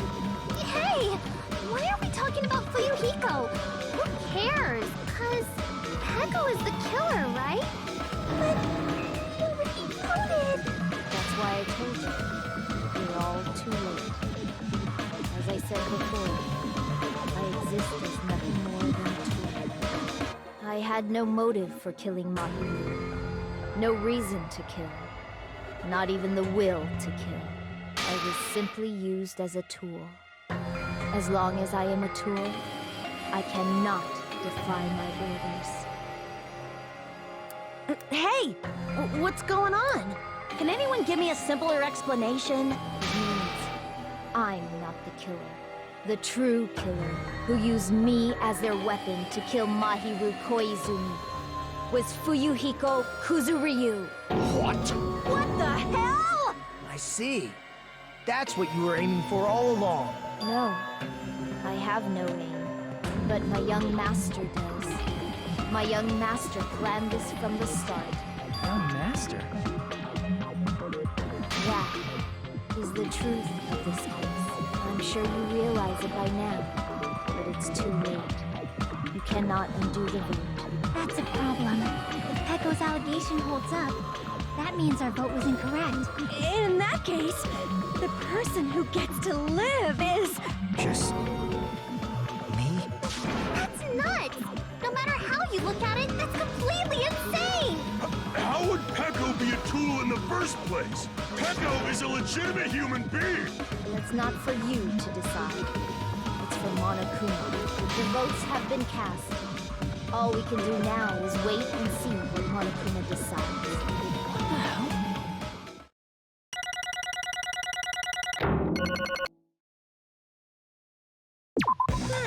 I'm in a bind. And what a bind it is. I guess for now, let's take a quick recess. We'll be right back after this commercial break.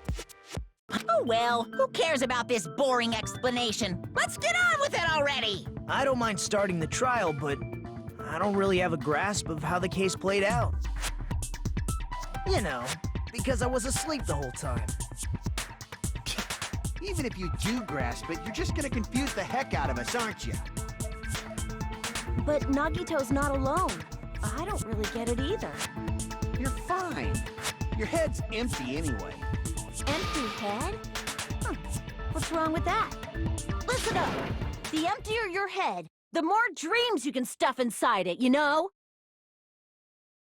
Anyway, we shouldn't proceed with the trial if those two can't participate in the arguments.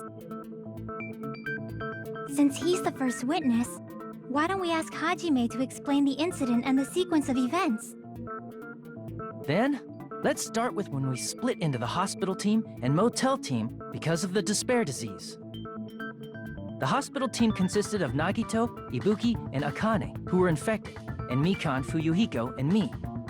The other 5 in the motel team were myself, Gundam, Kazuichi, Chiaki, and Hyoko. Spending the night at the hospital was prohibited, so Hajime and I had to sleep at our cottages. I woke up at my cottage on the day the incident happened. Mikan came by to wake me up and told me that Nagito had recovered from his symptoms.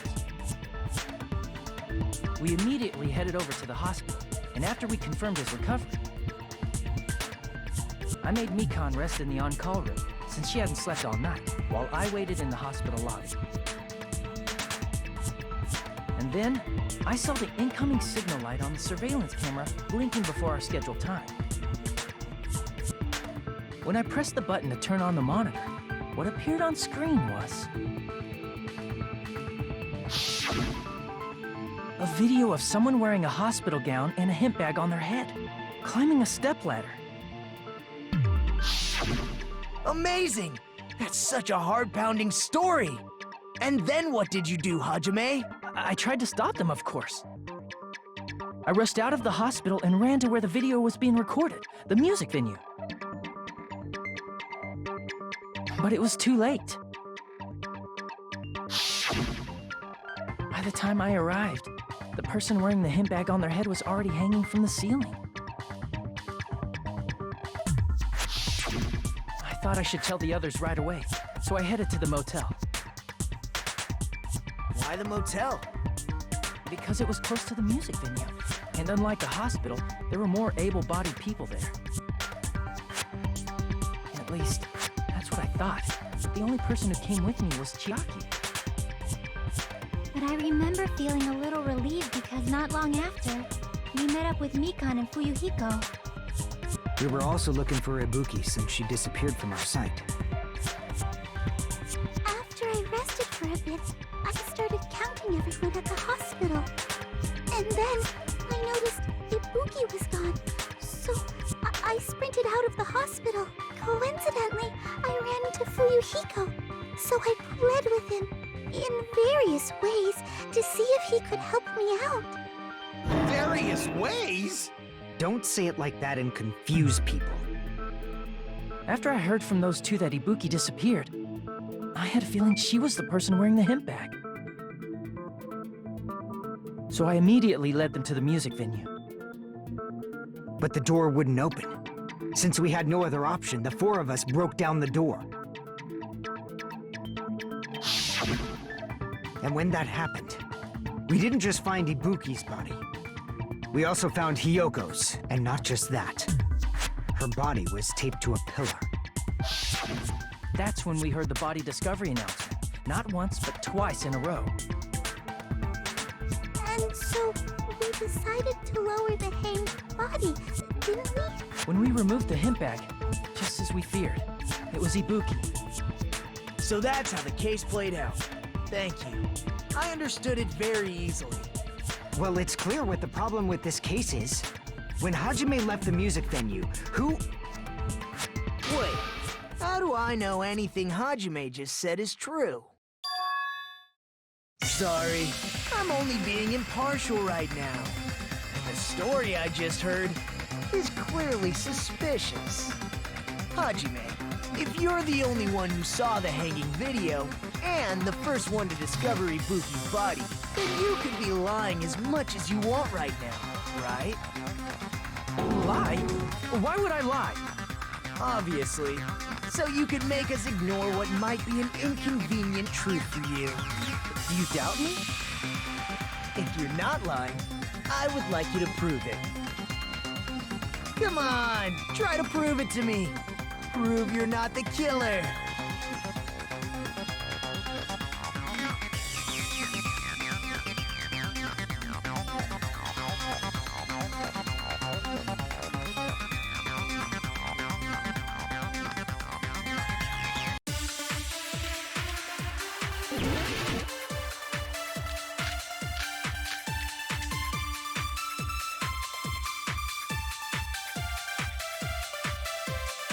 Hajime's testimony is clearly suspicious.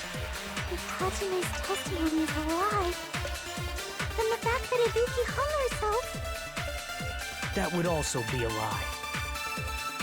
I don't think I can deny that possibility. After all, Hajime is the only witness. Why would Hajime lie? Well, obviously because he's the killer. Did Hajime kill both of them? The fact that the bodies were imitating the movie means it probably is Hajime's fault.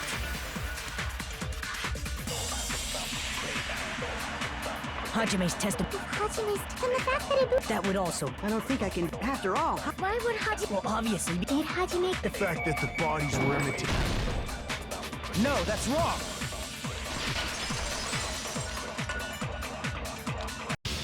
I'm not the killer! I mean, there's no way I'd be able to imitate that movie. Of course you're not. I already knew that. Huh? Before the incident, Hajime had never watched that movie. His invitation ticket is proof of that. Each person only received one ticket, and they're marked with a stamp that shows the date and time. Isn't that right, Monokuma? Yes, no mistakes there. Which means there's no way Hajime, who never saw the movie, could commit murders that imitated it. Or did anyone tell him what happens in the movie? Of course no one did, right? Hold on a sec! You're the one who brought this up in the first place! Nagito, what are you doing? Well, since we're opening with your witness testimony, I thought we should solidify the foundation. It also provides a good warm-up. What warm-up? This isn't a game, you know. Don't get mad. I just think warming up is really important. Especially since this isn't a game. What a waste of time. Well, I knew it would turn out like this anyway. Now then, since we know Hajime's testimony is reliable, let us move on to the arguments. So this means Ibuki definitely climbed the stepladder all by herself, right? Yeah, I'm positive. Then that seals it! Ibuki committed suicide! If Ibuki committed suicide, then who killed Hiyoko? A murder coincidentally occurring in the same place as a suicide ain't possible, huh? Like I said before, it's pretty clear what the problem with this case is. The killer murdered Hiyoko while Hajime was gone. So all we gotta do is establish who could have possibly done that. Then let's ask Hajime. How long would you say you were away from the music venue? I couldn't have been gone for more than 10 minutes. So they killed Hiyoko and taped her up within 10 minutes? There's no way that's possible. That's why the killer stalled for time by making the music venue a closed room. What do you mean, a closed room? The killer blocked the venue door from the inside to try and keep us from entering right away. However, that door is the only entrance to the music venue, right? If they blocked the door from the inside, the killer would not have been able to leave either. Yeah, you're absolutely right. Which means, when we broke down the venue door, the killer was still inside. They were? If that's the case, the only suspicious people are those who don't have an alibi for that time. And that's you two, Sonia and Kazuichi. Me too? What the hell? Why's it gotta be us? The others all have alibis. Chiaki, Mikan, Hajime, and I all broke down the venue door together. Gundam met up with Hajime at the motel right before that. And if Akane and Nagito were laid up in the hospital, the only person that leaves is one of you. There's another person who doesn't have an alibi. You know, Nekomaru. Me too! Hey, why are you talking like... Huh? You're kidding, right? You're not up to something weird, are you? Please stop making bad jokes. Anyway, if the killer was hiding inside the venue, we should obviously doubt the people who don't have alibis. What a wicked way of backing us into a wall. Is this his professional skill?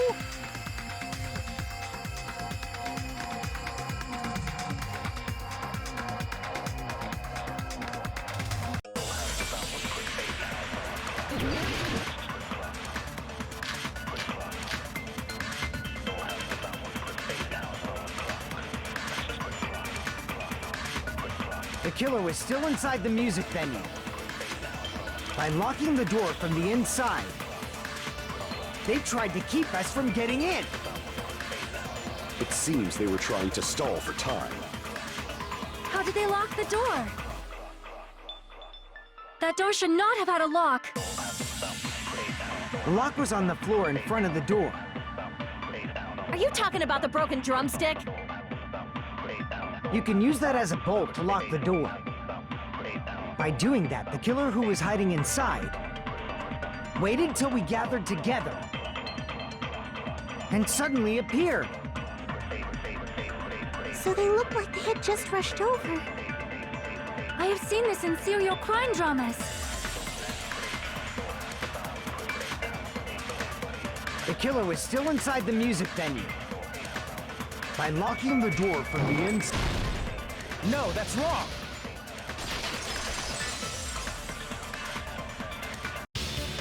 Wait a second. There's also a possibility that the door was locked from the outside. From the outside? How? There was a semi-transparent glob stuck to the venue door. Maybe that's what they used. Semi-transparent glob? Like rubber, maybe?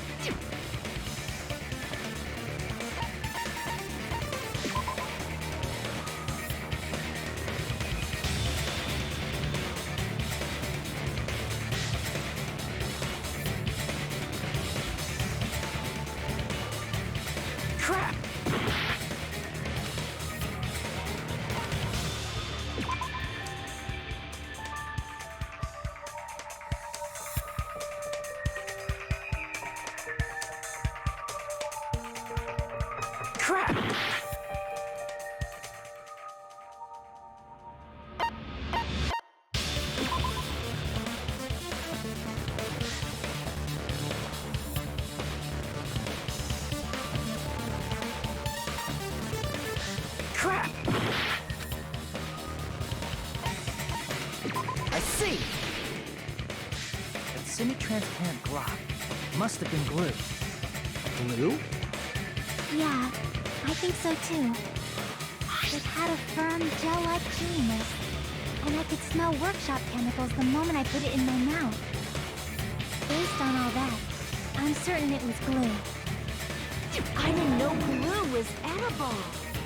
I believe it is not something one typically eats.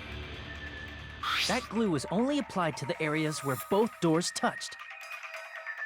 By pouring it in the gaps of the closed door, they must have sealed the venue door from the outside.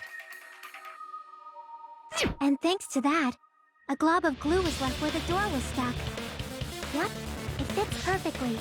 But if you just stick them together with glue, you'd be able to break down the door easily, you know? That doesn't really matter. The killer only did that to make us think the door was locked from the inside. What'd you say? First of all, didn't that drumstick we found seem really obvious? Almost unnaturally so? It was so obvious that it makes more sense to think the killer placed it as a diversion. Are you saying the drumstick was a trap the killer set on purpose? Then I totally fell for that fucking trap. Apologize to Miss Sonia and me. However, you're not allowed to slice open your stomach this time. In a quarrel, both sides are to blame.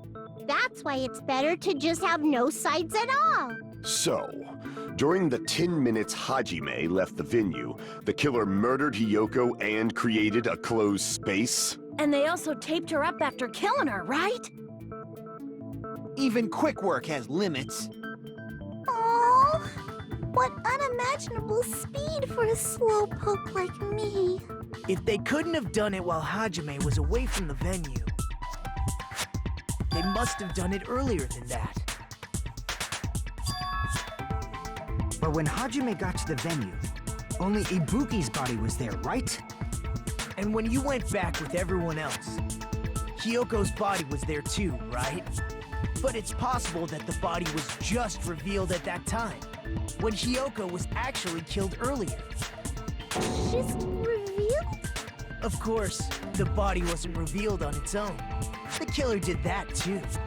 Here, I have proof. That scrap of paper. Is that what we found in the baton lighting at the music venue? That's right, but just what is this scrap anyway?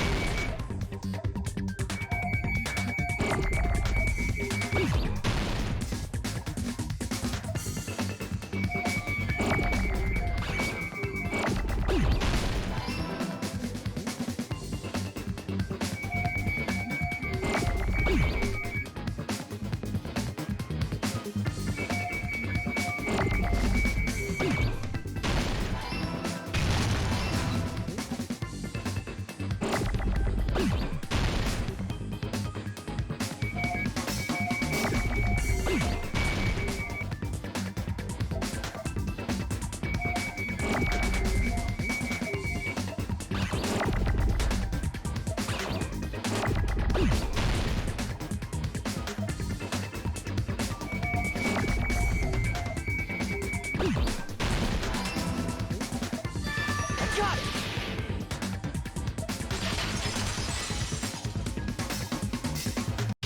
Scrap. Isn't it part of the wallpaper in the storage room? In the music venue storage room, there should have been black wallpaper that's the same color as that scrap.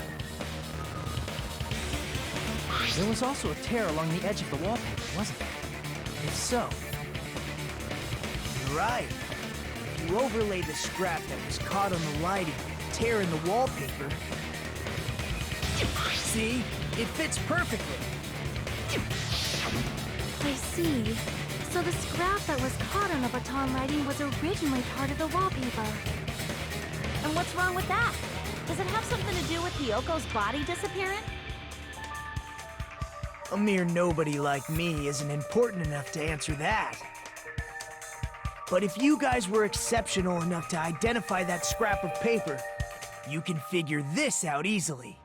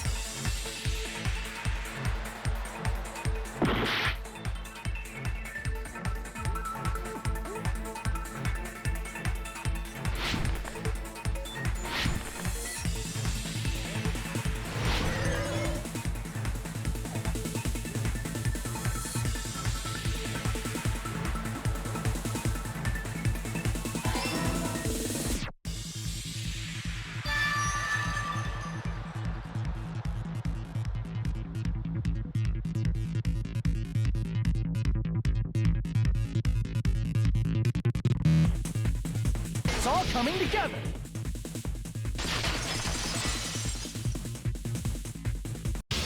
Got it! Hyoko's body was hidden before we found it. But it would have taken quite a long time to tape up a hidden body. No, the body was already taped up and the killer hid it, along with the pillar using the wallpaper. What? They hid the pillar? Yeah, by wrapping the wallpaper around the pillar, the killer was able to create a slightly larger pillar. So when I first discovered Ibuki's body, Hyoko's body was already there. However, because it was concealed within a slightly larger pillar, I didn't realize that at the time. Well, that's understandable. I mean, it makes sense that you'd notice Ibuki's body right away. So they used the baton lighting on the ceiling to hang the wallpaper? The baton lighting forms a perfect circle around the pillar, so using it to hang the wallpaper totally fits. Then, the reason the wallpaper was covered in so many stickers was to make it look like that pillar. That's how they hid Hyoko's body, and then peeled off the wallpaper as soon as I left the music venue. But the killer made a mistake. they accidentally ripped off a piece of the wallpaper. And because of that, a scrap was left on the baton lighting. Killer must have been in a hurry. Their plan took too long. Hajime could have walked in on it. But going to the trouble of hiding the body and the pillar is very bold and risky. But the crime itself would be much easier to pull off since they don't have much to do while Hajime's gone. They just have to peel off that wallpaper and stash it in the storage room. It's not that big of a deal. Then, when was Hiyoko actually killed? Good point. And on that note, it's about time we shed some light on those imitation murders. You mentioned imitation murder more than once. But what is that? Are you kidding me? You haven't seen my masterpiece? The Wizard of Monami 2.5D? Hey! Don't put my likeness in your movies without my permission. You're pretty noisy for someone who eats mothballs. I don't eat mothballs. I just enjoy looking at them. I knew it. There are so many similarities. It must have been intentional. Ibuki's death by hanging matches the Scarecrow's death from the movie. Not just that, but Hiyoko getting taped up after her death matches the lion's death. It's as if both crimes were replicas of scenes from the movie, although the mutilated Tin Man was omitted. But why did the killer go to all this trouble in the first place? Based on what we know, the reason the killer chose these imitations isn't that difficult to figure out.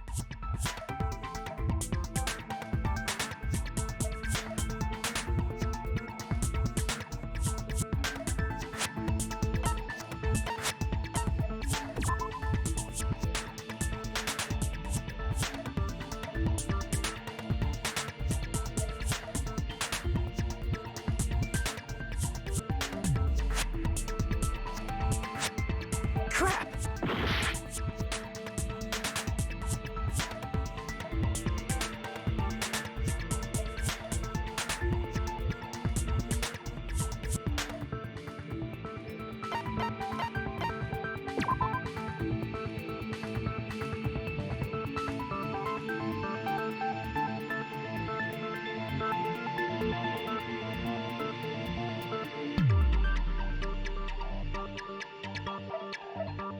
Crap!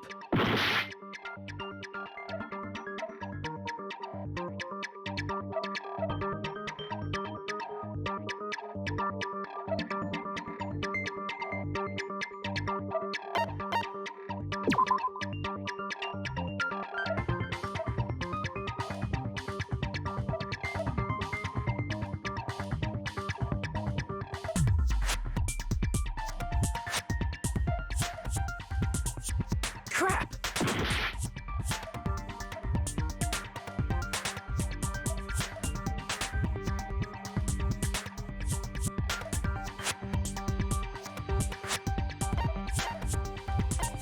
I see!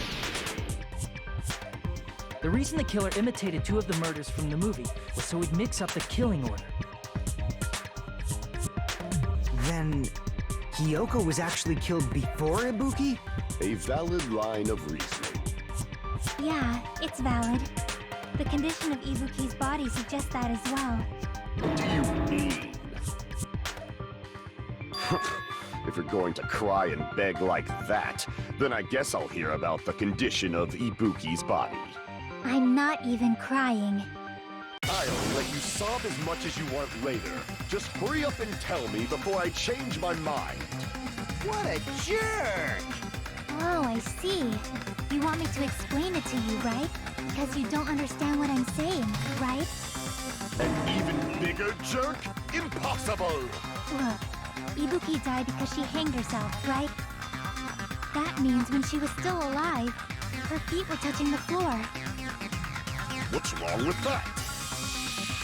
But it seems Ibuki was still standing when Hiyoko was killed. That would mean Hiyoko was killed before Ibuki.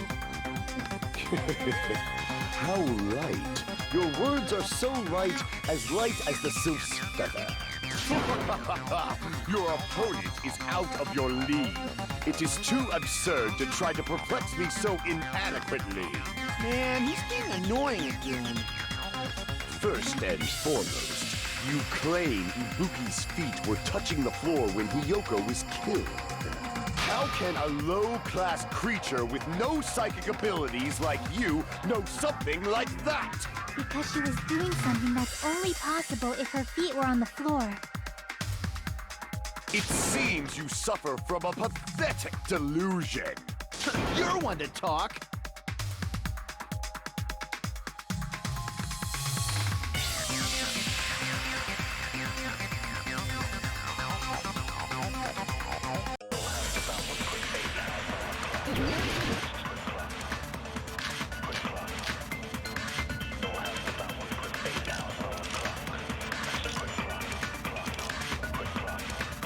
When Hiyoko died, Ibuki's feet were on the floor. I am telling you to present your evidence. Did you see her walking? If her feet were on the floor, was there any sign she stepped on something? Were there even any footprints at the crime scene? Maybe her feet were on the floor. But she was like sitting or something. So instead, there'd be a mark on her ass. Weak, weak, weak, I say! It doesn't even pierce my heart!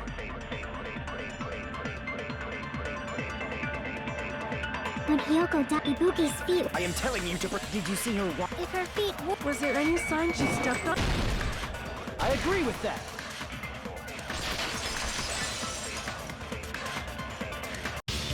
Just as Sonia said, Ibuki stepped on something. That something was blood.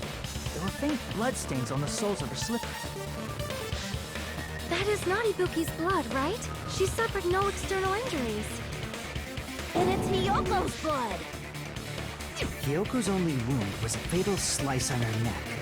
And she died almost instantly, right? If Ibuki stepped on her blood... It means Ibuki was still standing when Hiyoko was mortally wounded. Which means Ibuki was still alive at the exact moment Hiyoko was killed. Don't underestimate the power! Is that it?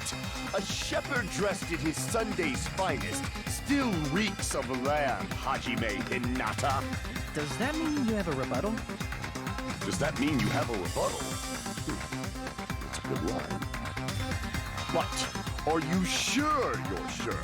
If I show you how serious I am, this world might be destroyed, you know. You're so frightened you can't even make a sound. It seems you've realized our difference in status. However, the time for conviction starts now. You better entertain me to the fullest.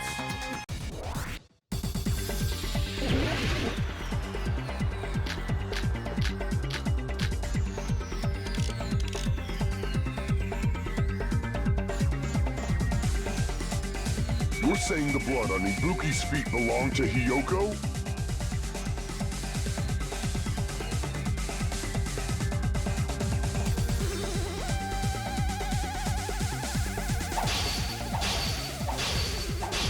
Impossible!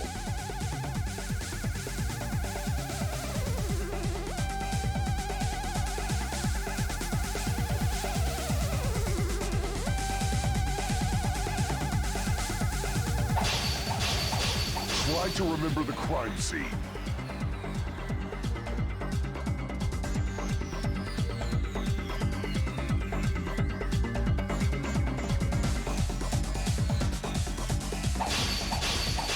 There was no blood on the floor.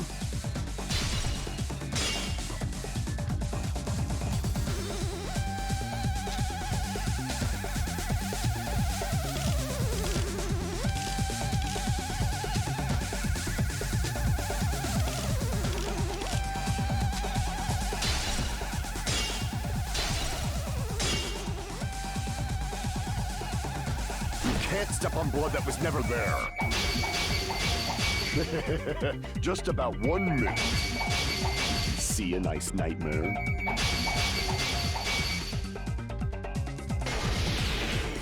As long as Ibuki's body has no open wounds, there's no doubt that that blood is Hyoko's. Hyoko was taped to the pillar, yes. But it's possible that the pillar still had blood on it.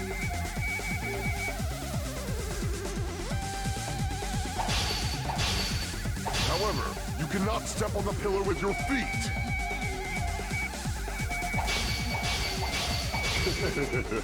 You should feel proud of yourself. It's been nearly 3 years since I've had to use 60% of my power.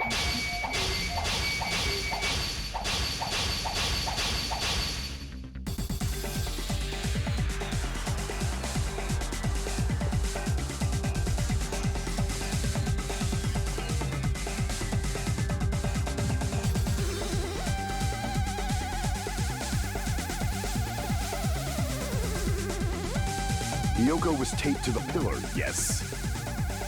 But it's possible that the pillar still had blood on it. However, you cannot step on the pillar with your feet. You should feel proud of yourself. It's been nearly 3 years since I've had to use 60% of my— Damn it!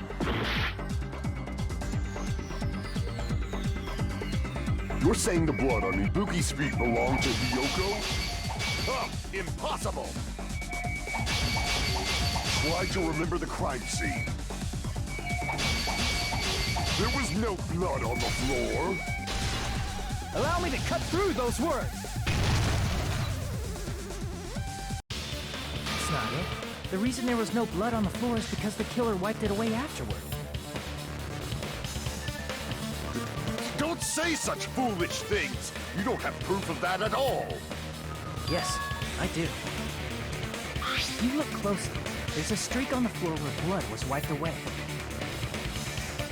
When the killer tried to hide Hyoko's body, they probably cleaned the blood at the same time, but Ibuki must have already stepped in it, and the killer probably didn't even realize it. The reason they wiped off the blood on the floor was so we'd mix up the order of the murders, right?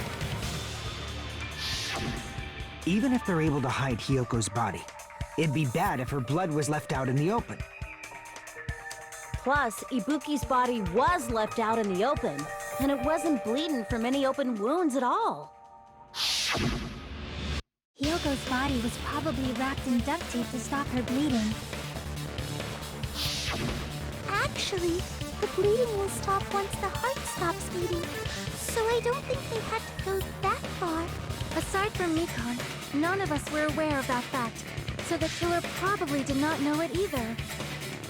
Maybe the heater was running inside the music venue so it would screw with Mikon's autopsy? That's right! I didn't know the time of death because of the heater! The time of death wasn't mentioned in the Monokuma file just to keep concrete evidence from us. Yep. Since we have all this evidence, there's no one else who wants to object, right? Then it's decided. Hyoko was killed before Ibuki. It appears that it is wiser to retreat for now. Fine then, but regardless of good or evil, there's no deceit in upholding one's convictions. Can't you just shut up and back off? Now then, let us resume our debate. Ah, wait a sec. There's something I want to run by Monokuma first. Huh? Again? Didn't something like this happen last time, too?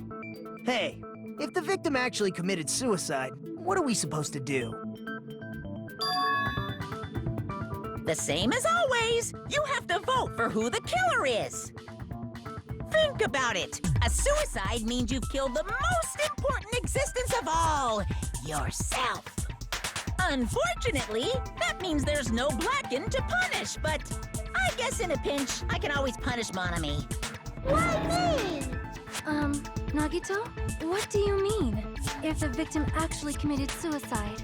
Well, I mean, I understand Hyoko's death, but I'm wondering if Ibuki was really murdered. For example, it's possible Ibuki killed Hyoko, and then committed suicide due to a guilty conscience, right? That's totally impossible! Then she never would have killed her to begin with! She was afflicted by the despair disease, remember? That means anything can happen. But if Ibuki's the killer, she wouldn't have been able to falsify the sequence of the murders, right? After Hajime saw the hanged body, the sudden appearance of Hyoko's body soon after means the killer had to be alive at that time. Then she was alive! When Hajime first discovered Ibuki, she was just pretending to be dead.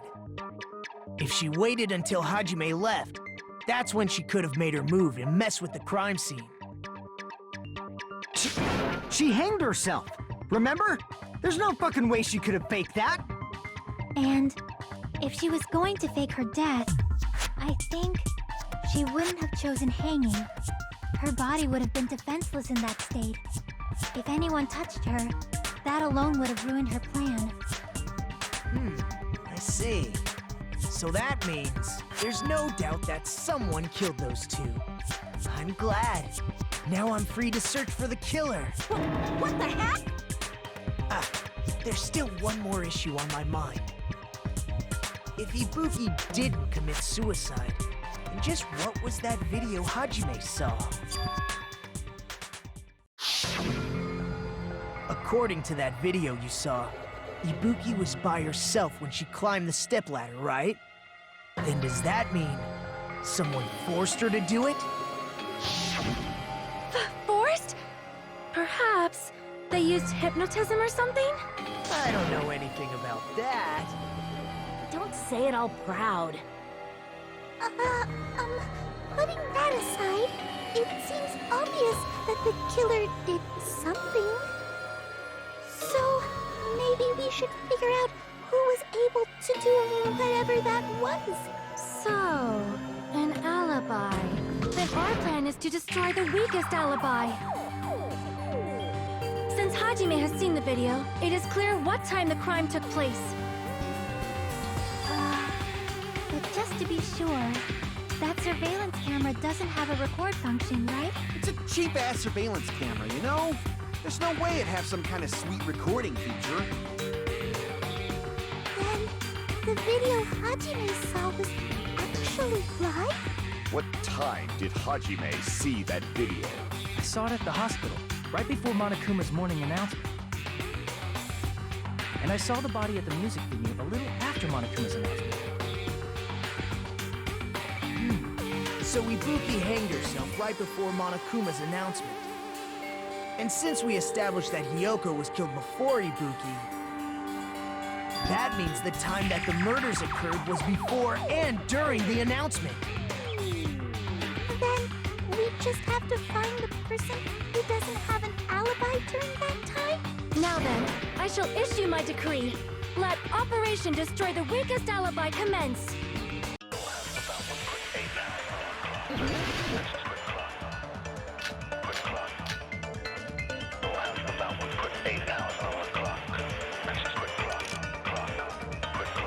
We can exclude the sick people like me and Akane, right? And what about the others? Right before the morning announcement, I was totally sleeping in my motel room. I think everyone at the motel was doing that. So everyone who stayed at the motel doesn't have an alibi. What about you guys? I was where I was supposed to be, my own cottage. That's not an alibi. Aside from those afflicted by the disease, if nobody has an alibi, then Operation Destroy the Weakest Alibi has failed. We can exclude the sick. And what about the... Right before them, I was totally asleep. I think everyone... So everyone who's What about you guys? I was where I was supposed. That's not it. Aside from those afflicted by the disease, if nobody has an alibi... No, that's wrong.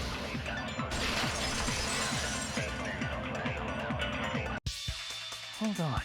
Not all of us are missing an alibi. In fact, Mikan and I both have alibis. You two have alibis? Up until I saw that hanging video, Mikan and I were actually together for a while. We even woke up together that morning. Hey, what kind of situation is that? I accidentally fell asleep on top of Hajime. Too much info. Yeah, it's It's not like that. She just came to tell me Nagato's condition had improved. And we went to the hospital together afterward, so we were together until right before the announcement. I get it. You guys have alibis. If that's the case, the killer must be someone else. It's better if we think about it like that. The killer decided to falsify the murder sequence to hide the actual time of the crime anyway. So it's inevitable that an alibi for both before and during the morning announcement would be very important. It feels like Operation Destroy the Weakest Alibi has backed us into a corner instead. But committing an imitation murder, is that really all it was? Faking the time the crime occurred by falsifying the murder sequence, hiding their alibi in the process? Was that the only reason the killer made both bodies imitate the movie? Are you saying there was another reason? I feel really bad for confusing you guys so much, but that's how I feel. I think the killer had a completely different reason for falsifying the murder sequence.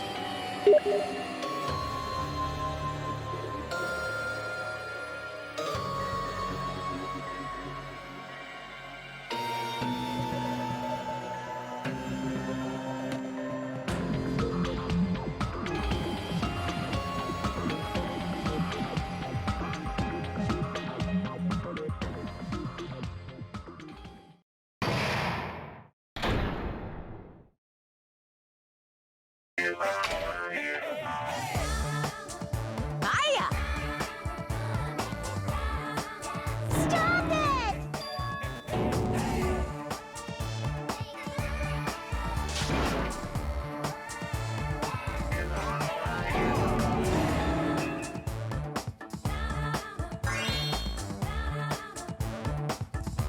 What a disappointment!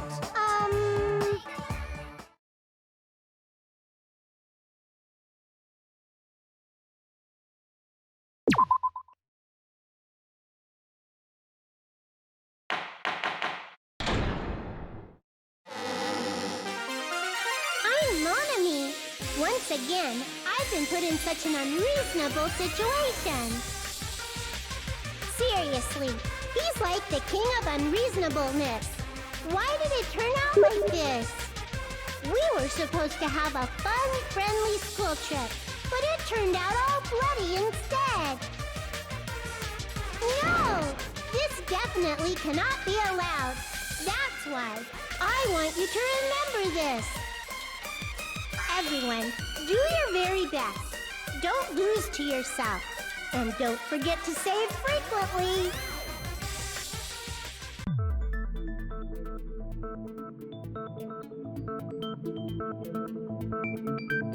Huh.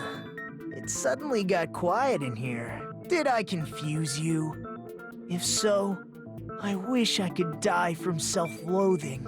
Man, this again. If that's the case, it would have been just dandy if they had gone ahead and killed me too. If that happened, the imitation would have been perfect. So why didn't they do that? Well, it's against the rules to kill 3 people in the first place. That rule is too harsh. I couldn't get killed because of that. Seriously, just shut up already! Shut up forever! But I'm thinking about it again, and he's totally right. It feels incomplete. Because they didn't kill 3 people like the movie did?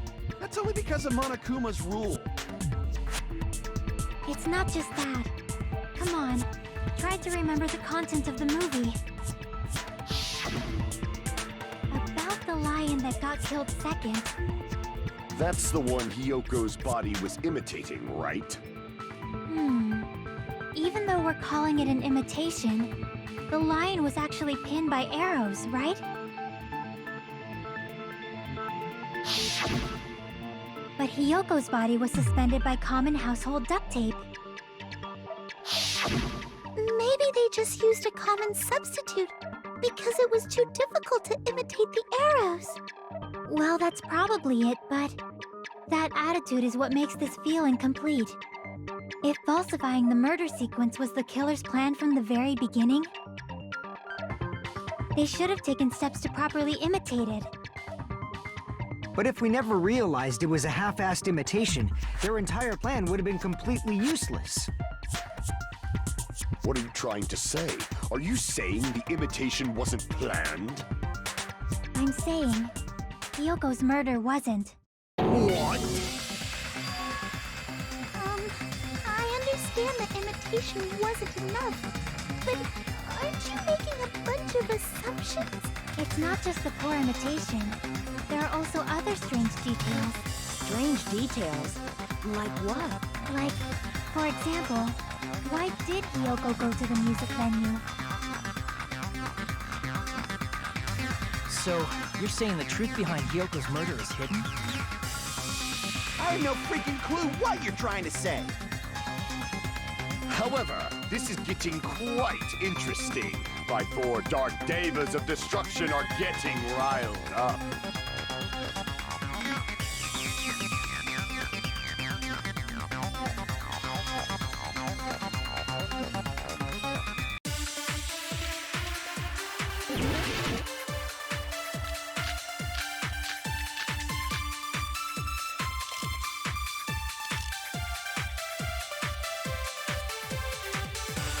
Why did Hyoko go to the music venue? There's no way we'd know that! Maybe the killer summoned her. If that's not it, maybe she got abducted by the killer. No, maybe. She went of her own free will. Or she was guided by the will of causality. Why did she go to the music? There's no way we... Maybe the killer If that's not... Maybe she got a... No, maybe. She went of her own free will. I agree with that.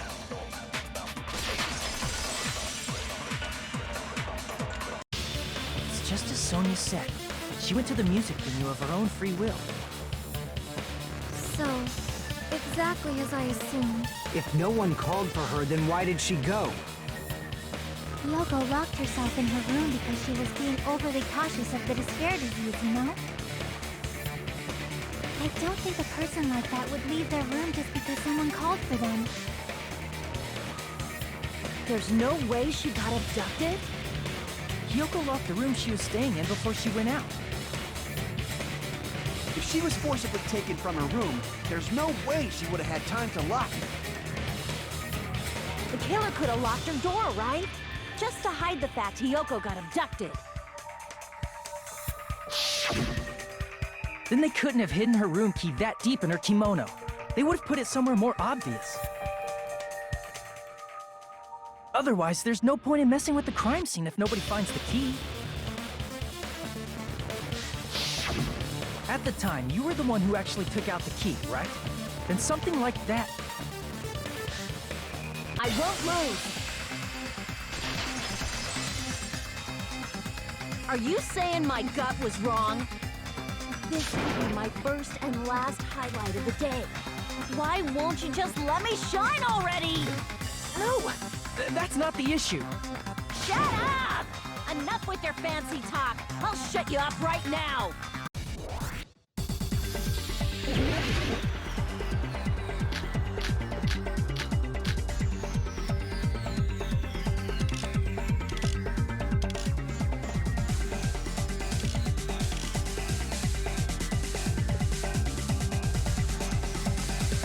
Hyoko was locked inside her room, right?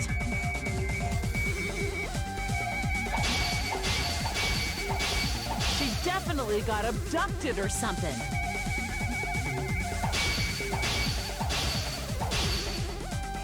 The killer forced their way into Hyoko's room and...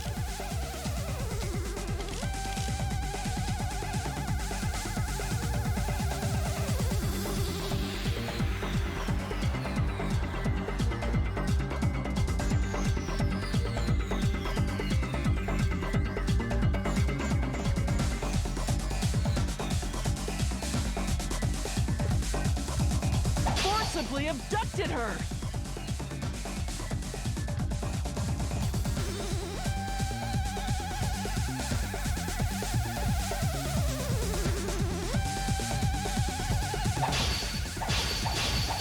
The girl is so small and weak-looking.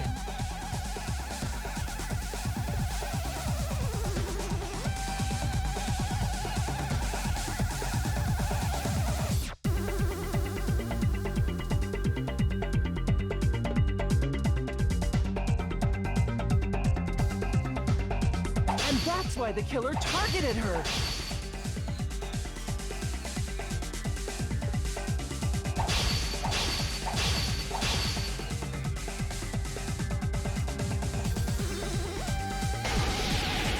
But Hiyoko's room was locked. The key was deep inside her kimono, remember? It's more likely that Hiyoko locked the door herself. The killer was the one who locked the door!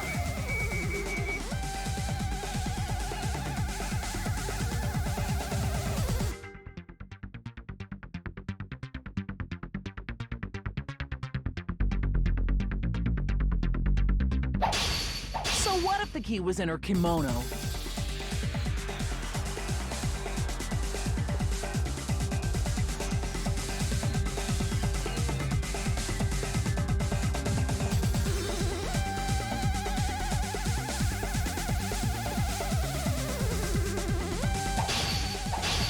Maybe the killer just put it there later!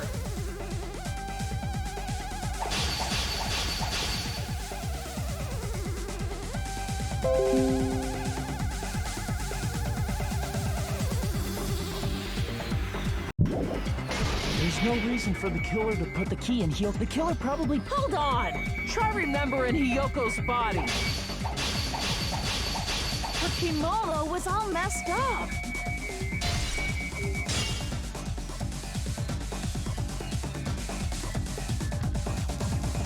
Crap! Hold on! Try remembering Hiyoko's body. Her kimono was all messed up. There's only one reason her kimono would be that messed up.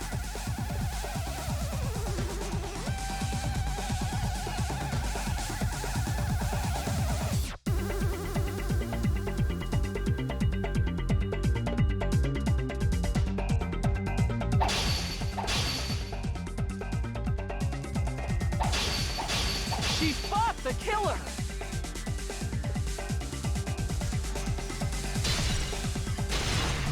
Allow me to cut through those words!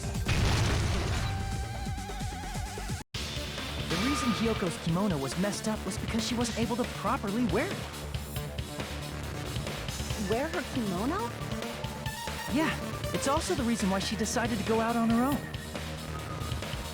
Hiyoko seemed to be really struggling with wearing her kimono. I believe that was one of the reasons she locked herself in her room. That is why I informed her. I told her that there was a full-length mirror at the music venue, and I suggested that she use it. Then, the reason her kimono was messed up wasn't because she fought the killer. Yeah, she went to the venue on her own just to fix her messed up kimono.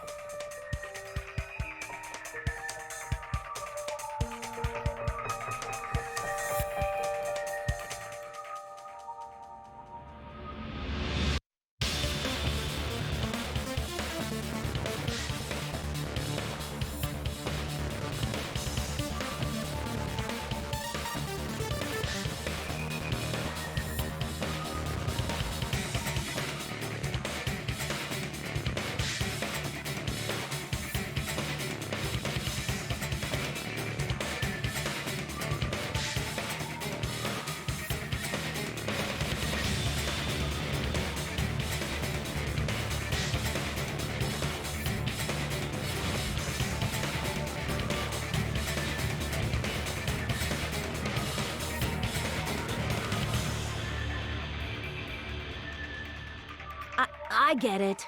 I lost. Boil me, burn me, take off my clothes. Do whatever you want to me. Hajime, now's your chance. Make her admit defeat. Or better yet, make her do a little something. Then, the killer probably couldn't have assumed that Hiyoko would go to the music venue. Though that may not apply to Sonia, since she provided Hiyoko with that information. Though I knew she would go there, there is no way I could have predicted when she would arrive.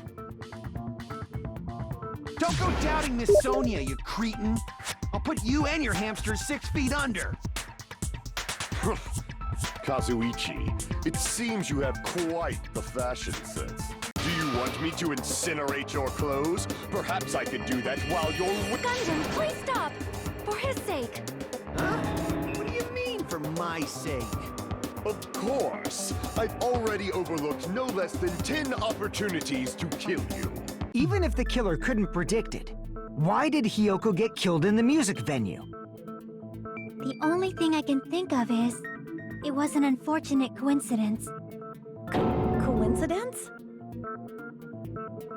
When she went to the venue by herself, she was probably just unlucky and walked in on the crime scene.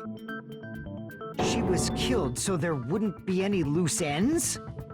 It probably happened when the killer was preparing to kill Ibuki. The killer most likely had already placed the hemp bag over her head, and without hesitation,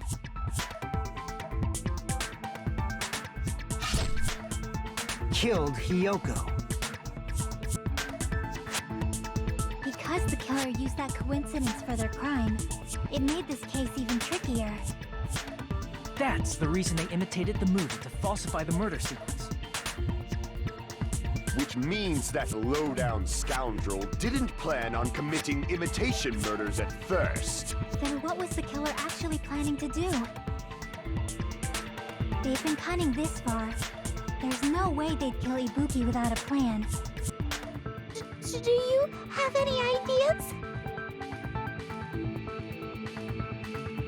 Damn, you don't know the most important part.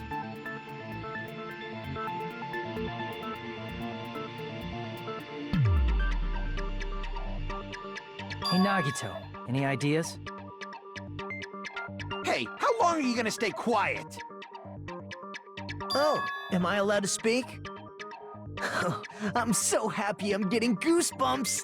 Everyone actually needs help from scum like me! So what do you think? I was thinking about it while I had my mouth shut. But now I'm finally able to come to a conclusion. Ibuki definitely didn't commit suicide. Huh? What are you talking about? I thought there might be a possibility that she faked her death and tampered with the crime scene. But now I remember, there was blood on Ibuki's slippers. So if she faked her death and walked around the music venue tampering with the crime scene, there'd be bloody footprints left in various places throughout the venue. So that's why I think there's no way she faked her death. There's no way Ibuki committed suicide. You know, we already finished talking about that a while ago. Huh? Really? That's annoying. I guess I should just awkwardly laugh about it then. Are you freaking kidding me? There's no limit to how useless you can be.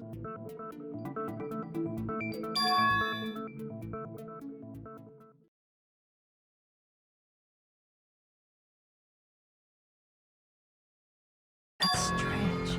That's very strange. This is strange? What's strange?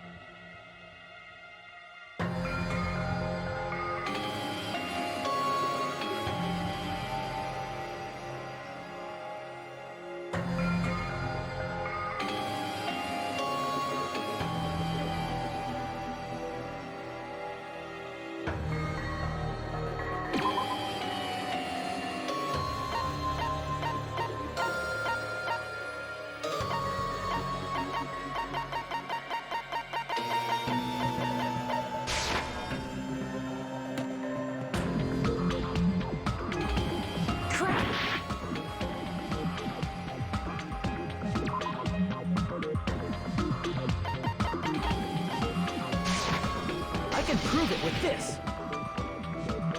If Ibuki used the stepladder to hang herself. It's strange that there weren't any footprints on it. Huh? There weren't? Yeah, that stepladder was completely clean. No footprints or bloodstains at all. You noticed such a small detail! How amazing! This is truly the talent of a chosen ultimate!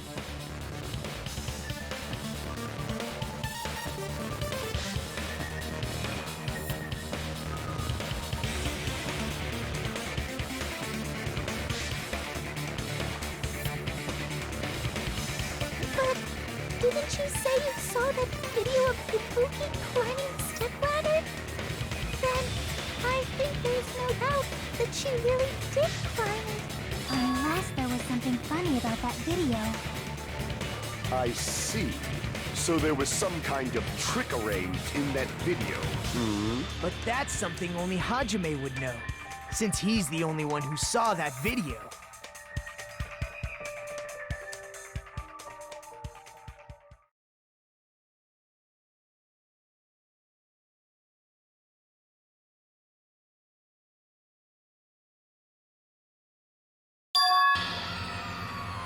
Hajime, I leave it in your hands. As long as I leave this to you, I won't tell you to do your best, but oh well. You should get started already. Yeah, I'll definitely try.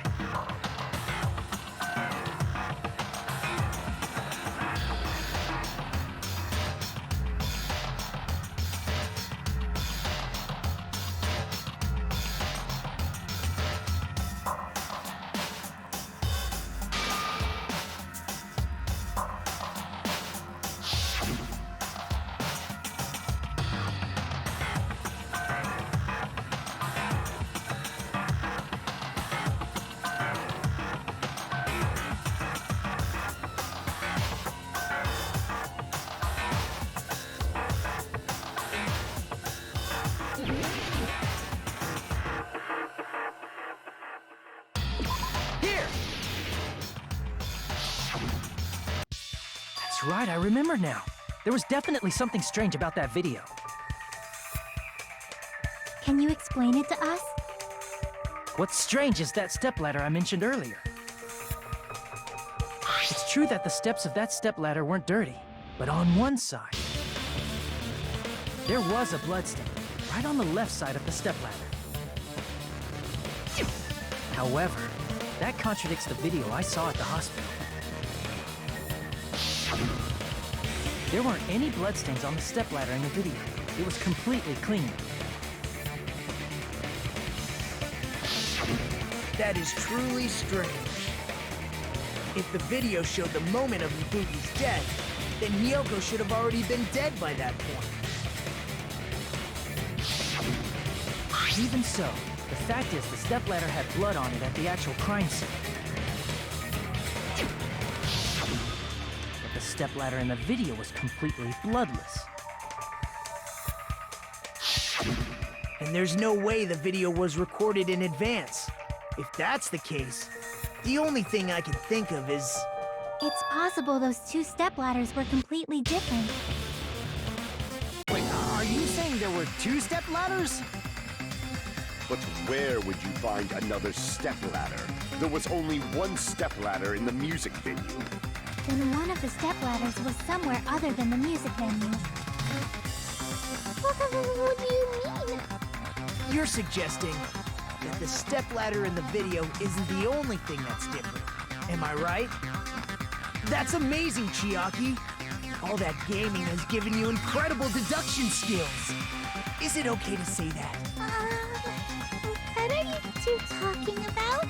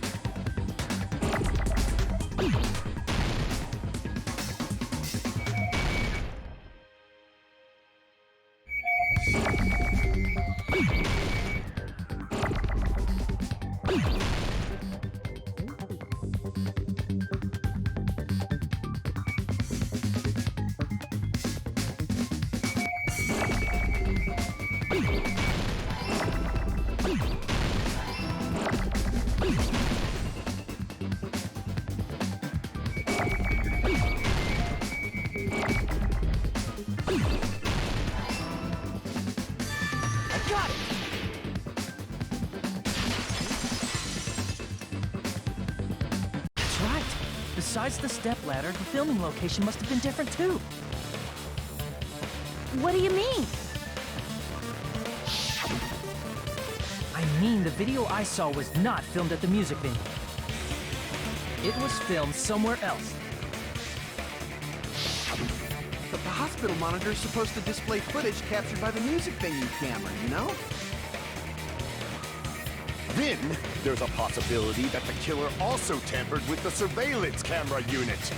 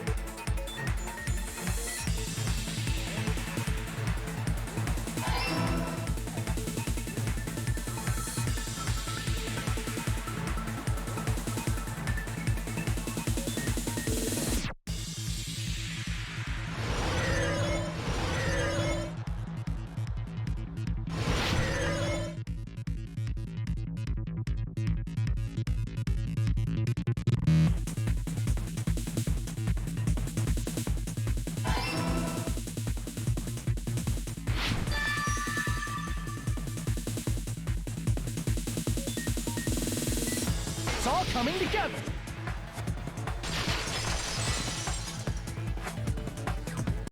That's it. The killer just brought the camera from the music venue. With it, they made me think it was a live feed from the venue, when it was actually from somewhere else. Then only the monitor was left in the music venue? Yes, at least when I first discovered Ibuki's body. But when Gyoko's body appeared, the killer probably put the camera back too. That means you should have realized that from the start and made this easier on all of us. He did discover the body. I doubt his attention was focused on the camera. In order to hide that the camera was missing, the killer did one more thing to the remaining monitor.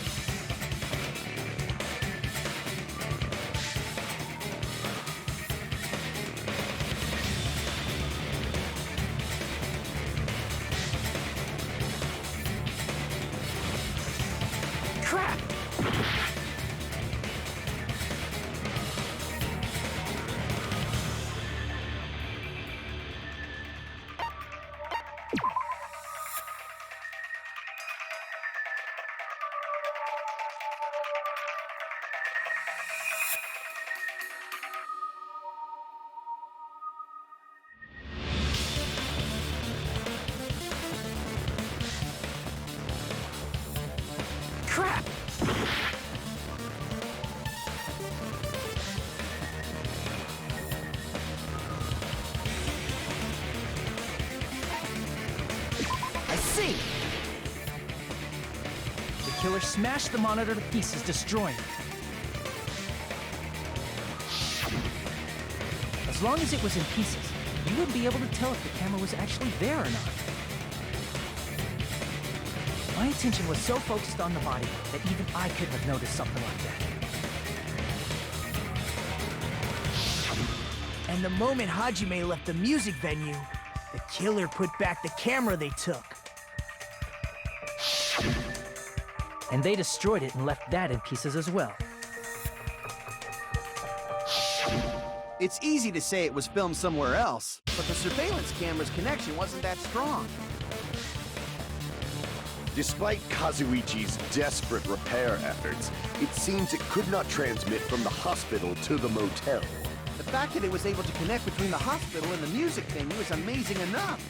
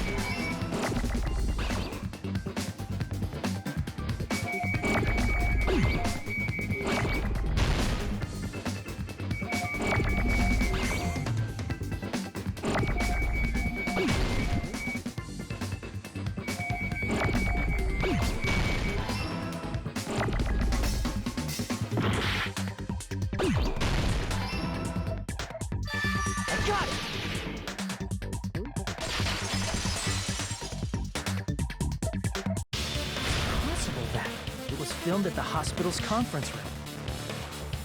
Huh? Conference room? But the hospital and the music venue look completely different. That's exactly why the killer did something to make those two places resemble each other.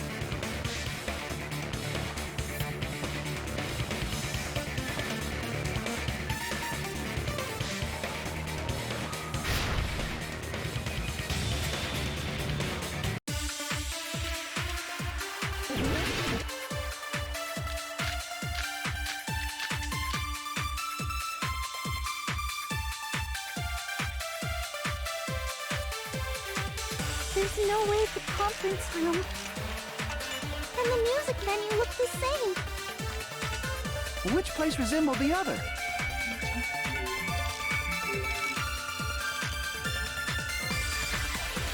Did the conference room look like the music venue?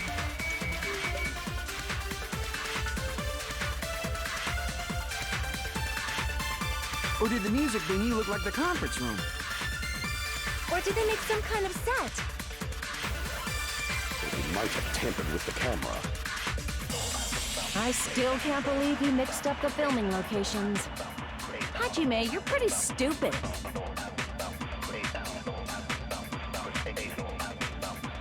There's no way to find the music venue. Which place was it? Did the conference room look like the Or did the music venue look like the That must be it!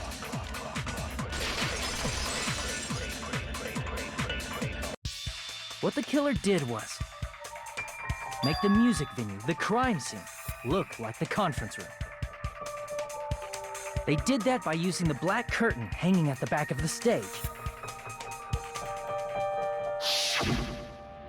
From what I remember, there used to be a really flashy curtain, but after the incident, it somehow became a plain black curtain that didn't seem to be the right size. That's right! It's so half-assed, just like Monami. Oh yeah? Well, your face looks stupid! That curtain was hung so the music venue would look like a conference room? In actuality, even though the curtain in the conference room doesn't stand out, it is a black light-blocking curtain that's long enough to reach the floor. I see. The conference room. Indeed, the floor of that room is the same color as the music venue stage. So the killer chose the conference room because they realized the floor match. Matching floors, matching curtains. I guess it makes sense we'd mistake the two. But that's not all. There should be something else the killer did to tamper with the evidence. Probably.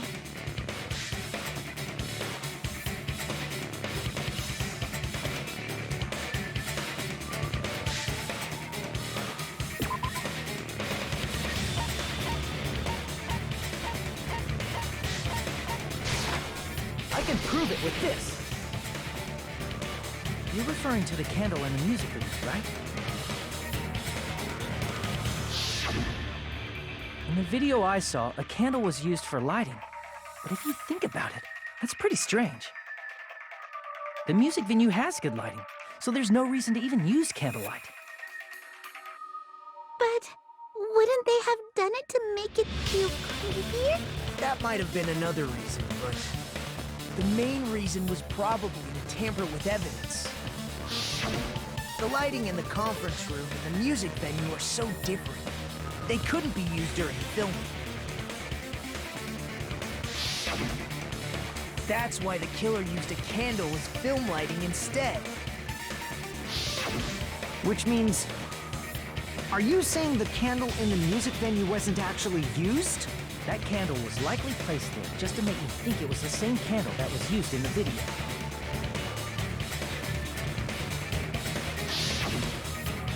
With candlelight, you can't see things in that much detail. Maybe they were going for that effect. With that cheap-ass camera, it won't capture much in a dark area. As long as this all matches up, it should be no problem to say this is decided. The video I saw wasn't filmed at the music venue. It was actually filmed at the hospital conference room. If I'd found proof that evidence in the conference room was altered, we would have reached an answer sooner. But it appears the killer already covered that up, so I didn't find anything when I went there. But there's no mistake. That's the only place within the connection range of the surveillance camera. The motel would have been too far, and the interior design of the movie theater is too distinctive. But this must be a surprising turn of events for Hajime. You never suspected that the video you saw in the hospital was being filmed in the conference room. The incident isn't happening at the scene of a crime.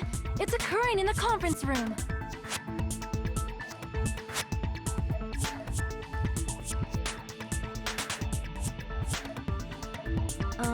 If Ibuki's hanging video was filmed at the hospital's conference room, then was Ibuki killed at the conference room too? No, that's not possible. Right after Hajime saw that video, he discovered Ibuki's body at the music venue.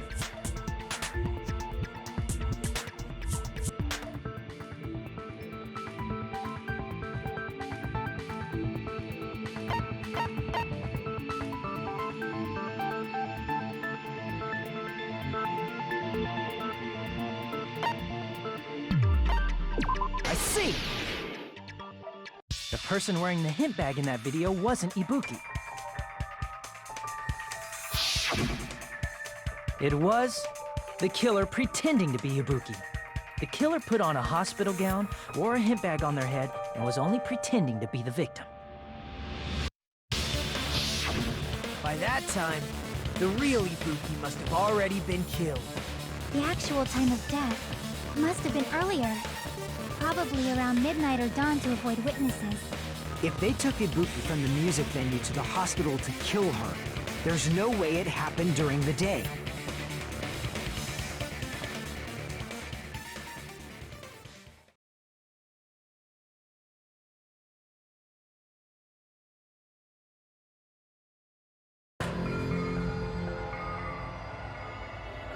But why did the killer go to the trouble of making a fake video just so Hajime could go to the crime scene? The reason the killer made a fake video. There's only one possibility I can think of. And if I examine that possibility thoroughly, then naturally the killer's identity will reveal itself. Huh? You fiend! Are you saying you already know who the killer is?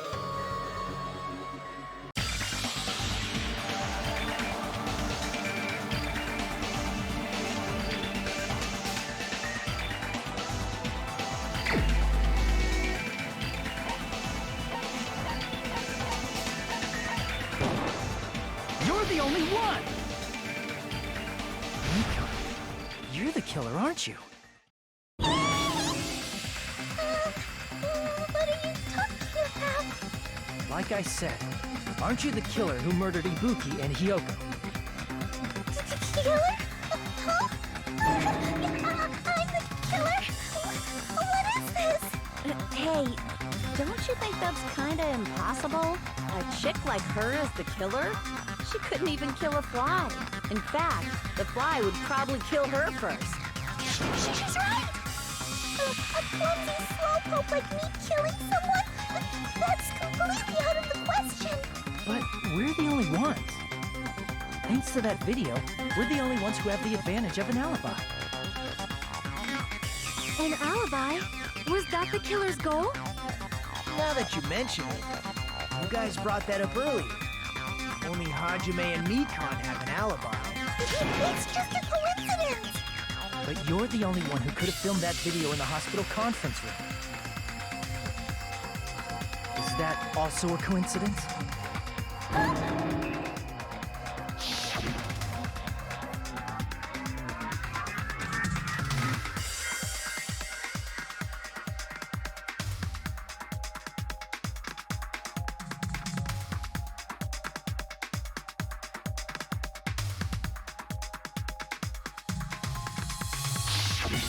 At that time, you said you were going to the on-call room, but you actually went to the conference room.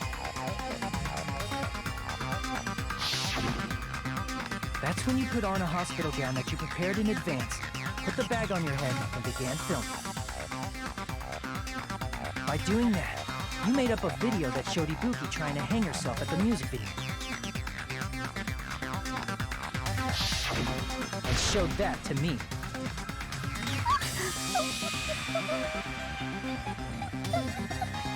Furthermore, I saw that video at the hospital lobby. If someone wants to go to the conference room from outside, they have to pass through the lobby. So it's impossible that someone who wasn't already in the hospital went to the conference room to film. Not only that, the others in the hospital, Kane and I, were both delirious from the despair disease. So that must mean... Please, wait a second. What are you saying? I'm the killer? That's impossible. There's no way I could kill someone. It's not literally impossible. Can't you give a better defense than that? Just shows she can't even do that. Hey, you sure this chick is really the killer? Wrong! It's totally wrong! It's not what you think! Just like Akane said, it is really hard to tie it all together. I mean, Nikon is the killer? I agree. It is truly difficult to believe someone could be killed by such a slow-witted woman. That slow-witted remark is not necessary. It's fine. I've been like this for a long time. In a tournament for social punching bags, I'd easily win first place with my soft reputation. Even I can't deny that. How many times do I have to tell you? It's impossible for me to kill someone. I'm serious. Very serious. What do you say, Hajime? Do you still believe this woman is the killer? Do you hate me that much, Hajime? Hey, Hajime!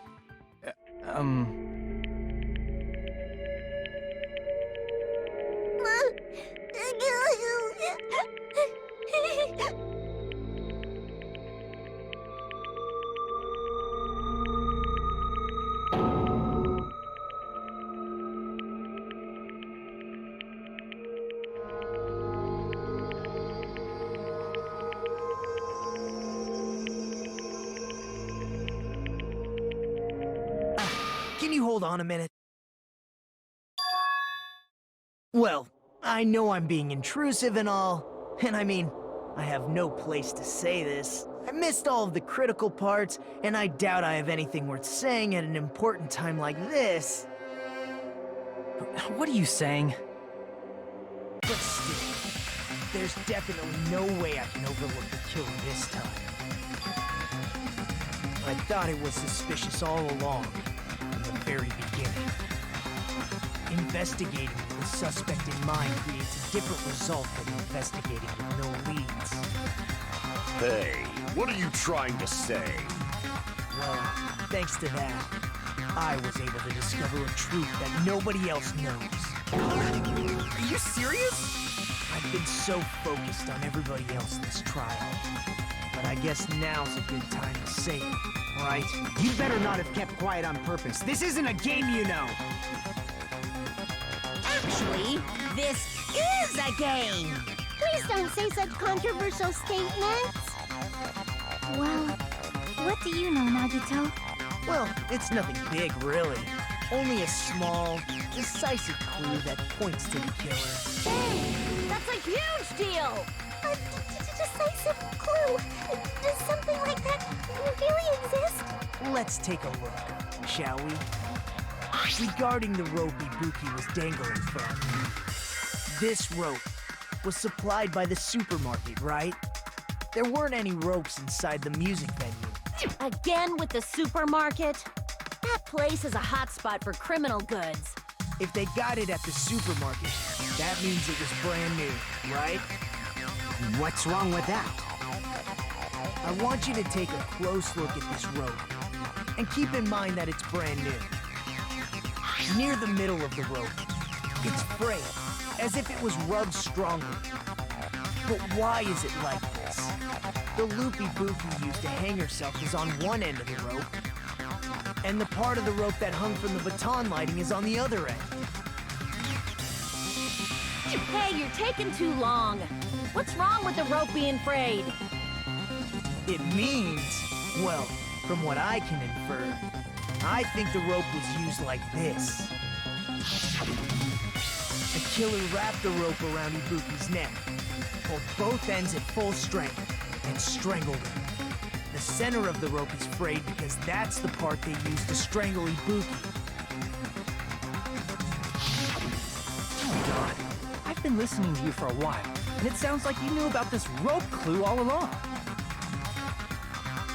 What exactly did you say to me during the investigation?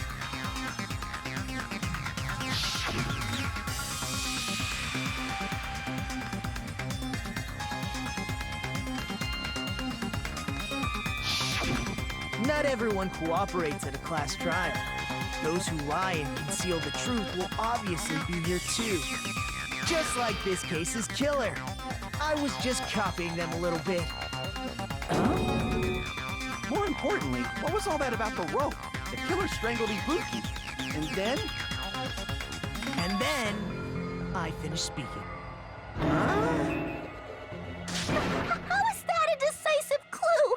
Huh? You didn't notice it? I thought I made the decisive clue very clear.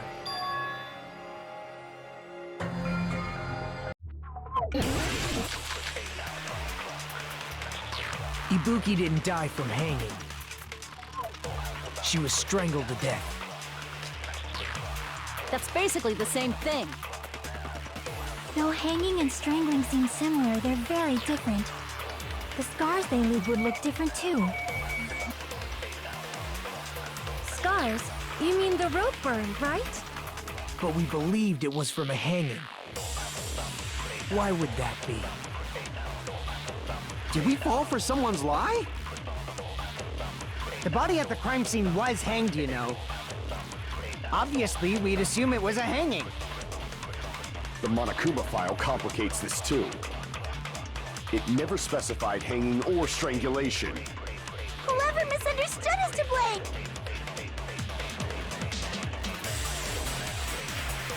Ibuki didn't die, she was strangled. That's basically the still hanging and the scars they leave. Scars? You mean... But we believed it was from a... Why would that be? Did we fall for someone's lie? That must be it!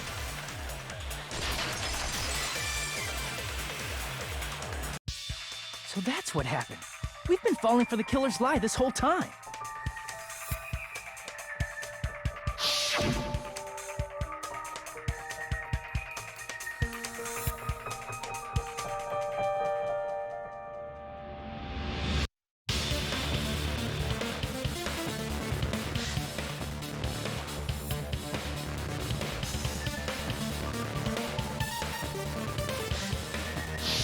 You said Ibuki hanged herself, but that was a complete lie, wasn't it, Mikan?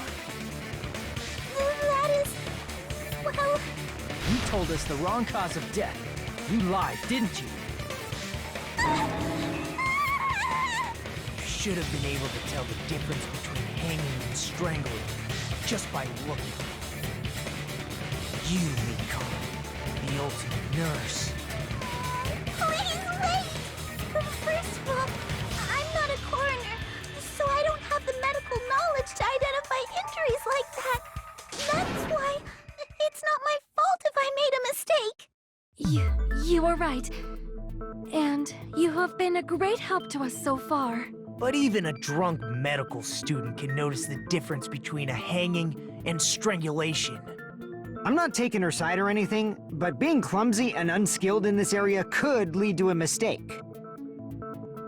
He's totally right. I'm such a clumsy mess, and I got so careless. Mikan nursed me till I got better. There's no way I'm gonna doubt her. Don't you think her devotion to nursing is what helped her draw Ibuki to her death? Huh? And if not, her symptoms were still very serious and caused her to believe what anybody told her. It wouldn't surprise me if she willingly followed Mikan because she was nursing her. So Mikan volunteered to nurse us? Because she was planning to do this all along? That's a little... Aren't you like the thief who suspects everyone else of being thieves? I'm not a criminal. Mikan is. I mean, she's a killer, you know. You've got it all wrong. Please forgive me. I'm sorry, but there's no way I can forgive you. I just can't forgive this crime at all. Forgiveness or not, we still have not decided if Mikan is the killer. I see. You guys are kind. Well, if that's the choice everyone makes, The only thing I can do is back off, I guess. But is that really okay? Is that everyone's hope? You're friggin' annoying! If you keep talking, I'm seriously gonna beat you up! But I'm really not the killer. There's no way I'm capable of killing someone. Is that really true? Stop it already! That's enough! I can't stop. I don't want to do this either. Of course I don't want to do this. But I need to do this. You doubt your friends? That's not it. I suspect them because I want to believe them. What the hell does that mean? I don't think belief and doubt are necessarily opposites. Huh? I do doubt her, but I still want to believe her. Belief lies at the heart of that conflict. 'Cause if there's no room for doubt, then there's no reason to believe, is there? Don't say deep stuff. I don't really get it. If you want to believe in someone, you need to overcome doubt first. Belief without doubt is simply a lie. Fine. Do whatever you want. I won't stop you anymore. Huh? Is that all you can say? Ah, so in the end, you're all just a bunch of bullies, huh? Justifying your actions with fancy words. Making excuses for why it's not really your fault. Everyone always treats me like that. Always. It's all her fault. She's the one with the problem. I'm done with that. You hear me? I'm done! Hey, Mikan! It's not fair. It's not fair. Not fair. Not fair. Not fair. Not fair. Not fair. Not fair. Not fair. Not fair. Not fair. Why won't you forgive me? If you did something, you'd forgive yourself right away. What did I do? Why won't anybody forgive me? Is acting like this your strategy now? This is annoying. Plus, to be honest, I've run out of ideas. How can we get you to admit it? That's the issue. If we don't have any clues, why don't we have her give us some? I'm the same as Hajime. I don't want to doubt any of my friends, but still, the truth is one of us murdered two of our friends. That's why we gotta stick with this until the very end, so we can finally break these chains of despair. Hey, Mikan, can I ask you one last thing? If you're not the killer, then who fabricated that video Hajime watched? Like I said, it obviously wasn't me. Can you prove it? Prove it? Wait. Do you have any proof that I'm the one who fabricated that video? That's right! Show me your proof! Because you're just assuming the video was filmed at the conference room. Treating me like a killer based on an assumption. Just because I was at the hospital. That's totally crazy! I didn't do anything wrong! Why does everybody always hate me? Please, just forgive me already! Is this broad really okay? She's emotionally unstable. I'm not the killer! I never filmed that video! It seems she finally started arguing for us. But the only one who can find the hole in her argument is you, Hajime. So, I'm going to leave this to you once again.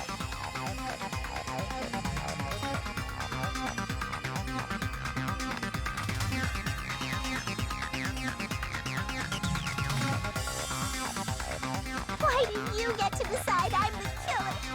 Where's your proof? Please, forgive me already!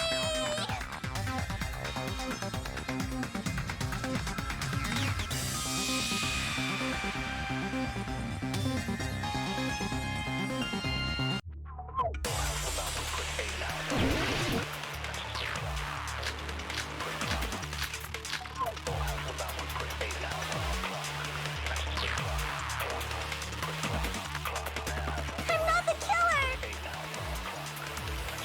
We can't think of anybody else other than you who could have filmed that video. Huh? Do you have any proof? Is the hemp bag on her head the proof? Is the hospital gown she was wearing suspicious? Or could it be the hospital slippers she had on? Ibuki and Mikan clearly have different body types. Is that really your proof? You could tell her body type under the hospital gown? Just from that video? Just from that camera angle? Just from that dim candlelight? There's no way you'd be able to make out her body type! So please forgive me already! Hajime, pay close attention and listen well. You're the only one who can point out the killer's mistake.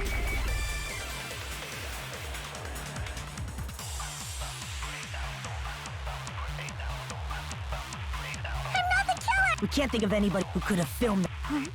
Is the hemp bag on her head is the hospital gown she was wearing? Or could it be the hospital slippers? Ibuki and Mikan Is that really your proof? You could tell her body type under the just from that video? Just from that camera angle? I'll shoot through that contradiction. Mikan, you've committed a major mistake. Mistake? As I said before many times, I'm the only one who saw that video. What's wrong with that?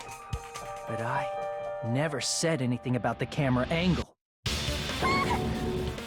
So how can you say anything about the camera angle as if you saw that video yourself?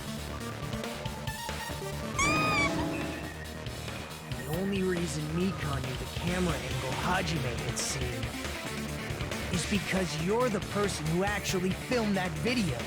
Is that right? This is your just reward. The more desperately you argue, the deeper you dig yourself into a hole. You lied, didn't you? Are you serious? Is it true, Mikan? Did you kill Hiyoko and Ibuki? Forgive me! Huh? Huh? Huh? Huh? Huh? Huh? Huh? Huh? Huh? Huh? I was wrong. Wrong. No, that's not it at all. That's not it? I mean, it's impossible. You know that hemp bag Ibuki was wearing when she died? Try remembering the tote bag instead. Ding! I totally remember now. What the heck's wrong with her? She's getting weirder by the minute. That tote bag. Isn't it the same one that girl was wearing in the video? How do you know so much about that video? Who cares about that?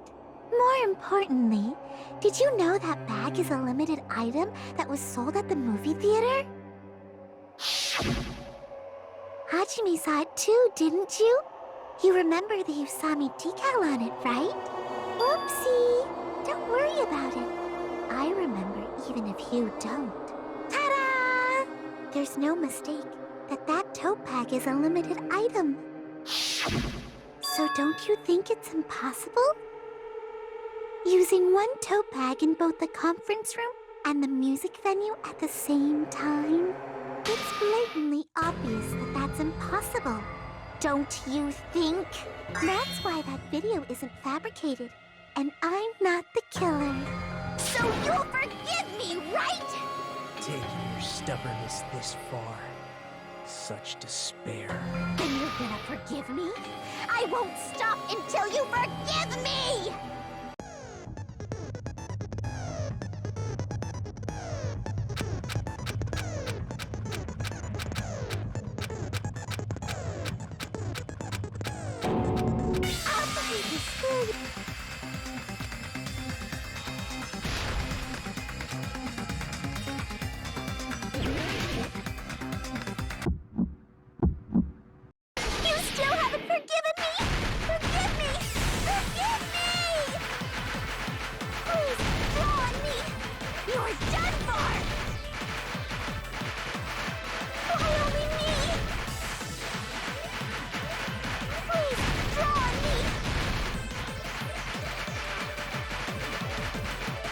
Can you forgive me already?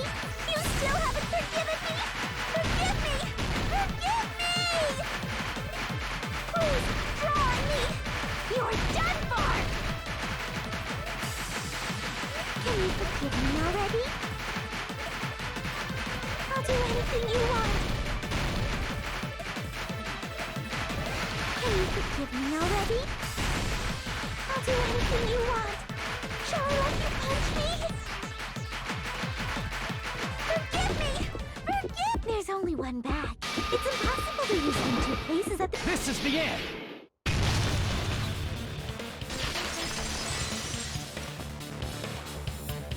Monokuma mentioned this earlier.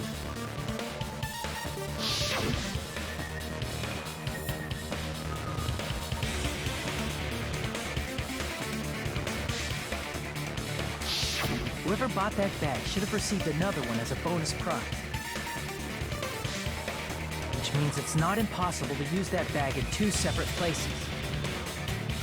So please, just stop making desperate excuses. Why? Why can't you forgive me? Why? It seems the desperate struggle is finally coming to an end. Why does everybody always hate me? You should just forgive me already! Nikon, it's already over. After I go over your crime from the beginning and show that you have no arguments left. Please, just admit it already. In the end, at least let me believe in you.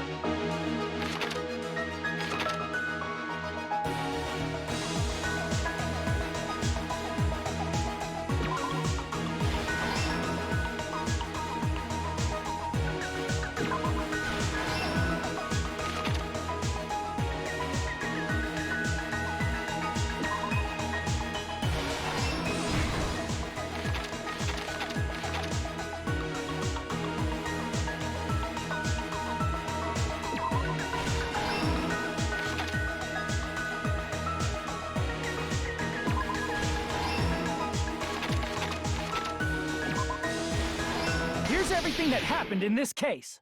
The key to this incident is the surveillance camera video that only I saw. That's why I'm going to start with that to unravel the knots of this crime. When I went to the hospital with Nikon this morning, I noticed a specific thing in the lobby. The incoming signal light on the surveillance monitor was blinking ahead of the scheduled time. When I switched on the monitor, what appeared on screen was a person wearing a hospital gown and a bag on their head about to hang themselves right at that moment. That surveillance camera unit was designed for two-way communication with the hospital and the music venue. That's why I thought the signal originated from the music venue, so I immediately headed over there. But that was the killer's trap. In truth, that video was recorded in a different place. The killer brought the music venue camera the night before and made their preparations in advance. Then, they filmed that video in the hospital conference room. By doing so, they tried to make me think the incident was happening in real time, when in fact, the crime had already been committed by them. The person in the footage wearing the bag was actually the killer acting as a fake. I didn't know that, so I went to the music venue and found the hanged body wearing a bag on its head. Seeing the body before me, I panicked and rushed out of there to get the rest of you guys. But that was also part of the killer's trap. After cleaning the conference room, the killer was likely watching the music venue from outside, and as if they were switching places with me, they went inside the music venue and began working on their last trick. First, the killer peeled off the wallpaper covering one of the stage pillars, revealing Hyoko's body. When I first arrived and saw the hanged body, I didn't notice anything strange about that pillar. I didn't expect it to be slightly larger from the wallpaper, or have Hyoko's body hidden inside. Next, the killer destroyed the surveillance camera that was used in the conference room. After destroying it, they mixed it with what was left of the surveillance monitor found at the crime scene. The surveillance camera the killer used was originally brought from the music venue, but when they brought it, they made sure to destroy its monitor beforehand. They wanted to hide the fact that the camera wasn't at the crime scene. In the end, The killer transformed the crime scene into a closed room. They broke one of the drumsticks from the storage room and placed it near the music venue's entrance. However, they did this to mislead us into believing that the music venue was locked from the inside. In actuality, the reason the music venue became a closed room was because of the glue. The killer sealed the door with glue and intentionally created a closed room that could be forced open.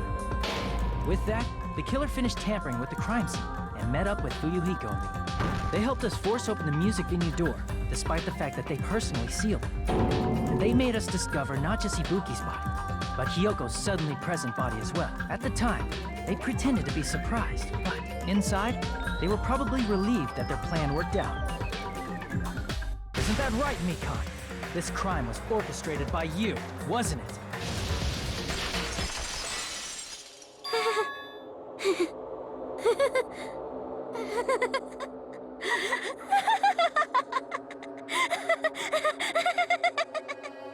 Whoa!